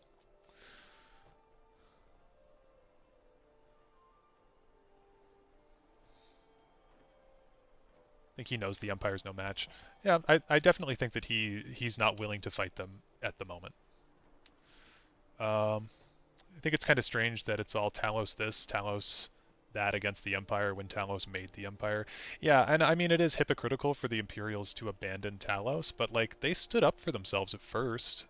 They said no. They were like, this is bullshit. But then, after taking back their city, they didn't really have much of a choice, I would say. Now, did Emperor Titus Mede negotiate very well? Doesn't appear that way. It seems like he gave in to the Thalmor pretty quickly. So that's the biggest criticism that people can have against him, is that they they should not have given up that quickly into the Thalmor's demands. But you know, it was 5 years. In a way, it could be said that the Thalmor want to turn Skyrim into a banana republic. Yeah, I think that's a good way of putting it. Hammerfell has apparently been holding out on their own against the Thalmor, which may suggest the Empire either quit too early or were more vulnerable than they thought. Yeah, I think it's a bit of both, right? I mean, they could have gone further into Valenwood, but like that's not going to end well. I feel like if they went into Valenwood, it would be like when Great Britain attacked the United States. Like, not a very easy thing to do. The Bosmer would be able to defend their homeland so well, considering they know the lay of the land and they know the you know, like archery from the trees. I genuinely think that if the Imperials were to storm into the Aldmeri Dominion, they would have just gotten slaughtered and assassinated inside the Valenwood. Yeah, inside the Valenwood forests. Any thoughts on Fallout London? I'm not a big Fallout fan. I'm sure that it'll be fine, but I'm personally not too big of a Fallout fan myself.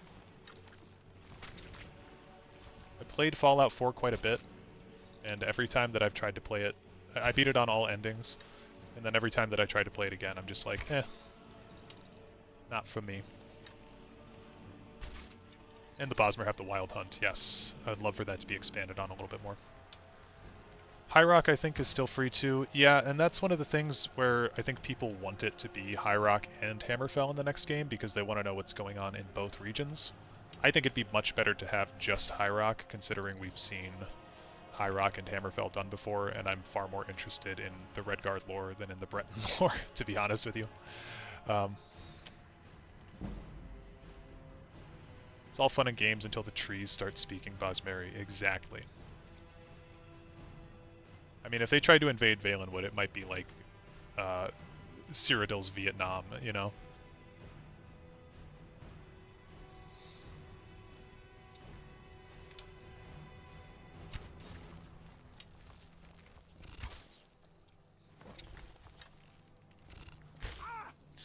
High Rock, I believe, is playing the long game to see how things play out, effectively being neutral. I think that works actually very well for Bosmer, or not Bosmer, for Breton lore too, because they're considered half Mer. So maybe that could be something interesting. That could be a plot point of Elder Scrolls 6, is trying to convince the other nations to either join with the Aldmeri Dominion or not. Okay, thank God that spider's dead.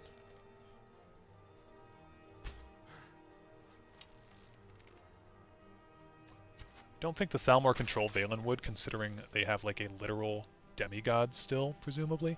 Well, they allied with them, is the point. They overthrew the government in Valenwood through a political coup. I think with the Dragonfires being out for so long, there could be some subplot about the Medes being weak rulers of the Empire. And, well, that is considered, because they're the first people ruling the dynasty without having any connection to dragon's blood, or, you know, they would not be able to wear the Amulet of Kings if it was still around. Whereas, you know, you see Ulfric, and he's not a Dragonborn, but he can at least shout.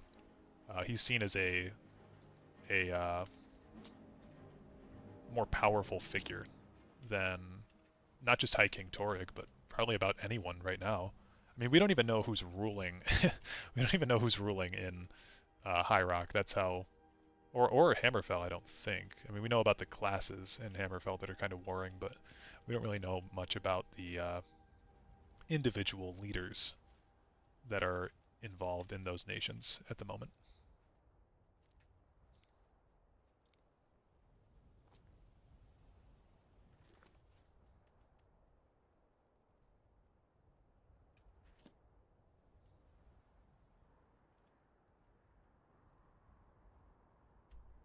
I'm very unfocused. Thoughts on the last Dragonborn being Emperor post Skyrim? I'm not fully opposed to it, but I don't really like it. I think that like you'd have to write a specific character for who the last Dragonborn is in that case, because what I would want to know about an emperor is what is their political beliefs, what did they do prior to them being emperor, like stuff like that. And I think when you really start to get into that, like what does this character believe, Bethesda would not write that into the lore because they think that it would step on people's toes. Obviously, Apocrypha is the obvious fate, but I think the Emperor would be much more interesting. It could be. I mean, any of these topics could be written very interestingly. Let's go up here. Get into smithing a little bit. I reckon you'd make them just faceless and vague. Yeah, that's probably what you should do, but I don't know. That's the thing that's cool about Uriel Septim, is that we know who he was and what he was for and all this kind of stuff. If the last Dragonborn was Emperor, it would just kind of be like, oh, cool. Don't know anything about that guy, other than that he's, the Dragonborn, but let's go with these.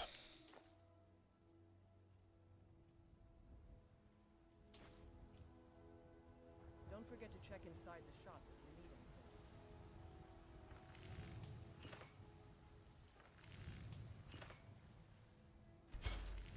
Not bad. Reminds me when I first started.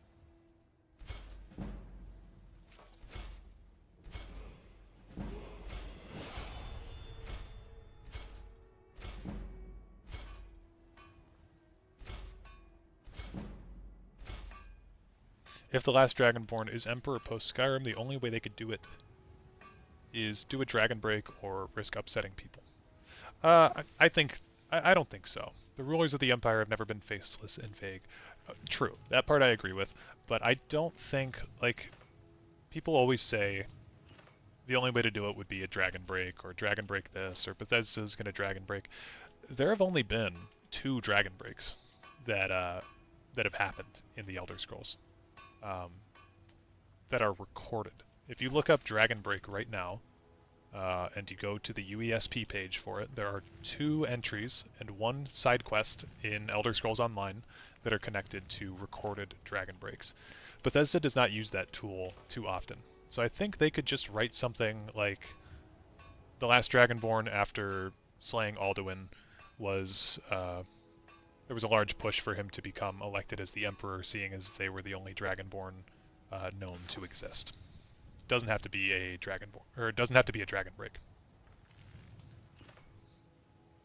The problem with the Empire I see is that they are traditionalist and slow to embrace new ideas. The criteria for emperorship ignores other candidates who aren't of the Septim dynasty.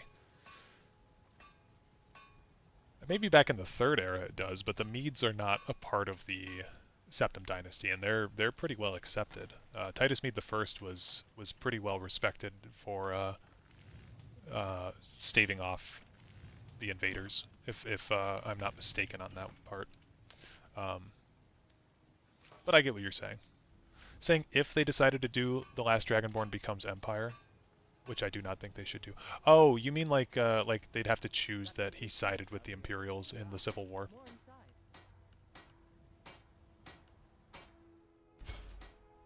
The whole Dragonborn part of the Septim seems to be more in spirit than literal despite physical clues. Now, see, this is the whole point of why I'm collecting this information. There's no distinction between Dragonborns who can shout and Dragonborns who can't. They are all implied to be able to shout. They are all implied to be able to absorb dragon souls, except for Alessia. Alessia is the only person. This goes back to Michael Kirkbride. Kirkbride is the reason that people are confused about the distinction between dragon blood and dragon soul, because he stated one time that Alessia did not have the power to absorb dragon souls, despite being a dragonborn. You have to remember, Kirkbride, he was referencing also the Dragonborn DLC for Skyrim, which he did not work on. So, people have taken this to be canon, and whether or not Alessia can or cannot absorb dragon shouts, he did not say Alessia and her heirs. He's specifically talking about one entity. So the preferred opinion is that all Dragonborn are equal in their status. Like if I were to meet, I don't know, any of the heirs to the Septim Dynasty or any of the heirs of Riemann or whatever, they would all be able, presumably, to shout and absorb dragon souls. It's just in their time there were no dragons for them to slay.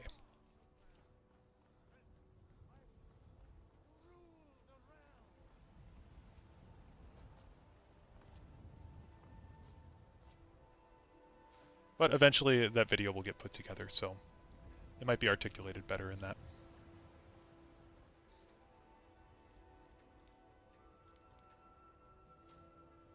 Stormcloaks, Imperials, dragons, they don't matter to me. What they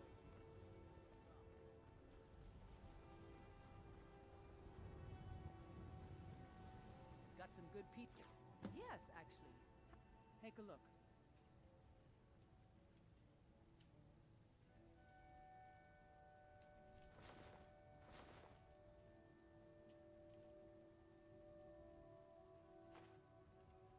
Don't forget to check inside the shop if you need them.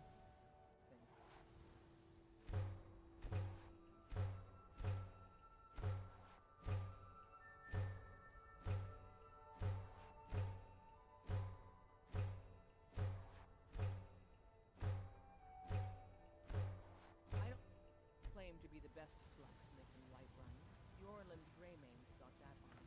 Man's steel is legendary. All I ask is a fair chance. It's leather bracers we want.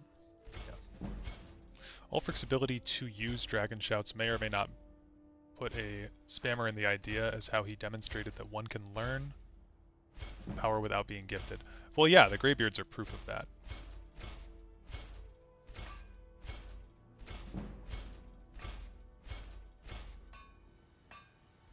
I'm just letting you know that nowhere in the lore is it ever suggested that, right, there's nothing in the lore, though, to suggest that the Dragonborn Emperors are anything different than your own Dragonborn. And I mean, that's not just my opinion. That is, you can ask people on anywhere throughout the internet and find that. It's not supported. The power of the voice can be learned. So Minotaurs can learn shouts then. I mean, I suppose, if they're intelligent enough.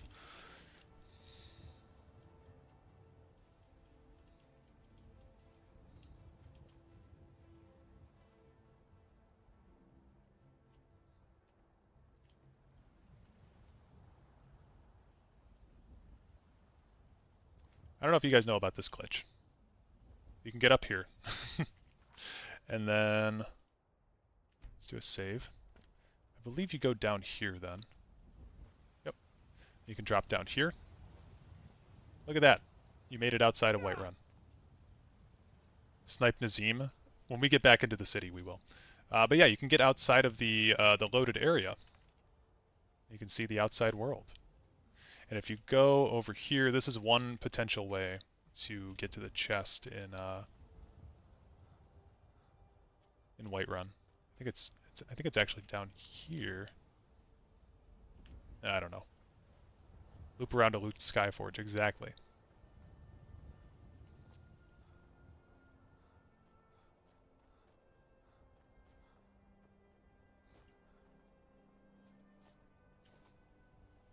I forget how far you have to loop around. I haven't done this in so long.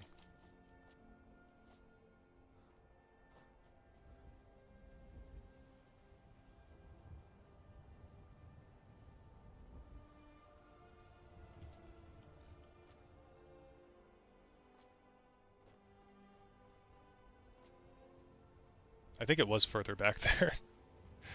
But hey, we get to explore the unloaded area.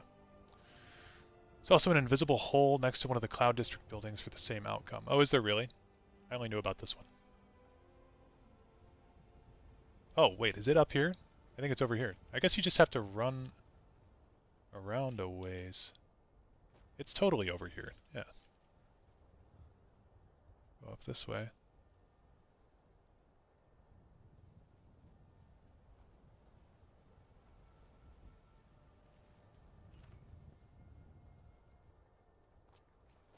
It's got to be over here. You should make different blacksmiths have different skill levels, like in The Witcher 3. You know, I never got too big into The Witcher. Never really played those games. Make them more interesting. Everyone in Whiterun hypes up companions. Yeah. No, he's just some guy. I mean, he's a level 100 smithing trainer, but he's really just some guy. I used to use the static barrel near the city load door. Oh, yeah. Nope, I know what you mean. You can get out through that way too, can't you? Either an update or unofficial patch. I would assume it's the unofficial patch, seeing as Bethesda just lets modders do everything for them instead of actually fixing things themselves. So that's my hot take. Presumably all related to Alessio, so that's my argument. It's stupid, but man, fire-breathing Minotaur would be so cool. I mean, yeah, and that's some type of stuff that I'm sure Kirkbride would read, or not read, but would write into lore. But yeah, the Thu'um is, I mean, it's a language that you have to have an understanding of the words that you are, of the words that you're saying in order to shout. That's the main idea of the Thu'um. Anybody can do it. And it's not that Dragonborn Emperors can just shout. It's that they are supposed to have all the same abilities as your player character. So there's no distinction between Dragon Blood and Dragon Soul, essentially, which is what everybody says that the Dovahkiin has. People consistently say, oh, well, the character from Skyrim is different from the Dragonborn Emperors because they have the soul of a dragon, not the blood of a dragon. But it's, I mean, as we just pointed out, playing this playthrough, Paarthurnax and Esbern both point out that you do indeed have dragon blood, not just the soul of a dragon. They are indistinguishable. Go across the invisible part and jump into a corner.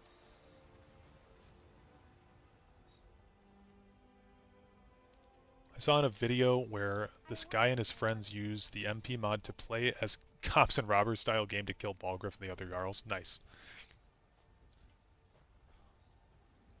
I believe this is the barrel.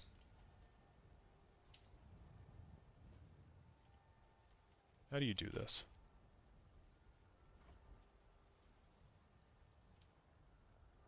Yeah, there we go. Yep.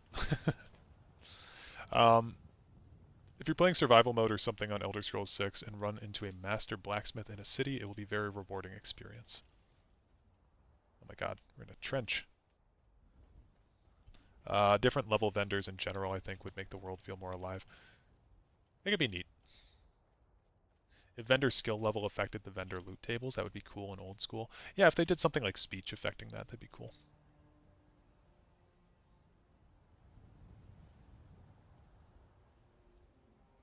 Yes, the clothes vendor does do that.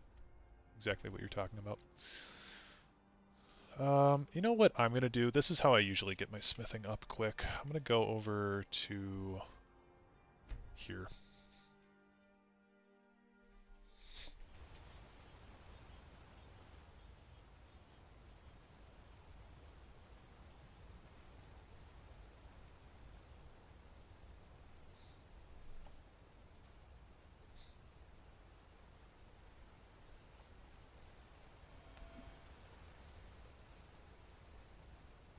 Yeah, bottom line, Elder Scrolls 6 needs better combat and better gameplay mechanics. It's not really controversial to say, but it's something that we are all thinking.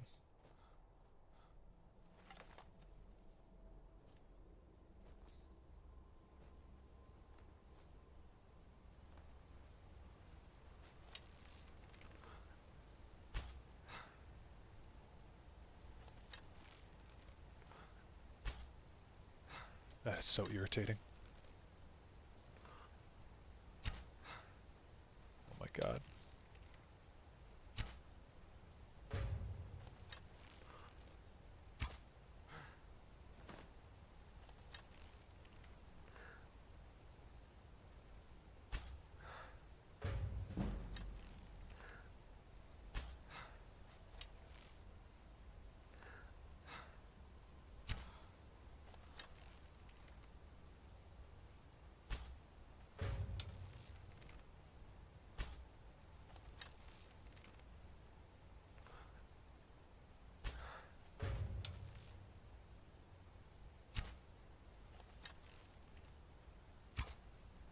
I hate that they dodge out of the way. It's so annoying.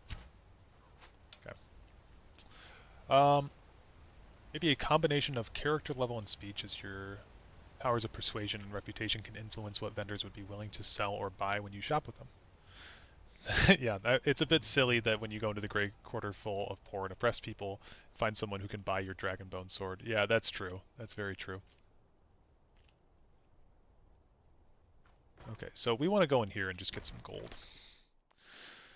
To be fair, if you're playing Elder Scrolls for the combat, you might need a different series. Yeah, but, you know, they do need to update this shit specifically for that reason, to make the gameplay a little bit more fun. I mean, I think Skyrim does a great job of it.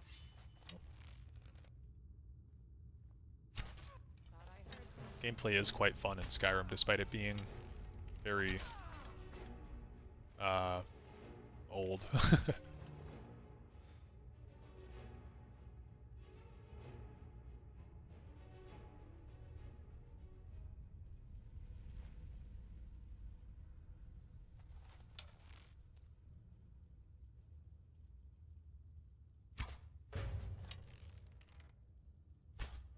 Jesus, dude. There we go.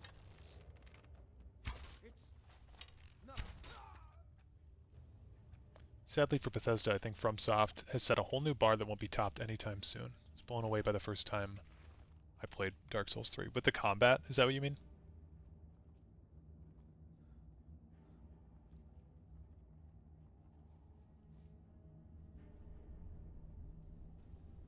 I really want pseudo forge mode for placing objects in my house in Elder Scrolls 6. Yeah, oh my god.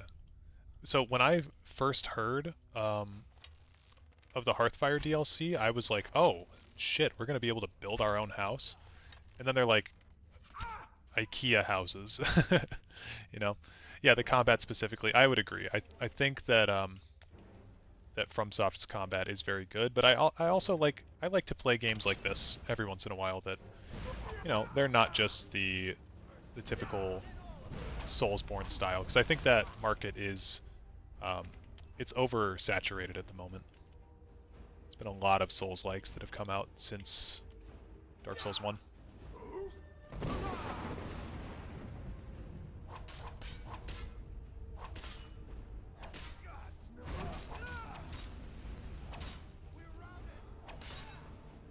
The traps are tacky and often useless. Step on a tripwire, rock falls 20 feet away from you. Annoying battering ram. Yeah, no, the level design could use a bit of work. Okay, I've got a lot of stuff on me, and a lot of it needs to be dropped. That. And the crossbow's 14 pounds. I will get rid of that. Because we can get a new one pretty easily. Oh, I have 106 bottles of Blackbriar mead. That doesn't need to be there. And then we'll use our pickaxe.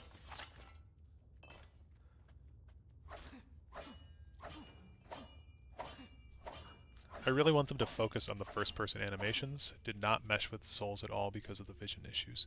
Yeah. Yeah, no, it would be pretty bad. I mean, I tend to, you guys might have noticed, I pop into third person a lot in this game because I like the way that it looks. I play a lot of third person games. And I do think a lot of the animations are a little bit odd and clunky in first person. So I like to see them a bit more close up. You can pickpocket the hearts of Briar Hearts. Yes, I did know that. It's pretty cool. It's funny to watch them fall over. I didn't realize for the longest time they had a unique model with that, with their heart actually being ripped out and replaced with that. I also want the insane spell crafting from Morrowind, being able to do things like AoE damage effects with duration on your summons and companions is stuff I miss. I really miss the spell crafting as well. That was one of my favorite things with Oblivion, is the spell crafting altars that you could make stuff at. Super cool. I just want the Levitation Act to get revoked. Yeah, the Levitation Act is stupid. It's very dumb. I mean, it's probably one of the funniest pieces of writing I've ever seen, though. Although I don't think that's what they were going for.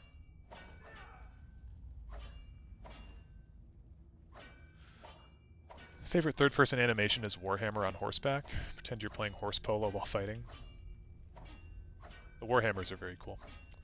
I have a problem with perceiving depth, so first-person being more lenient with distance from the enemy is why I got into TES. Oh, really? That's a cool story. Yeah, I mean, the third person in this game I enjoy. Third person Oblivion is kind of whack.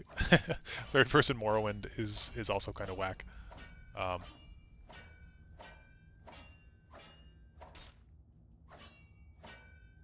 Talked about it, but if you think about it for more than 30 seconds, it's just so stupid. Yeah, I mean, you know what's crazy is that there are laws against murder too, but the Dark Brotherhood, they don't let that stop them.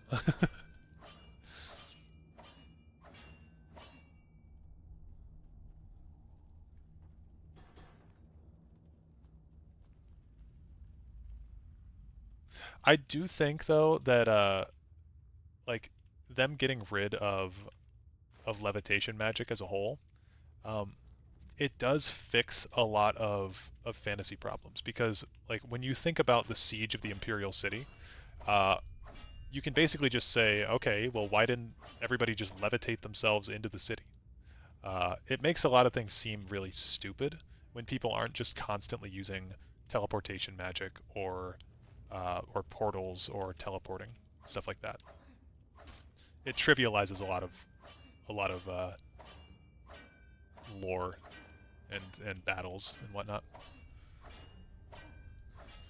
Barnes has horse vision. I have trouble judging distance between objects. Yeah, my vision's not too good considering I sit in front of a computer screen for most of the day these days. Oops.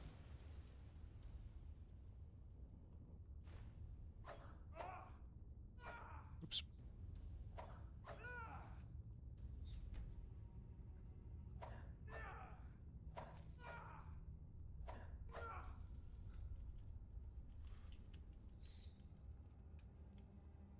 I think levitation should use up fatigue as well as magicka, so it takes actual effort to perform. That'd be cool.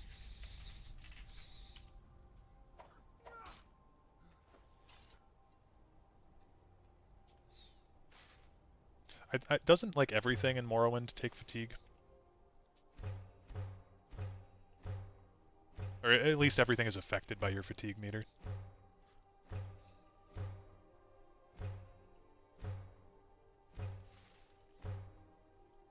Either that or levitation should be an insanely hard to learn master level spell that only some can use properly. You ever see the true scale of Skyrim holds? Yeah, it's supposed to be pretty massive, but in game it's like you can run from one side to the other in a matter of hours. Applying logic to magic is extremely problematic. This is an actual problem for D&D because of the same trivialities that created for a castle siege. Yeah, and so that's one thing that does bother me. I think that people... Oops, not the smelter. So, if anyone doesn't know, this is like kind of the easiest way to level up your stuff is you just use gold. And get pretty high levels. I don't know if it's better to do the gold rings or the gold necklace. I don't think it really matters. I like to do the gold rings because you can enchant them afterwards, and that's a good way to level up enchanting as well.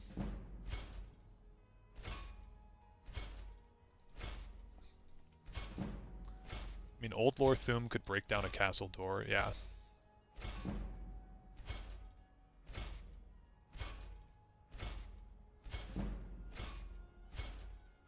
And then what we want to do is learn how to make Dwemer stuff. Oops.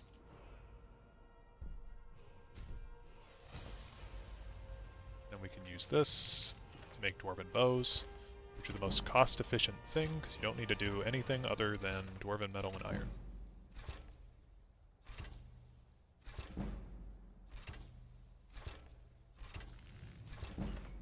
There we go. Got some good looking to protect yourself or deal some damage. Gotta go to sleep. Thank you for the stream. Thank you for showing up, man. Means a lot. Good talking with you. Oh, I should have kept one of those bows. They're better than my Falmer one. Oh no, they're the same. Never mind. You have to go to the store before they close. Later. Peace out. Peace. O-U-T.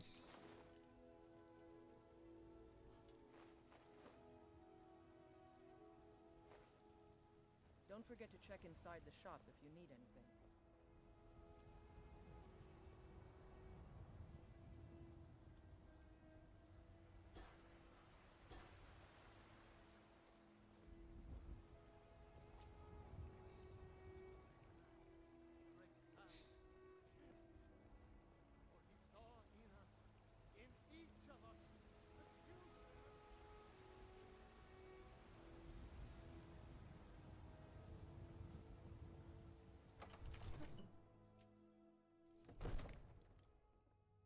Trouble? Okay, I think Farengar will naturally buy rings, so we want to go and sell him Come to Dragon's... So, you the wish to gold master rings the art, after huh? we enchant them. Yeah, we got a lot of stuff to enchant. Okay, so what we do is we buy up all of his soul gems, and then we can sell them back to him. This is Skyrim min-maxing here. Okay. Do this. I believe it's still fortify carry weight. Conflict has claimed everyone's Yep. passions of late. Me, I prefer my We'll do that. books and my spell. Decent enchantment, but keep studying. You've only...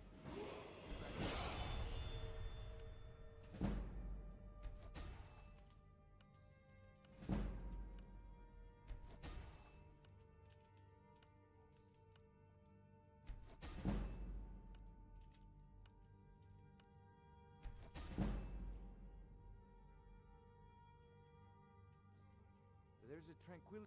Take a look.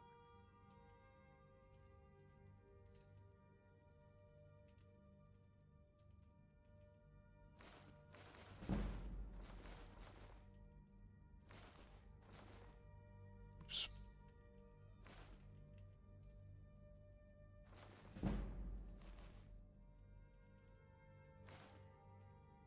Remember, your mind is the best weapon you have. Cool. Where's Lydia? Isn't she supposed to be here? Oh, she's right here. The Loyal House, Carl.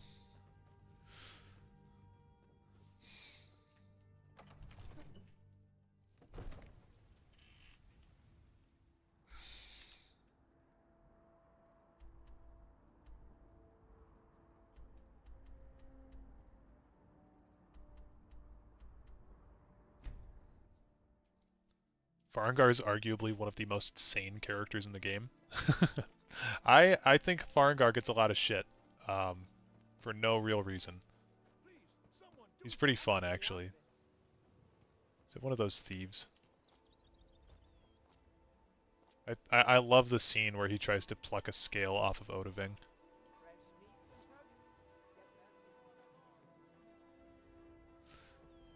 So I think because I'm in the Thieves Guild now I have that excuse to tell any of the guards. Must have missed that. You always enjoy them. Yeah, so if you, well, we'll go do it in just a second here, actually. I hope you're not planning on picking my...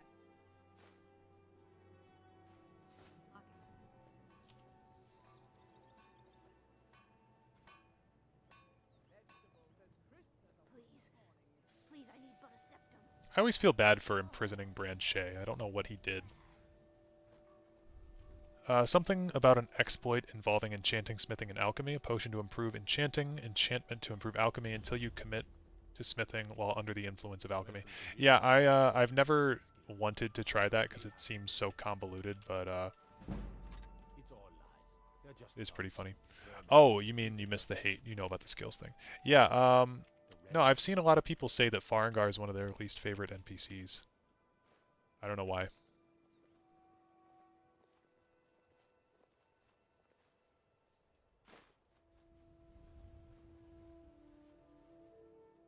You have committed crimes against Skyrim.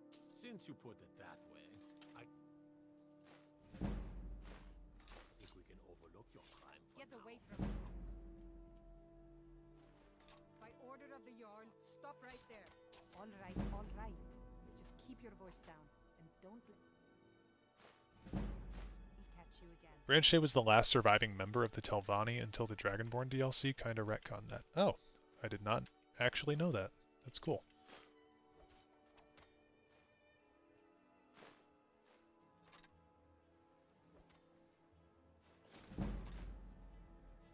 Nice.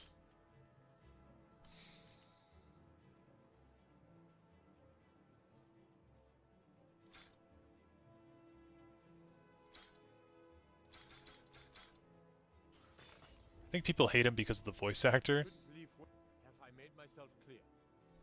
See that it doesn't happen again. Sure. But the voice actor is doing an archetype of a slightly nerdy voice. Never had an issue with the voice work though. I really like his voice actor actually. I really love the few NPCs in this game that have a distinct voice. So that's one thing that like Tullius, Ulfric, Brynjolf, for example, they have an edge over other NPCs because you recognize their voice as being something distinct. And yeah, Farengar, I don't think the voice actor voices another character. Sure, we can talk. Hey, how's it going? Need pickpocket training? Come back and see me.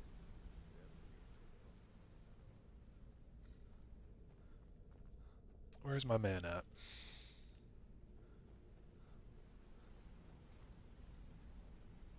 No, it doesn't matter. It's weird that they had like 8 people do all the voices with no variation between characters. Yeah, especially for characters like Mercer Frey, that there's 2 guys in the Thieves Guild voiced by him.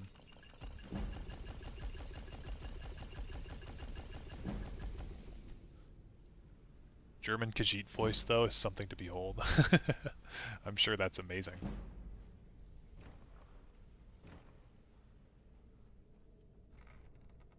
Some of the VAs were able to do character variation, though. Yeah, I mean, they definitely have range, but I do actually want to quit that Bedlam job, buddy. Don't tell me to go to Raven Rock, please.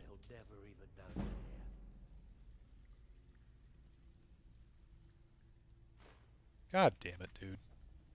All eyes are on you, lad.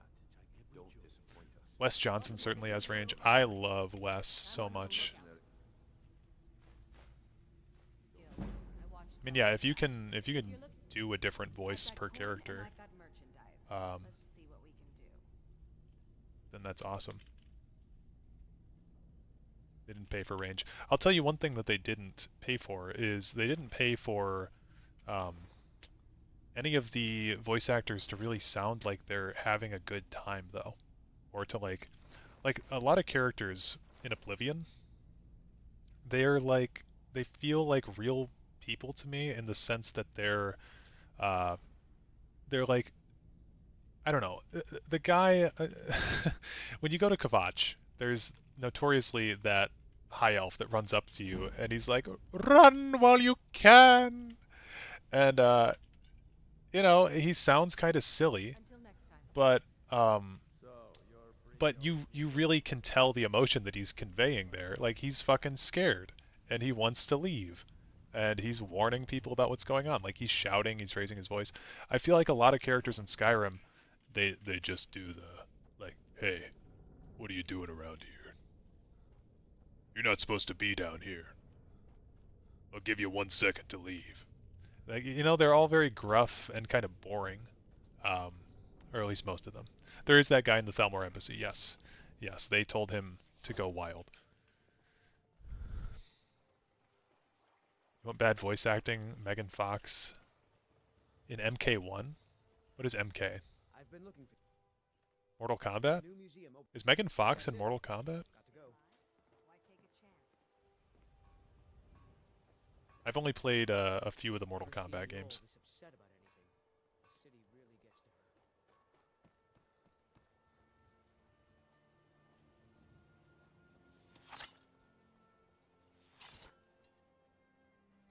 Oh, the movie. Okay.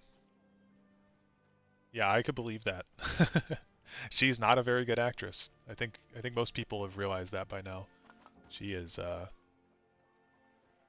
She would not be my first choice if I was casting a movie. Oh, there. Oh, okay, she is in a game. I've heard a few of the main Skyrim voice actors in other games, and although they are recognizable, they sound a bit different. That could just be due to time. I will say, the guy that voices Mercer Frey, his name's Steven something.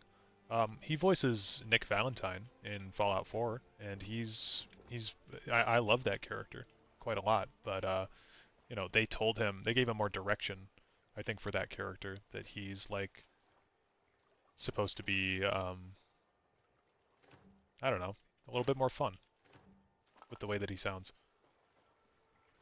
She voices some vampire chick. There is zero emotion in her lines. That tracks. That tracks for old Megan.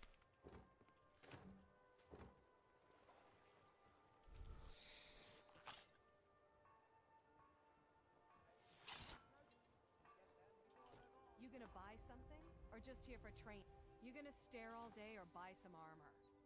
I'll teach you how to use it effectively and keep you quick on your feet. God damn it. We've got a pickpocket. Come back when you're ready to spend more gold. Oh, come on. I don't like that they got rid of the they got rid of the blocking and pressing A on a character to instantly yield. I missed that from Oblivion. It's much more complicated in this game. The chick that voice acts for Feralda seems to be in a lot of games too. Feralda's in the College of Winterhold, right? I hate Grelka. She's rude for... No, she's just a complete bitch. Come on.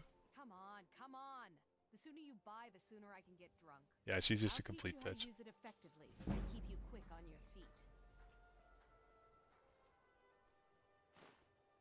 Not a big Fallout fan outside of New Vegas, but I do love hearing Nick Valentine and the other companions in Fallout 4. Yes, I think they did a good job. They did a good job with companions in that game.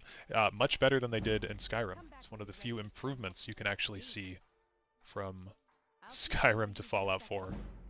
Everything else is mostly a downgrade, in my opinion. That's also like the first Bethesda game that really didn't innovate that much on the gameplay between games. Like Fallout 3 and Oblivion are vaguely similar in a lot of ways, but you can feel the difference when you play those. Fallout 4 and Skyrim, to me, they just have essentially the same animations and the same, I don't know, just the same overall feel, same sprint.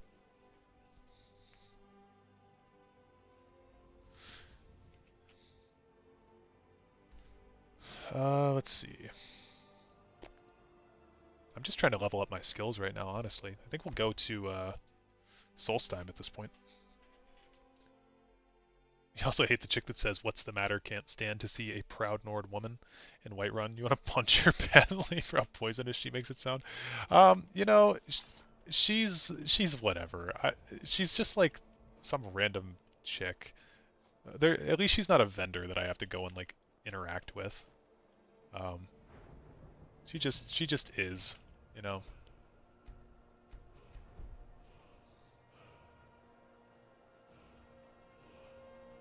We will put a point into what? Light armor? Reckon you'd be able to fight Karstag right now? Yeah, for sure. I'll switch the game to Legendary and go fight Karstag. I do love all those sneak perks, but I don't think we need them. Oh, Misdirection. I want that one. Such a funny, such a funny one. It's another one I wish I had a card for him. Yeah. I don't know. There's so many characters that they missed out on. I'm always salty that we didn't get an Eastron card. Eastron would have been sick. I could see him being like a 7/4 unique Crusader. He'd actually probably have more defense. Yeah, I mean Frost Giant is like an oblique reference to what's his name? Karstag, I suppose.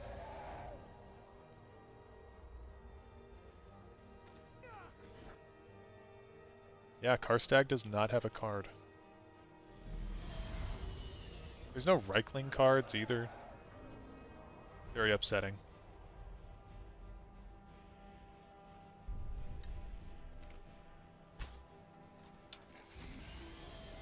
Yes, there are other Frost Giants in Dawnguard. They're in the Forgotten Vale. I actually really want to swap my build up when we get to that point because I want to use the Oriel's shield.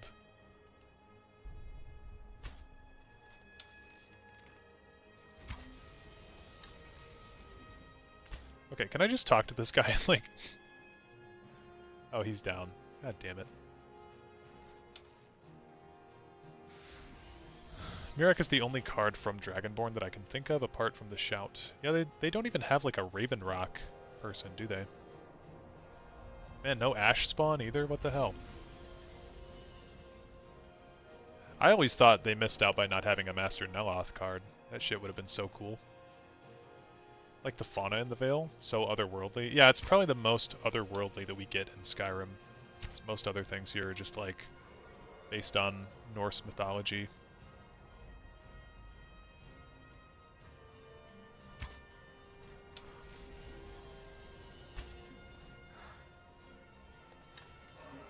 The flora is really cool too. I like the I don't know what they're called.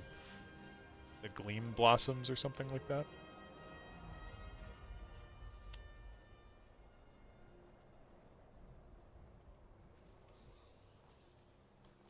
There are a few other cards that are clear references to Skyrim characters but aren't named. Jarl's Housecarl and is Ulfric's guy, and the underboss is that guy in the Thieves Guild. Yes, for sure, but it's as far as Solstheim themed things.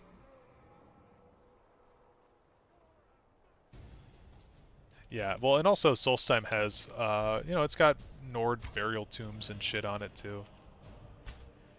It's got that old Nord feel in some places. I actually hit him from over here. Oh, I hit him again. Sick.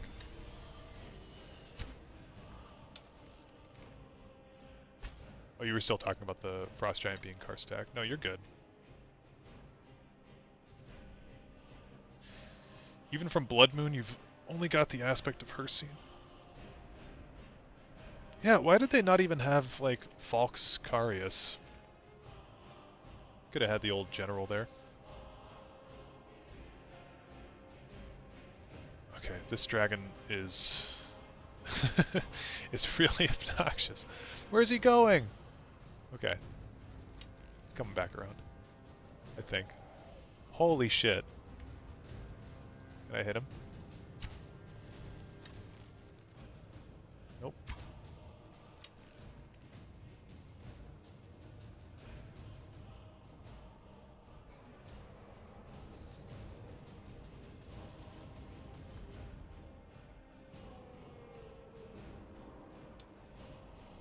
I just ranked Blood Dragon in my my strength tier list that I'm working on today. Such an underrated card, honestly. So good.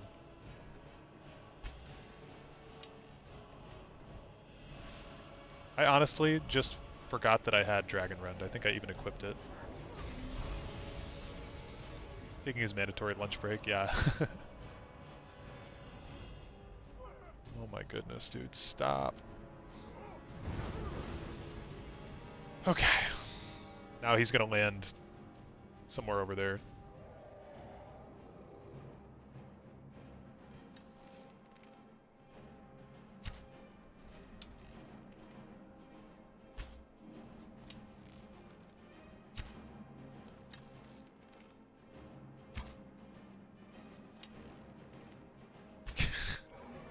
I'm just trying to kill him because I'm stuck in this combat and I can't talk to Captain Gjalland.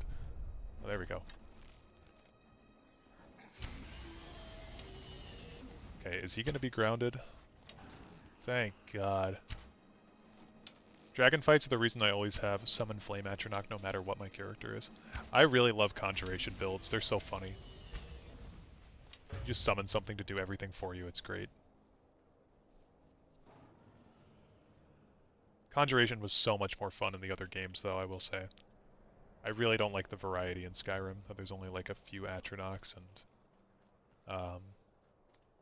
Few Atronachs, a few familiars, and the Dremora.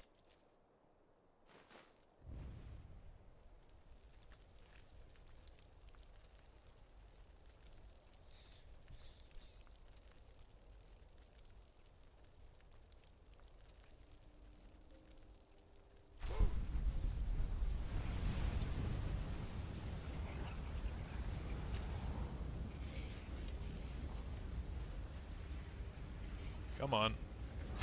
Damn it.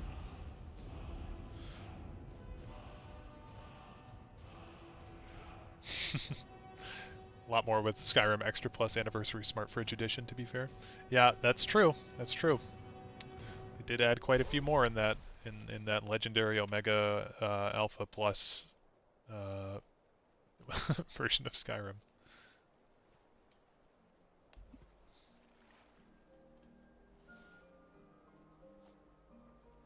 Summon Arvak. Arvak is the best conjuration and best horse. Arvak is the reason that you should have like 130 magicka, or whatever it is, to summon him. Okay, Captain Gjalland. Looking for passage to Solstheim. Too bad. I'm not It's hard to explain. There's been something strange going. Have you been listening to me? I'm not going back there. All right. Besides, maybe you can put a stop to whatever's going on.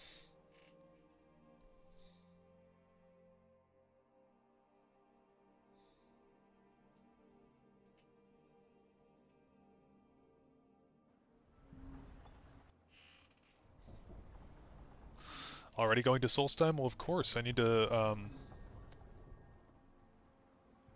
continue my my thieving spree. Here we are. This is Ravenrock. Can't say I'm all that Another glad candidate to for see most it sane again. character. Captain Gjalland or Arvak? Maybe you can figure out what's going on. Or did I around miss a here. stream? Nope. Nope, you didn't miss anything. We're just heading to Solstheim early. There's some stuff here that I want. Swear just last stream you were starting? Yeah. We're level 22 now, I think. Due to some pickpocket shenanigans. I really like this guy too. Another unique voice. This is your first visit to Ravenrock, Outlander. Outlander?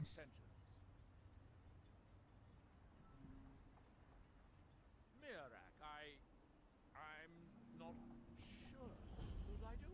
Just remember, Ravenrock is sovereign territory of House Rederer. This is Morrowind, not Skyrim. While you're here, you will be expected to abide by our laws.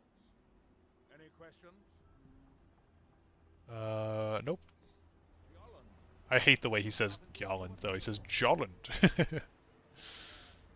Okay, so because I got level 70 in pickpocket, that's why I came here, because now we can steal... Oh, well, not if we mess it up. We can steal an elven bow from these guys.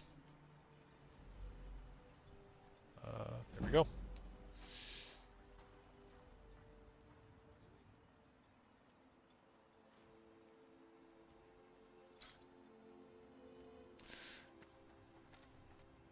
Doing a pickpocket thief run for the first time.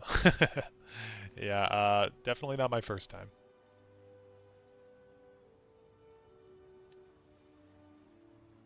Do we have to have his key to get in here? I can't remember. Never really tried it before in all your 13 years of playing? Really? That's crazy. This is like one of the most memed on ways to play because it's so easy.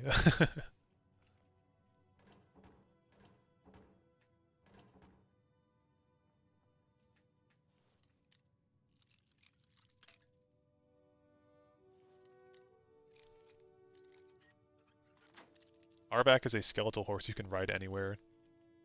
Even inside cities, he's the most sane being in existence, goddammit. Totally agreed. Yeah, okay, you do need this key. Oh, that's what you were trying to tell me. Yep. Well, we can at least get some stuff. We got some good vibes going on here.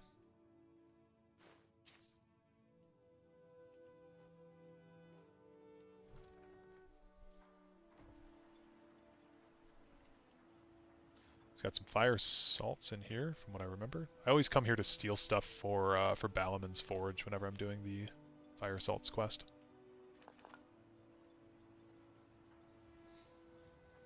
Okay.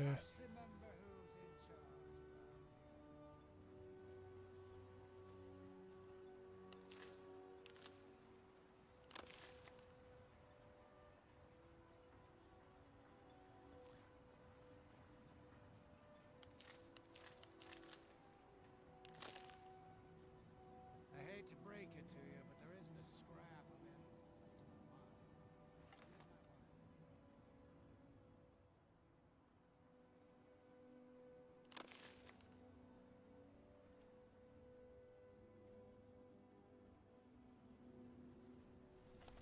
I also really love the guard captain. Holy shit, I forgot about him.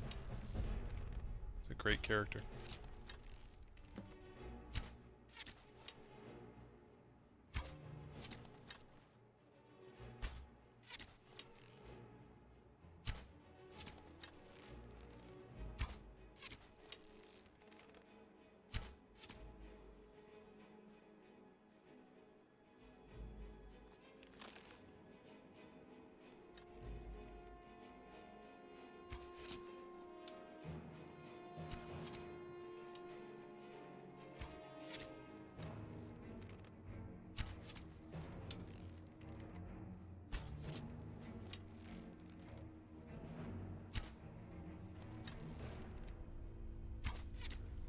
God damn. Did I not hit this guy?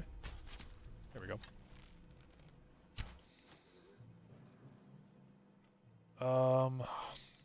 Should favorite some shouts.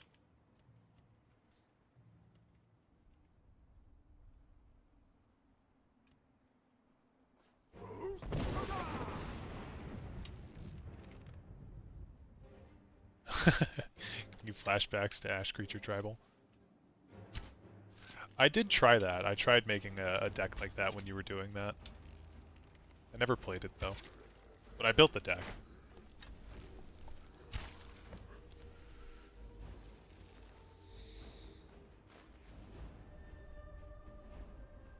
Thanks. I wasn't sure I'd make it off this farm alive. What do you guys think of the Dunmer all homogenizing to be British? Some of the Redoran Guard have taken to calling them ash spawn. Not your finest work. All I know is they're a danger to Raven Rock. There's a guy somewhere on this island who tries the levitation spell. You can save his life with a well-aimed paralysis spell. Yeah, I've seen that guy before. I think he's a random spawn. I know it isn't the best place to start, but we know they've been coming from this direction. Good. I can use all the help I can get. Besides, I don't feel comfortable leaving Raven Rock behind. And I'd hate to lose. Not too versed on lore, but they had different accents before this game. Yeah, they did. They let me see if I can drink some coffee really quick and get some phlegm in my throat.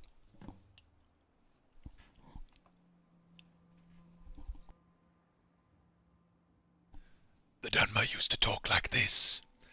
Every time you walked past them, they would say, "Speak quickly, Outlander." But now they're all like Captain Velith here. Say they're the risen forms of those that died long ago, but I'm not so certain. They started attacking the bulwark a few weeks ago. My men St. Jude does have a proper voice in the Soul Karen, yeah. We've had 2 other assaults on the bulwark. A different. I know it sounds crazy, but it's almost like they're becoming more. Like they had ash in their throat or some shit. Yeah. Exactly. Something has to be directing them against us, and we need to find out who. I believe it is the same voice actor. Yeah. Report back to me if you discover anything unusual.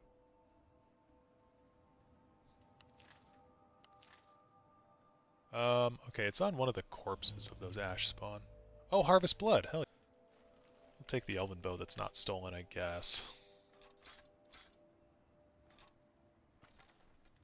Gotta remember that Common is a second language for non-humans. They will have accents, and those accents change with time and region.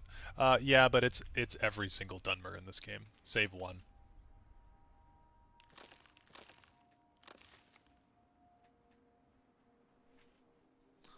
Dunmer all just sipped some tea and it cleared their throats.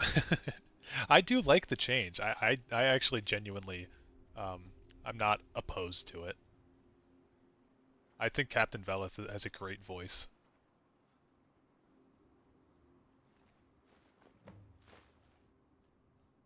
And Neloth, we would not get the beauty that is Neloth without that. Like how they call it common.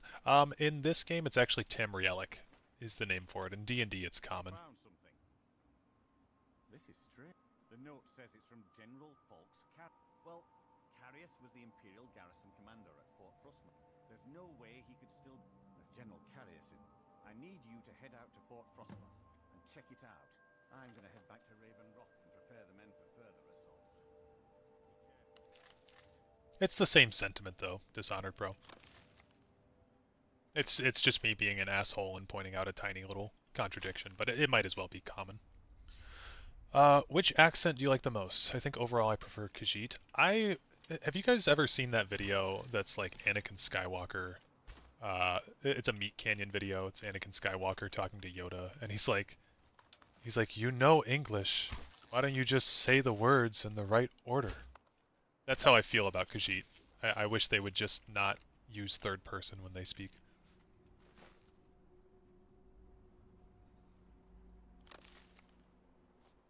I think overall for accents, though, I don't know which one I prefer the most. Definitely not Nord. The Nord accent doesn't quite do it for me. Let's start this quest. Sorry, I've just had This guy actually does have a more traditional Dunmer voice, doesn't he? It probably can't hurt to tell you. You look mostly honest. The name's Rollis. Rollis Sedaris, out of Moorhold. I've got a financial... Yoda is a freak, dude. The freakiest Jedi in the Order. Obtaining some rare antiquities. The relics of Arsenal. But this whole thing became a disaster right quick, let me tell you.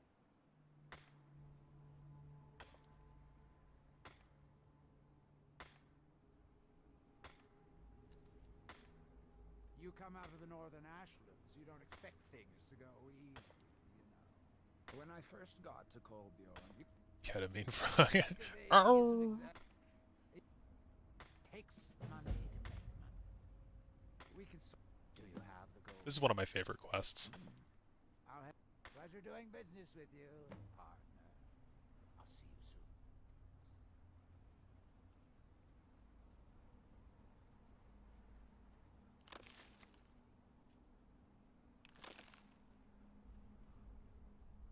The most based hustler. That's a great title for him. You know, he would have been a fun card in Legends too. A fun treasure hunt card.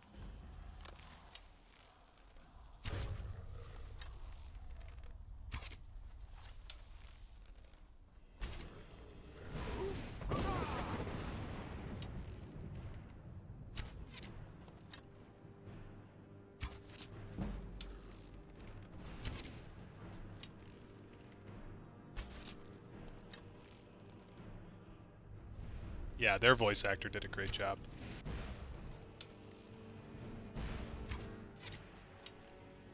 I mean, I don't know if most people agree, but I think Dragonborn is the better of the two DLCs, in my opinion.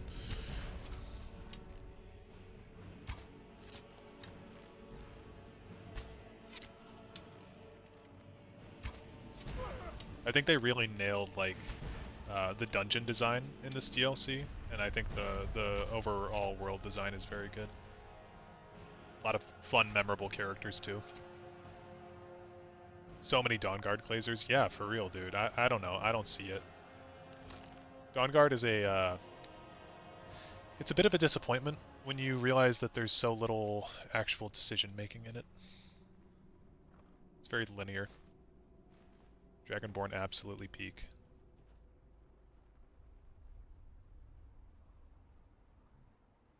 Okay, I'm glad I'm not the only one that thinks that then.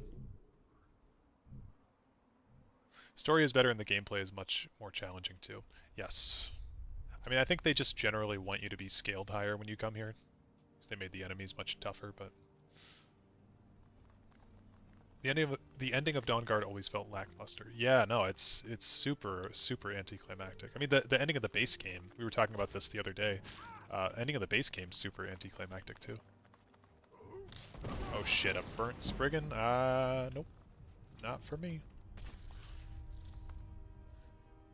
Funny the Daedric Prince DLCs have always been better. Yeah, you know, I never really had considered this to be a Daedric Prince DLC, but I suppose it is. Although I do enjoy Tribunal in Morrowind. I think that's a good DLC. I've only played through those DLCs one time.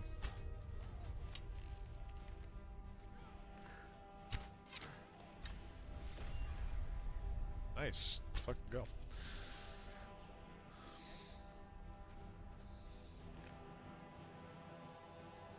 I wish they named it something other than Dragonborn too, though. Yeah. It is kind of a lame name. You always feel that way when you beat it again after a couple years, like, oh yeah, that's it. Yeah, no, it just sort of ends, and it's weird. Like, Oblivion has an entire cutscene. Morrowind has an entire cutscene at the end. Just bizarre. Mournhold just feels so restricted to me because it's a locked cell. Yeah, I get that. I think it's a fun cell to explore, though. There's a lot of fun little characters and side quests and whatnot. Still mad we don't get to talk to Sothasil in Morrowind. True, but honestly, if they keep any piece of lore from ESO, it should be that Sothasil was exactly how he was represented in ESO. I really like that guy in ESO. I was like, oh, damn, maybe the Tribunal aren't so bad. Time to never talk to Delphine again.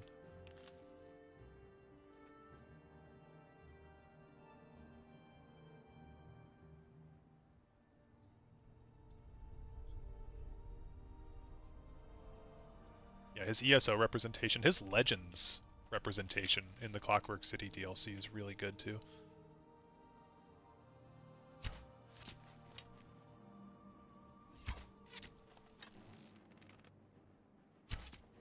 Oh shit, these guys, I forget how much health these guys have.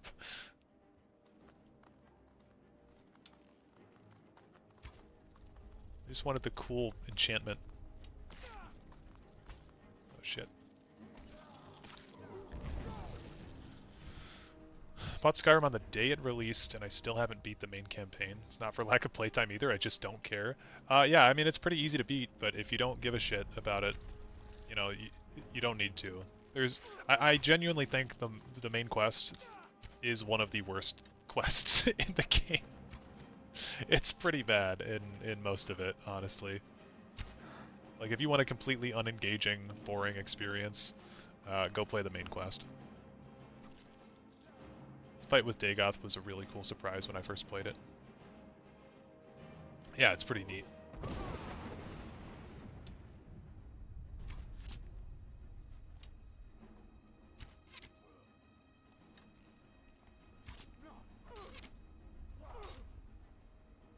Oh my god, someone just fire off a ICBM over there?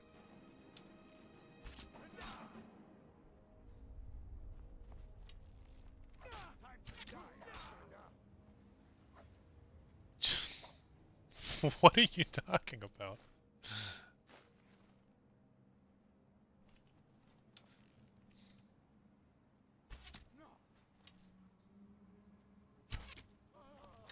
Oh shit, now there's Spriggans getting involved? God damn it, man. Would it be immoral for me to shout them off the edge of the cliff and down into Raven Rock?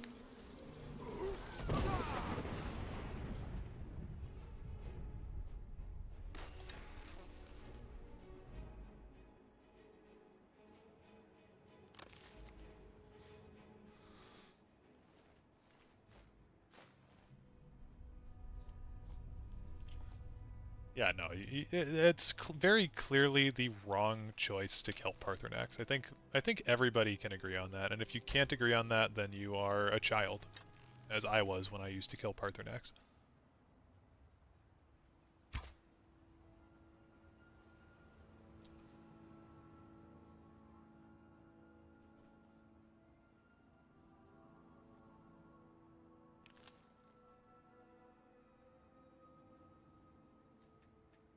See, I would hate Delphine more if she was not a product of Bethesda. Like, she genuinely just reminds me that she's a character written by Bethesda. And I'm like, oh, yeah, it's not...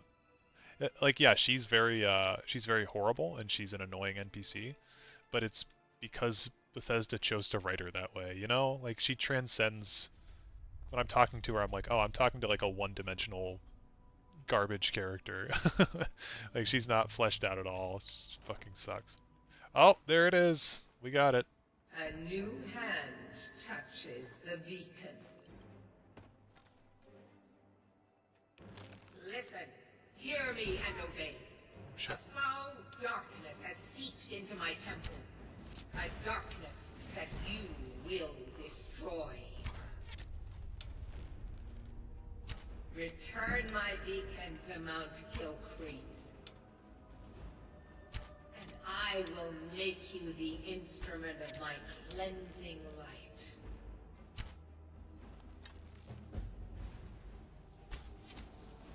Ow.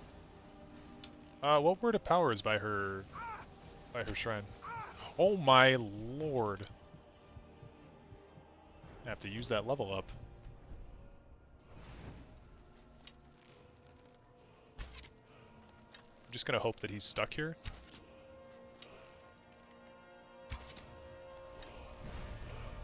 Oh yeah, that is super weird that we never got a Meridia's Beacon card.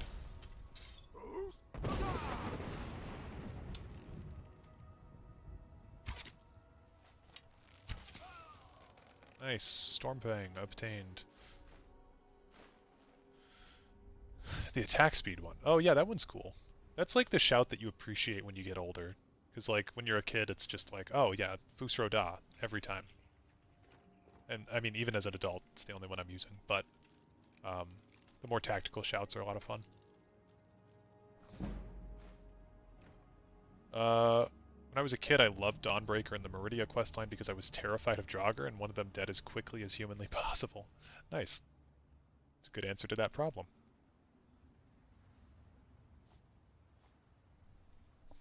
My buddy, when I was a kid, he was so scared of frostbite spiders that he had me come over to his house and kill the frostbite spider in Bleak Falls Barrow for him. There's the burnt Spriggan.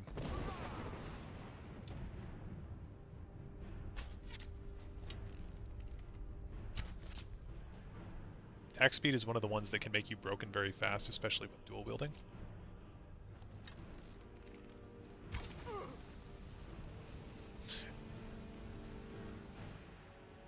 Marked for Death is really good.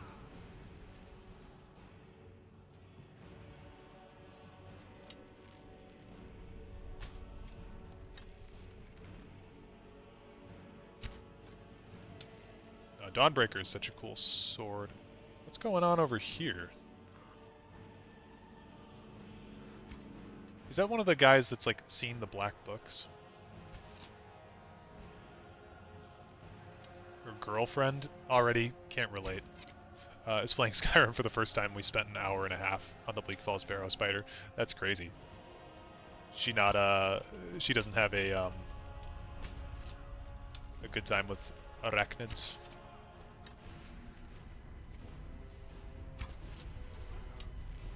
Oh, he's dead. Hate how the wildlife will chase you till the end of the earth. Yeah. That is one thing in Elder Scrolls Online that I really like, is that you can just run away from the wildlife. Not a gamer or a spider fan. That's fair.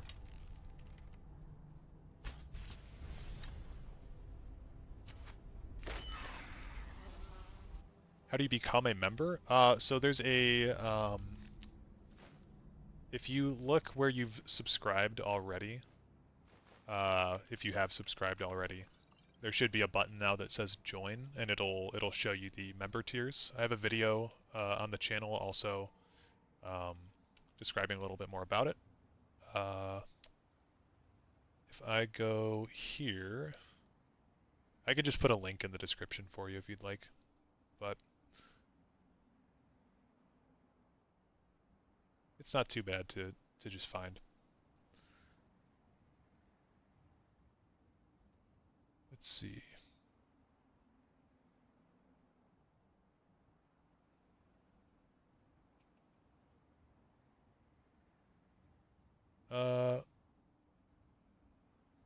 There you go. Well, I'd assumed that he subscribed, but yeah.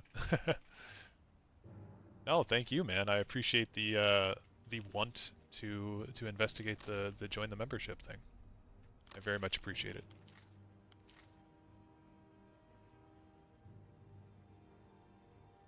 I mean, I don't think also that you can join a channel as a member, because I was looking to join someone as a member the other day, a Dark Souls player that I watch, but I realized, like, and this happens a lot too, if you've ever been on like a binge of someone's videos and then you forget to subscribe, like, that's happened to me quite a bit. So I tried to join them as a member, and then I was like, oh, I'm not subscribed.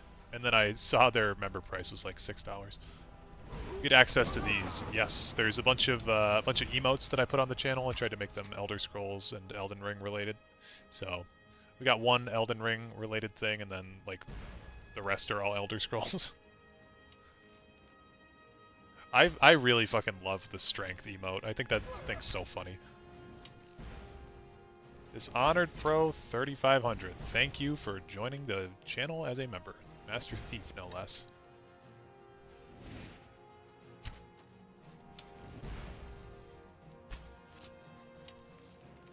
Strength, strength, strength, strength.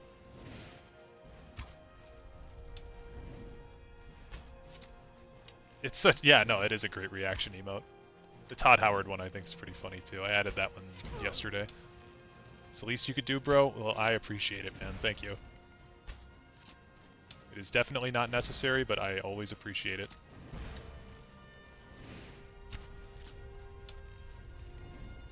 Do I have a limit on the number I'm able to add? So, yeah, the Todd Howard one is funny as hell. I believe you can access that by clicking the, there's like a smiley face on my screen. So like if I pause the game really quick. Oops. Yeah, add an emote and then it'll... You can do stuff like that, which is not only fun for you guys, but it's fun for me too. So, yeah, there are a limit on how many emotes that I can have. So it's based on actually how many members I have on the channel. So before I only had 3 or 5. I swear I've seen other memberships with hella emotes, so I don't think there's a limit. Yeah, it's member dependent. So right now I have access to 6, I think, but that'll grow the more members that I get.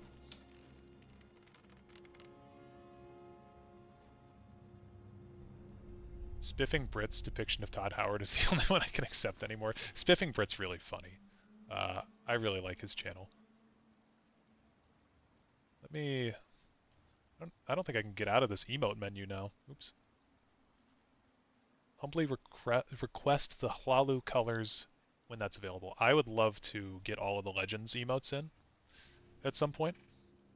But I wanted to get in some of the more general Elder Scrolls ones as well.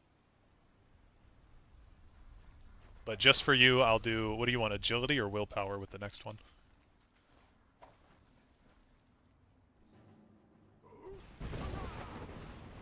You have a sister who's terrible at casual optimization. Light armor, dual-wielding archer, all points go to magic.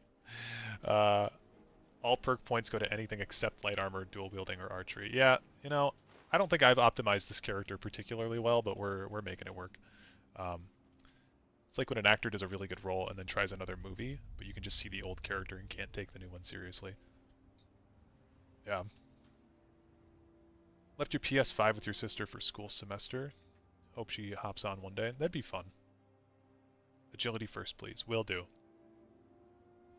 She just be on Roblox, bruh. As long as she's having fun. Yeah, I mean, that's fair, man. I work with kids, and I have, like, a few times I've been like, hey, do you guys, any of your dads play Skyrim? And they just, like, look at me. They're like, what are you talking about? I'm like, never mind. Oh, no, don't tell me this guy died. Oh, shit. I wanted to buy the gem from him. Oh, that's not cool.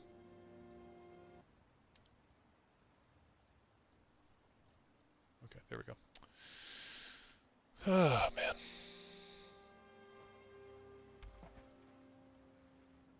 It is definitely a shame that we can't use the Silt Strider. Oh my god, there's a fight every like 2 minutes.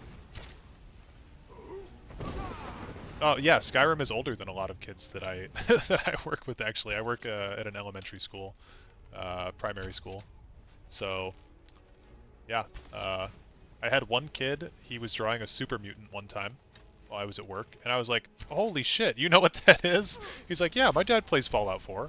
I was like, "Oh hell yeah, dude!" And I'm like, "Has he ever played Skyrim?" And he's like, "What's that?" Can't even imagine one of your clients. Todd forgot to add an exploitable loot chest, sadly. Yeah.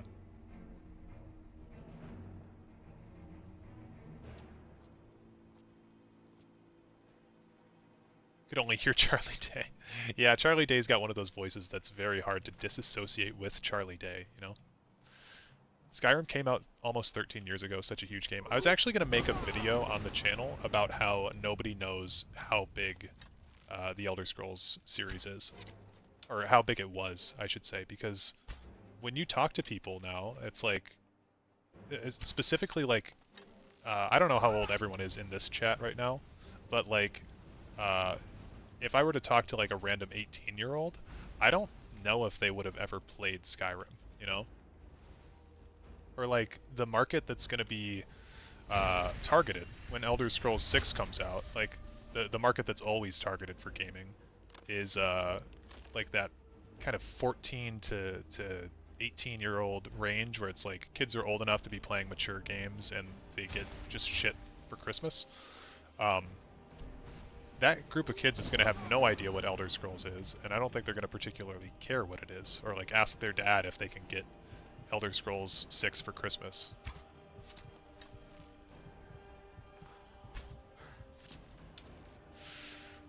Let's see. Danny DeVito has a unique voice, but I hear a character, not Danny DeVito. That's fair. I think he's pretty funny as the Lorax in that movie, but I don't like that movie. Skyrim came out on Memorial Day when I was in the Navy at the time, went out and ate for free, got drunk, and my friend convinced you to buy it. That's so cool. They're really going to have to market the shit out of this game for the new generation. Yeah, it's going to have to look insane, and it's going to have to be insane, because Bethesda has such a bad rep now. Like, especially, I would argue, especially with their fans. Like, I feel like Elder Scrolls fans have been mistreated. I feel like Todd doesn't give a shit about us right now. If not for that day of me choosing to go out with that specific friend, you'd have never played Skyrim, maybe. Wow. Everybody can track their Elder Scrolls experience back to one moment, I think. Mine was in 5th grade. Lorax, you were thinking Phil from Disney's Hercules. Oh yeah, that's good too. I had honestly forgotten about that.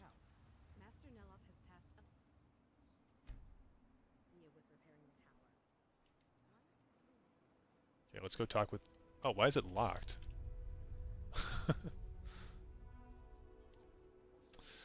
Exactly, many Elder Scrolls fans are going to be real skeptical and very analytical. Yeah, well, and, you know, I think we have a right to be. Because we've been given a lot of the short end of the stick in the past decade. Talk to the butler. I think I'll just leave it for now. I want to go do other stuff. I want to go get some more Dwarven metal. Maybe from... No, I can't go in there yet, can I? Todd definitely doesn't give a shit about Legends fans. No, he does not. But also, I will cut him a little bit of slack for that because technically Bethesda Game Studios was not like directly involved, but they did not market Legends well at all. That was my experience, and then drunkenly creating the cool lizard guy and burning people with fire magic later that night. That's awesome.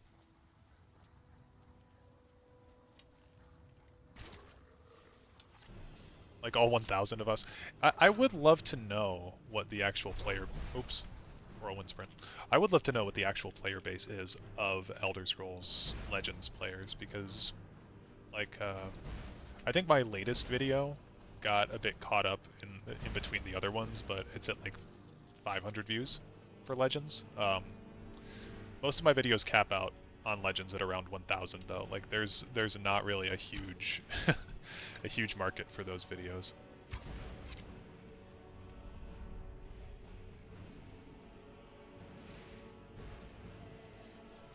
I remember my first time playing with my homie at his house.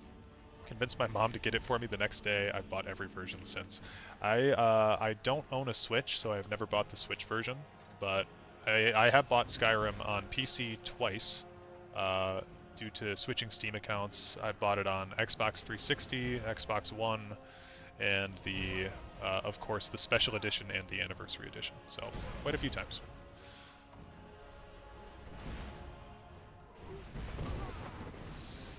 Hit Legend the other week at 600-ish, did nothing and stayed at 600, so it's definitely not booming. Yeah. Well, and if you're if you're someone like me, you don't even try to get the Legend anymore. So I don't know how representative it is of the entire population. Yeah, I never even knew Legends existed. Saw it on your channel for the first time. Yep, I've heard that from a lot of people actually. They're like, oh wow, what's this game? And hey, you know what? We just have to make do with that.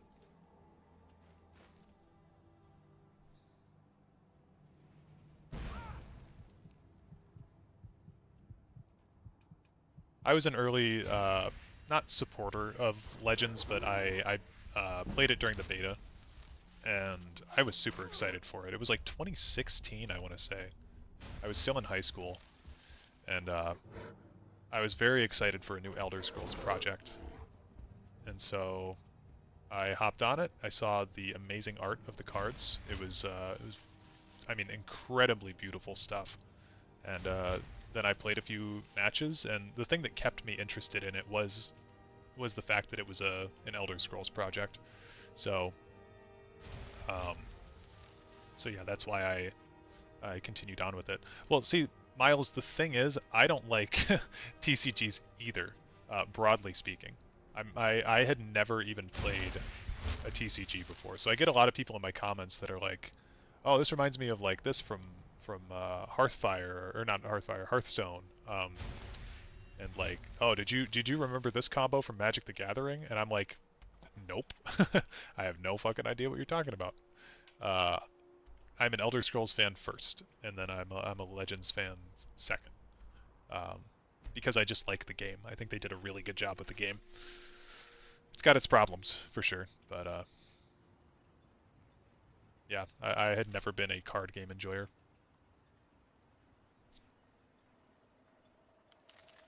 It is a card game. It's got lore that it adds, though. It has 4 DLCs that are all obtainable with in-game currency, so you don't have to spend anything on it. You just play games and you gather gold, and you can play them for free. They're pretty fun. I was gonna do a recap of them on my channel at some point. Played Magic the Gathering a bit, but that's only since playing Legends. Yeah, I had a few kids at my work try to get me involved in Magic. I actually used to play Legends on my phone, so I worked at this summer camp and we had a pool, and I never had to do lifeguard duty. We always had lifeguards on deck, so it was kind of just a time for like the camp counselors to recoup and take a little bit of a break. But you'd have kids sometimes that couldn't go in the pool for whatever reason, like maybe they got poison ivy or something. So I would sit out with them and just like hang out, and I'd be playing Legends on my phone, and then they'd be like, "Oh, what's that?" And then I would just like let them play Legends on my phone on my accounts. It was pretty fun, actually. I haven't gotten that experience in a while because I took the summer off, but yeah. Marvel Snap seemingly took at least a few mechanics from Legends. Their goblins have debilitating effects, move effects, give buffs, and multiple lane/lane conditions. That's cool. I've wanted to actually give Marvel Snap a try. Deadpool and Wolverine reignited my desire to watch Marvel movies. They've been in such a bad shape, but I really like that movie. Most recent MTG set, Bloomborough, is Drop Dead Gorgeous. Nice. No, they don't exactly grow on. Look, if you see Precious, tell him to give me that pickaxe back. I was just going to ask if it was possible to be fully free to play. I refuse to play games with mandatory microtransactions. Yes, it's fully free to play. I think that's actually what killed the game. That's one thing that killed the game. The other thing is that it released a very, very unpopular DLC right at the end of its life cycle. The most recent card pack was the Oblivion update. If you ever hear people talking about how Invade killed Legends, that's the mechanic that they're talking about. It's about half true. Because it's not Invade that killed the game, really. It's just developer support was already waning. The only thing, or there's exactly nothing you need to pay for Legends, but can if you want to get better stuff faster, but it's definitely not mandatory. Yeah, I think I've spent in total $40 on Legends because I paid for some card packs at one point, but I don't have a full collection yet in Legends, but I've been able to get just about everything for free. Paid for some card packs because I like the game, but you don't have to. Legends is the most free-to-play game there is. You can craft a deck strong enough to be #1 within a few weeks. Yeah. Yep, and all the stuff that's like a DLC card, you can craft that too. So you get cards out of packs, or you can craft them using gemstones. And you can craft any DLC card with gemstones, basically. Got the premium Frostbark collection, but that's about it. Yeah.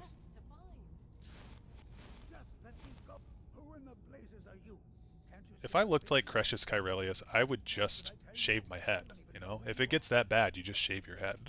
You don't let it keep growing on the sides. But mark my word, a secret leak.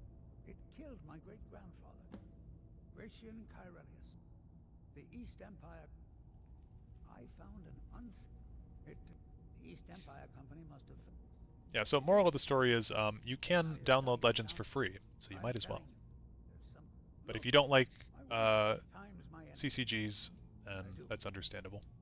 Here's everything I have. The letter, the key. Why you're leading Cretius on, I'll never understand. I can finally regain the respect. He's a top hat and a black suit. That's actually a very good idea. Someone should tell him that. Spent about $300 on Legends overall. Pre-ordered JOO, ordered elsewhere, and bought all the alt arts and stuff from the Festival of Madness, and some packs here and there. That's cool. Yeah, I mean, it's a game that you can, you know, pay for stuff if you want to. But at the end of the day, it makes no real difference. The art is beautiful, though. Like, I would say the art alone is like worth some money. The amount of time that the developers had to put into that. Shudder to think how much Justin must have spent on it. Oh my god, dude. Justin was in my chat one time. I wish he'd come back. Again, I'd love to talk to that man about Legends stuff. Yeah, he probably spent a lot on it.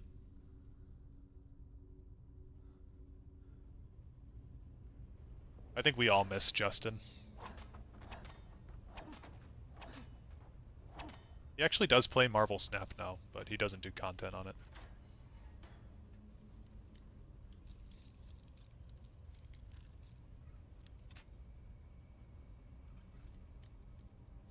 Saw that in one of the videos. You've been secretly hoping he'll show up in mine. Yeah, no, that'd be great.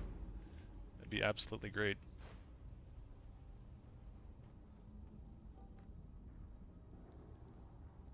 True legend of the game.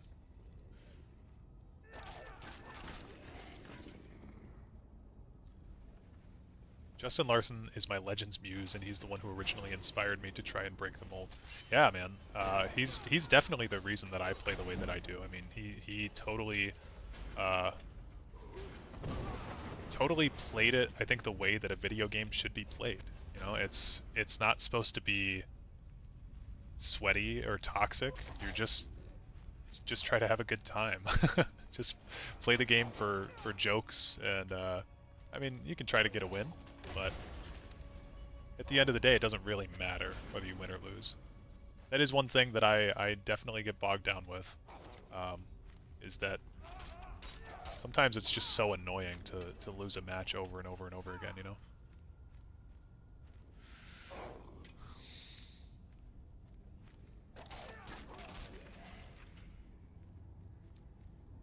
like to think he'd approve of some of the weird shit you get up to. Oh, I think he absolutely would. You've got some funny ideas, man. Probably need more than like 5 average viewers to get it, though. I mean, you'll get there. I think, you know, just be consistent with your uploading. That's what happened with me. Yesterday sucked for you? You got real close to deleting the channel? Yeah, no, I get that. I don't know what happened. I think the algorithm, I just got lucky with the algorithm for mine. But, yeah, I get it.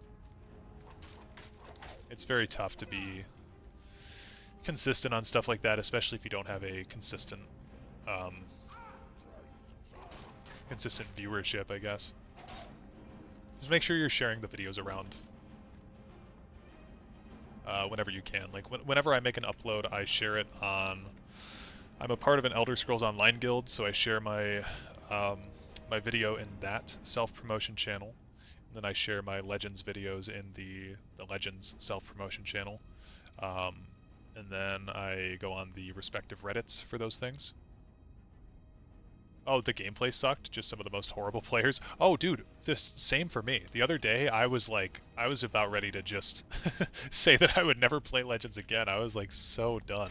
I think it was just something going around. I was playing against more Telvanni decks than I think I'd ever played against in my life. It was horrible. Oh shit, I'm dead. Do love the Weekend Gauntlets, one of your favorites. I'm just always so reluctant to go into the gauntlets. What the fuck is support monk, man? Preach. Anything monk just hurts me. This physically actually hurts me. Deep in the dwarf fortress trenches right now. Once your yearly itch of dwarf subsides, you'll pick up legends. Cool. I'm actually thinking about making a video on the channel soon for new players. Like a deck that's very easily crafted and constructed.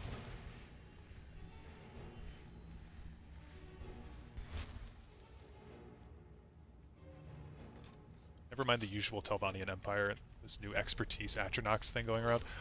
Oh, dude, Atronachs are one of the most toxic ways to play, I think. Like, it's one thing to have Mage's Guild retreat, but yeah, Akatosh, or not Akatosh, the Atronach summoning guy, the Conjuration Tutor or Scholar, horrible card. We need less support monk, more Chanter of Akatosh, Ring of Demira, Blessing of the Grove, OTK monk. Yeah, I really like the Ring of Demira as a support. I think it's very funny. Find some real wizards on the ladder. Some real falling wizards, that is.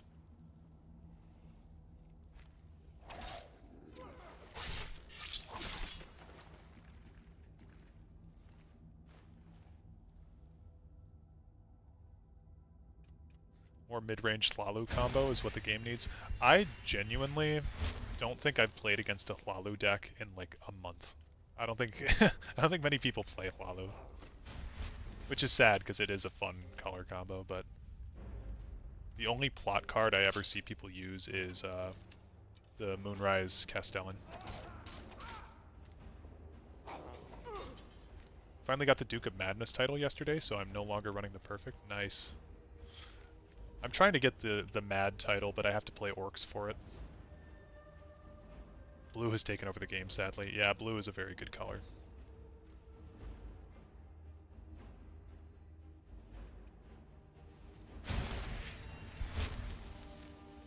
See lots of Battle Mage.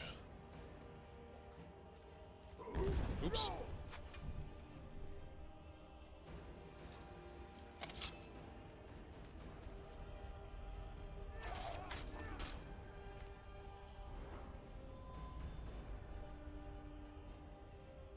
I should upgrade my one-handed.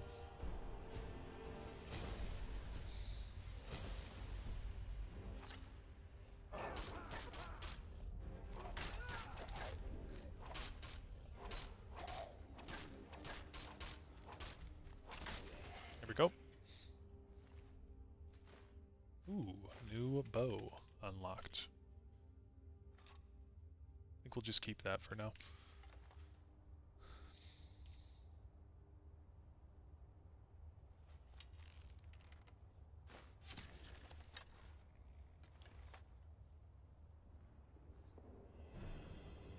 Yes, I did play that. There is a video of it on Thin White Duke's channel though, so definitely go watch his.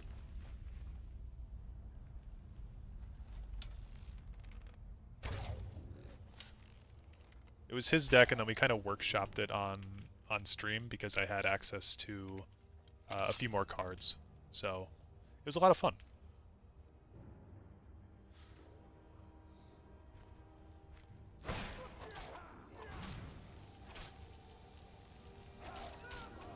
Atraxa, Praetor's Voice, and Simic Ascendancy. What are those?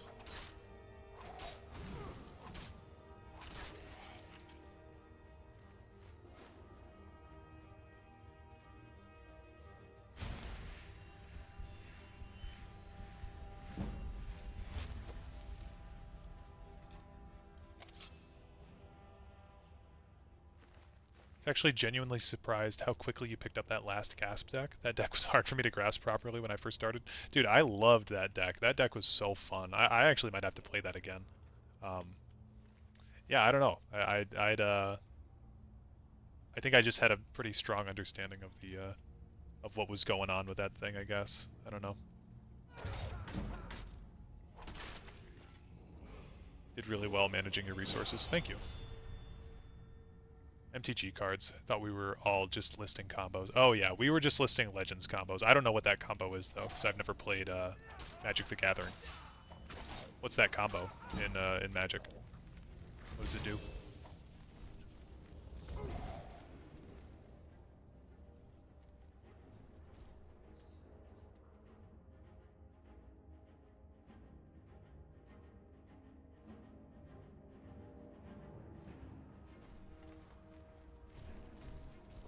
Oh Jesus.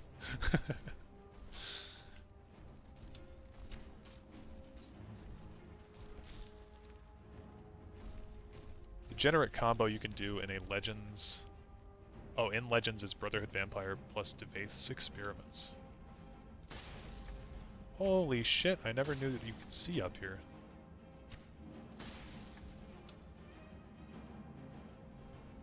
So cool when it hits.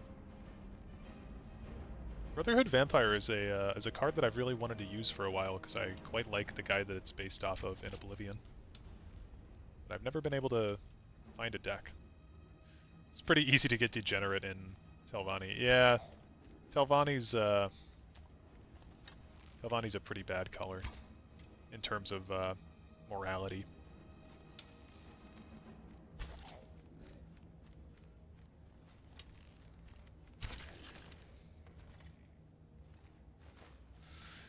Atraxa, Praetor's Voice. At the beginning of end step, proliferate. Choose any number of permanents and/or players, then give each other counter of each kind. Give each an okay. Hold on. You typed that right. I read it wrong. Then give each another counter of each kind already there. Okay. Jesus. Step on that.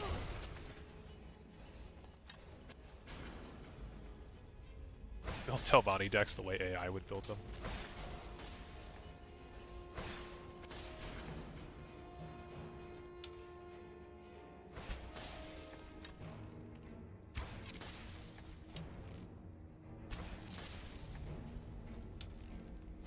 Okay, hold on. Oh, no, no, no. Ooh, okay. Just had to abuse that trap for a minute there.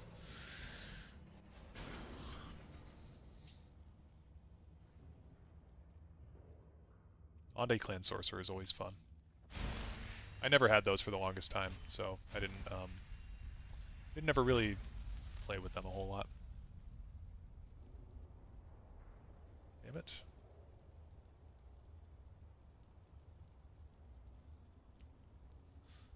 At the beginning of your okay, Simic Ascendancy, put a +1/+1 counter on a target creature you control whenever one or more +1/+1 counters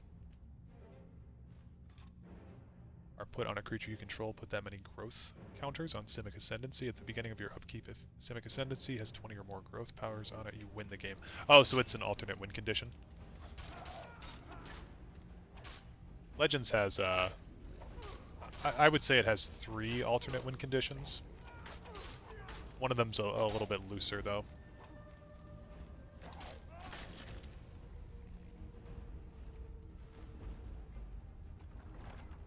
Got screenshots of you with boards.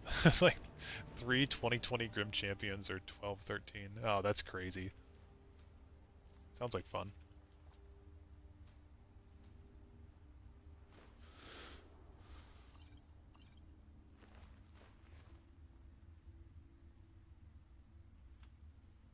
Wait, did I not take the Ancient Nord pickaxe?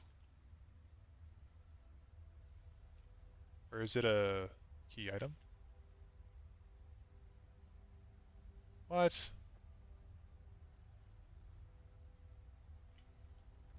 I think the key to enjoying Legends is to concede versus decks that you have abhorrent matchups against. The Telvanni I'm describing does much better versus aggro and mid-range than it does control. Yeah, I've gotten to a point where if I see specific cards, I just leave. I'm like, oh, you want to win? There you go. Because most of the time, I'm not even trying to win. I'm trying to just do something stupid.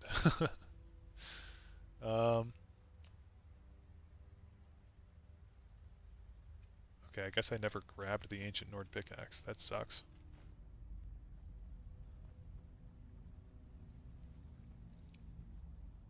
Saw Balgruuf for the first time ever in game the other day. Really?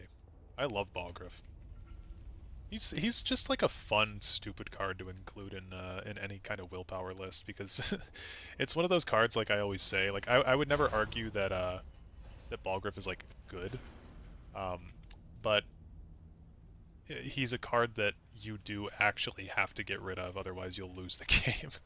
So it is funny actually how many people don't realize what Balgruuf's text does.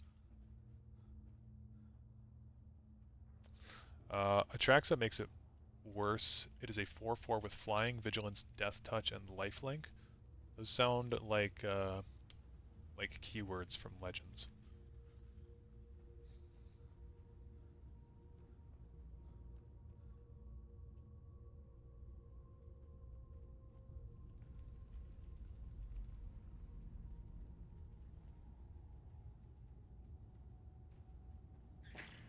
What?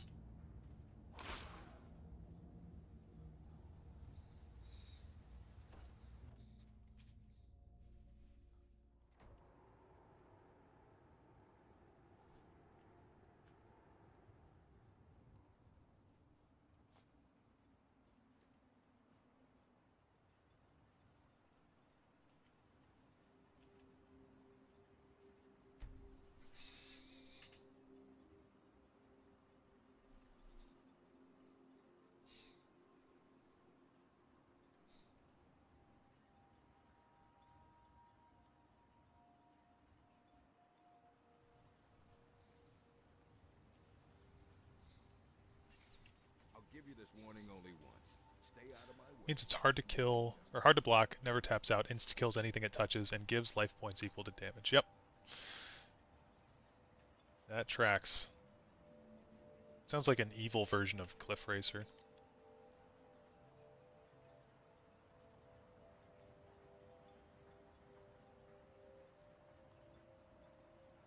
Okay, I was asking this earlier when I was robbing Grelka. Who's watching me?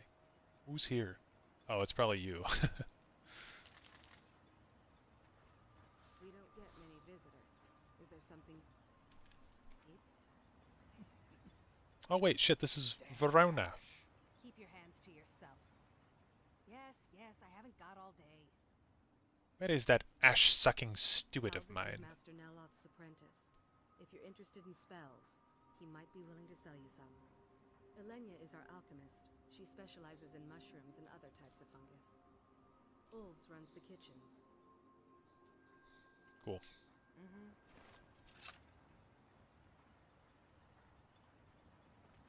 Be careful.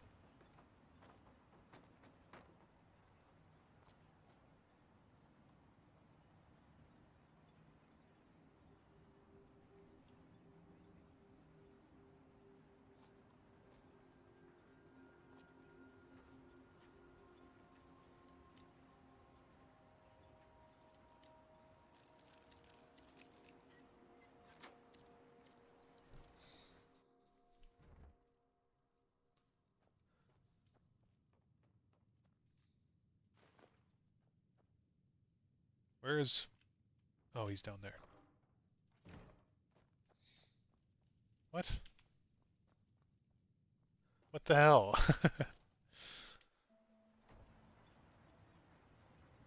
You can't kill an alien guardian. Oh boy. Alien Guardians really was a big fuck up. I just cannot believe that it's a thing.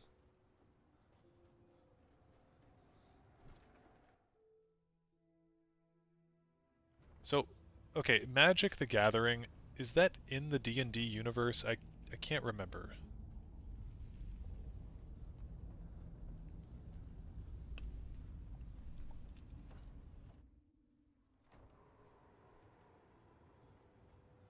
I know it's a part of some other greater universe, but I can't remember what that is.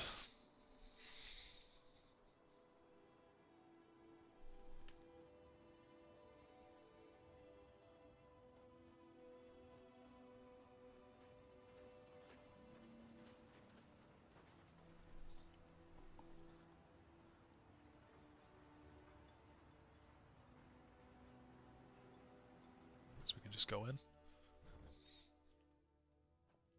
God damn it, dude. Where the fuck is Kyrelius?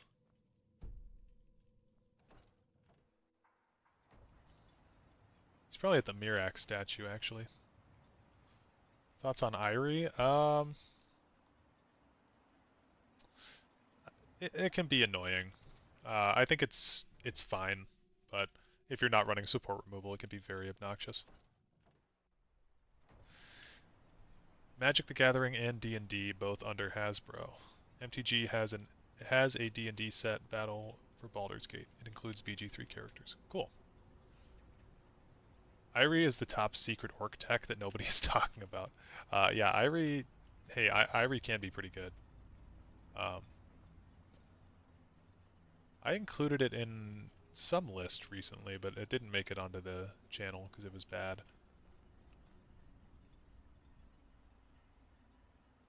I don't usually play a whole lot of high-end creatures like that, though, that have like super high attack power. So I don't usually think to put it in lists, to be fair.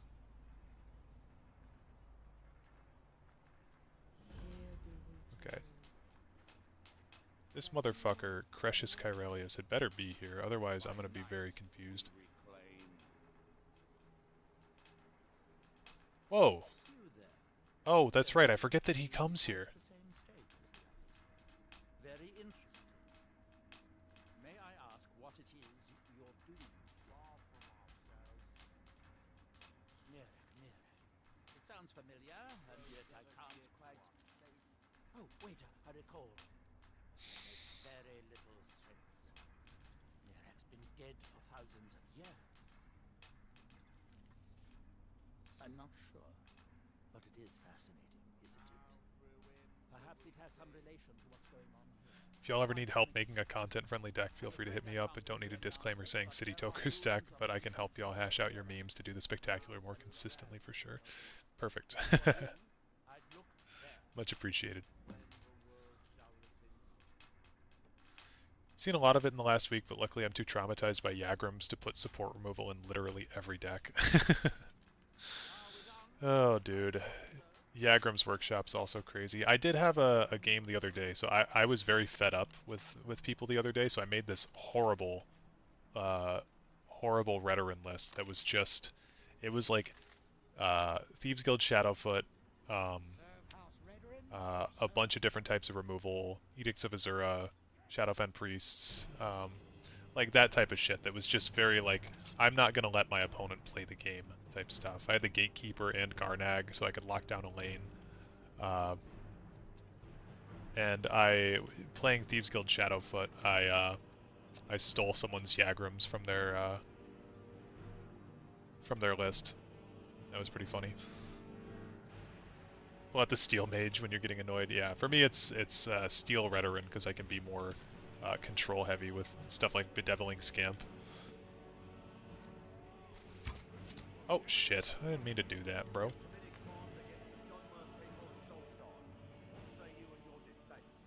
Well, I suppose I could forget that I saw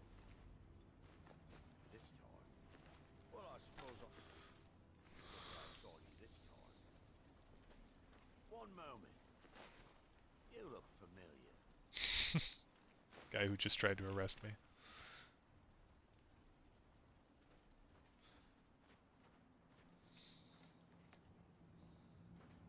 One moment. You look familiar. Crab rave combo.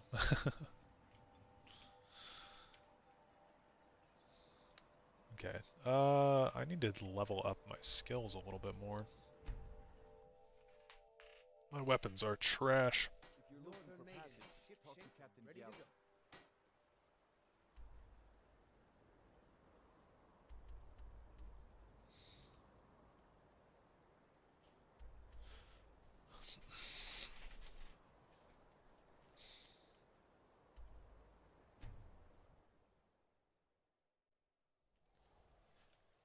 Yeah, I think I'm gonna call it here. I think we've gotten a lot done. It's a pretty long stream. Pretty good time, just hanging out and chatting. Um, I'll probably be live in the next couple of days for probably another Skyrim run. We'll go and finish up the game and continue on into the DLC just for shits and giggles. But yeah, I got all the footage that I need. So if we do get together again, it'll just be kind of to chat and hang out. So thank you guys to everybody who decided to come on out, and I will talk to you guys in the next one. Peace out.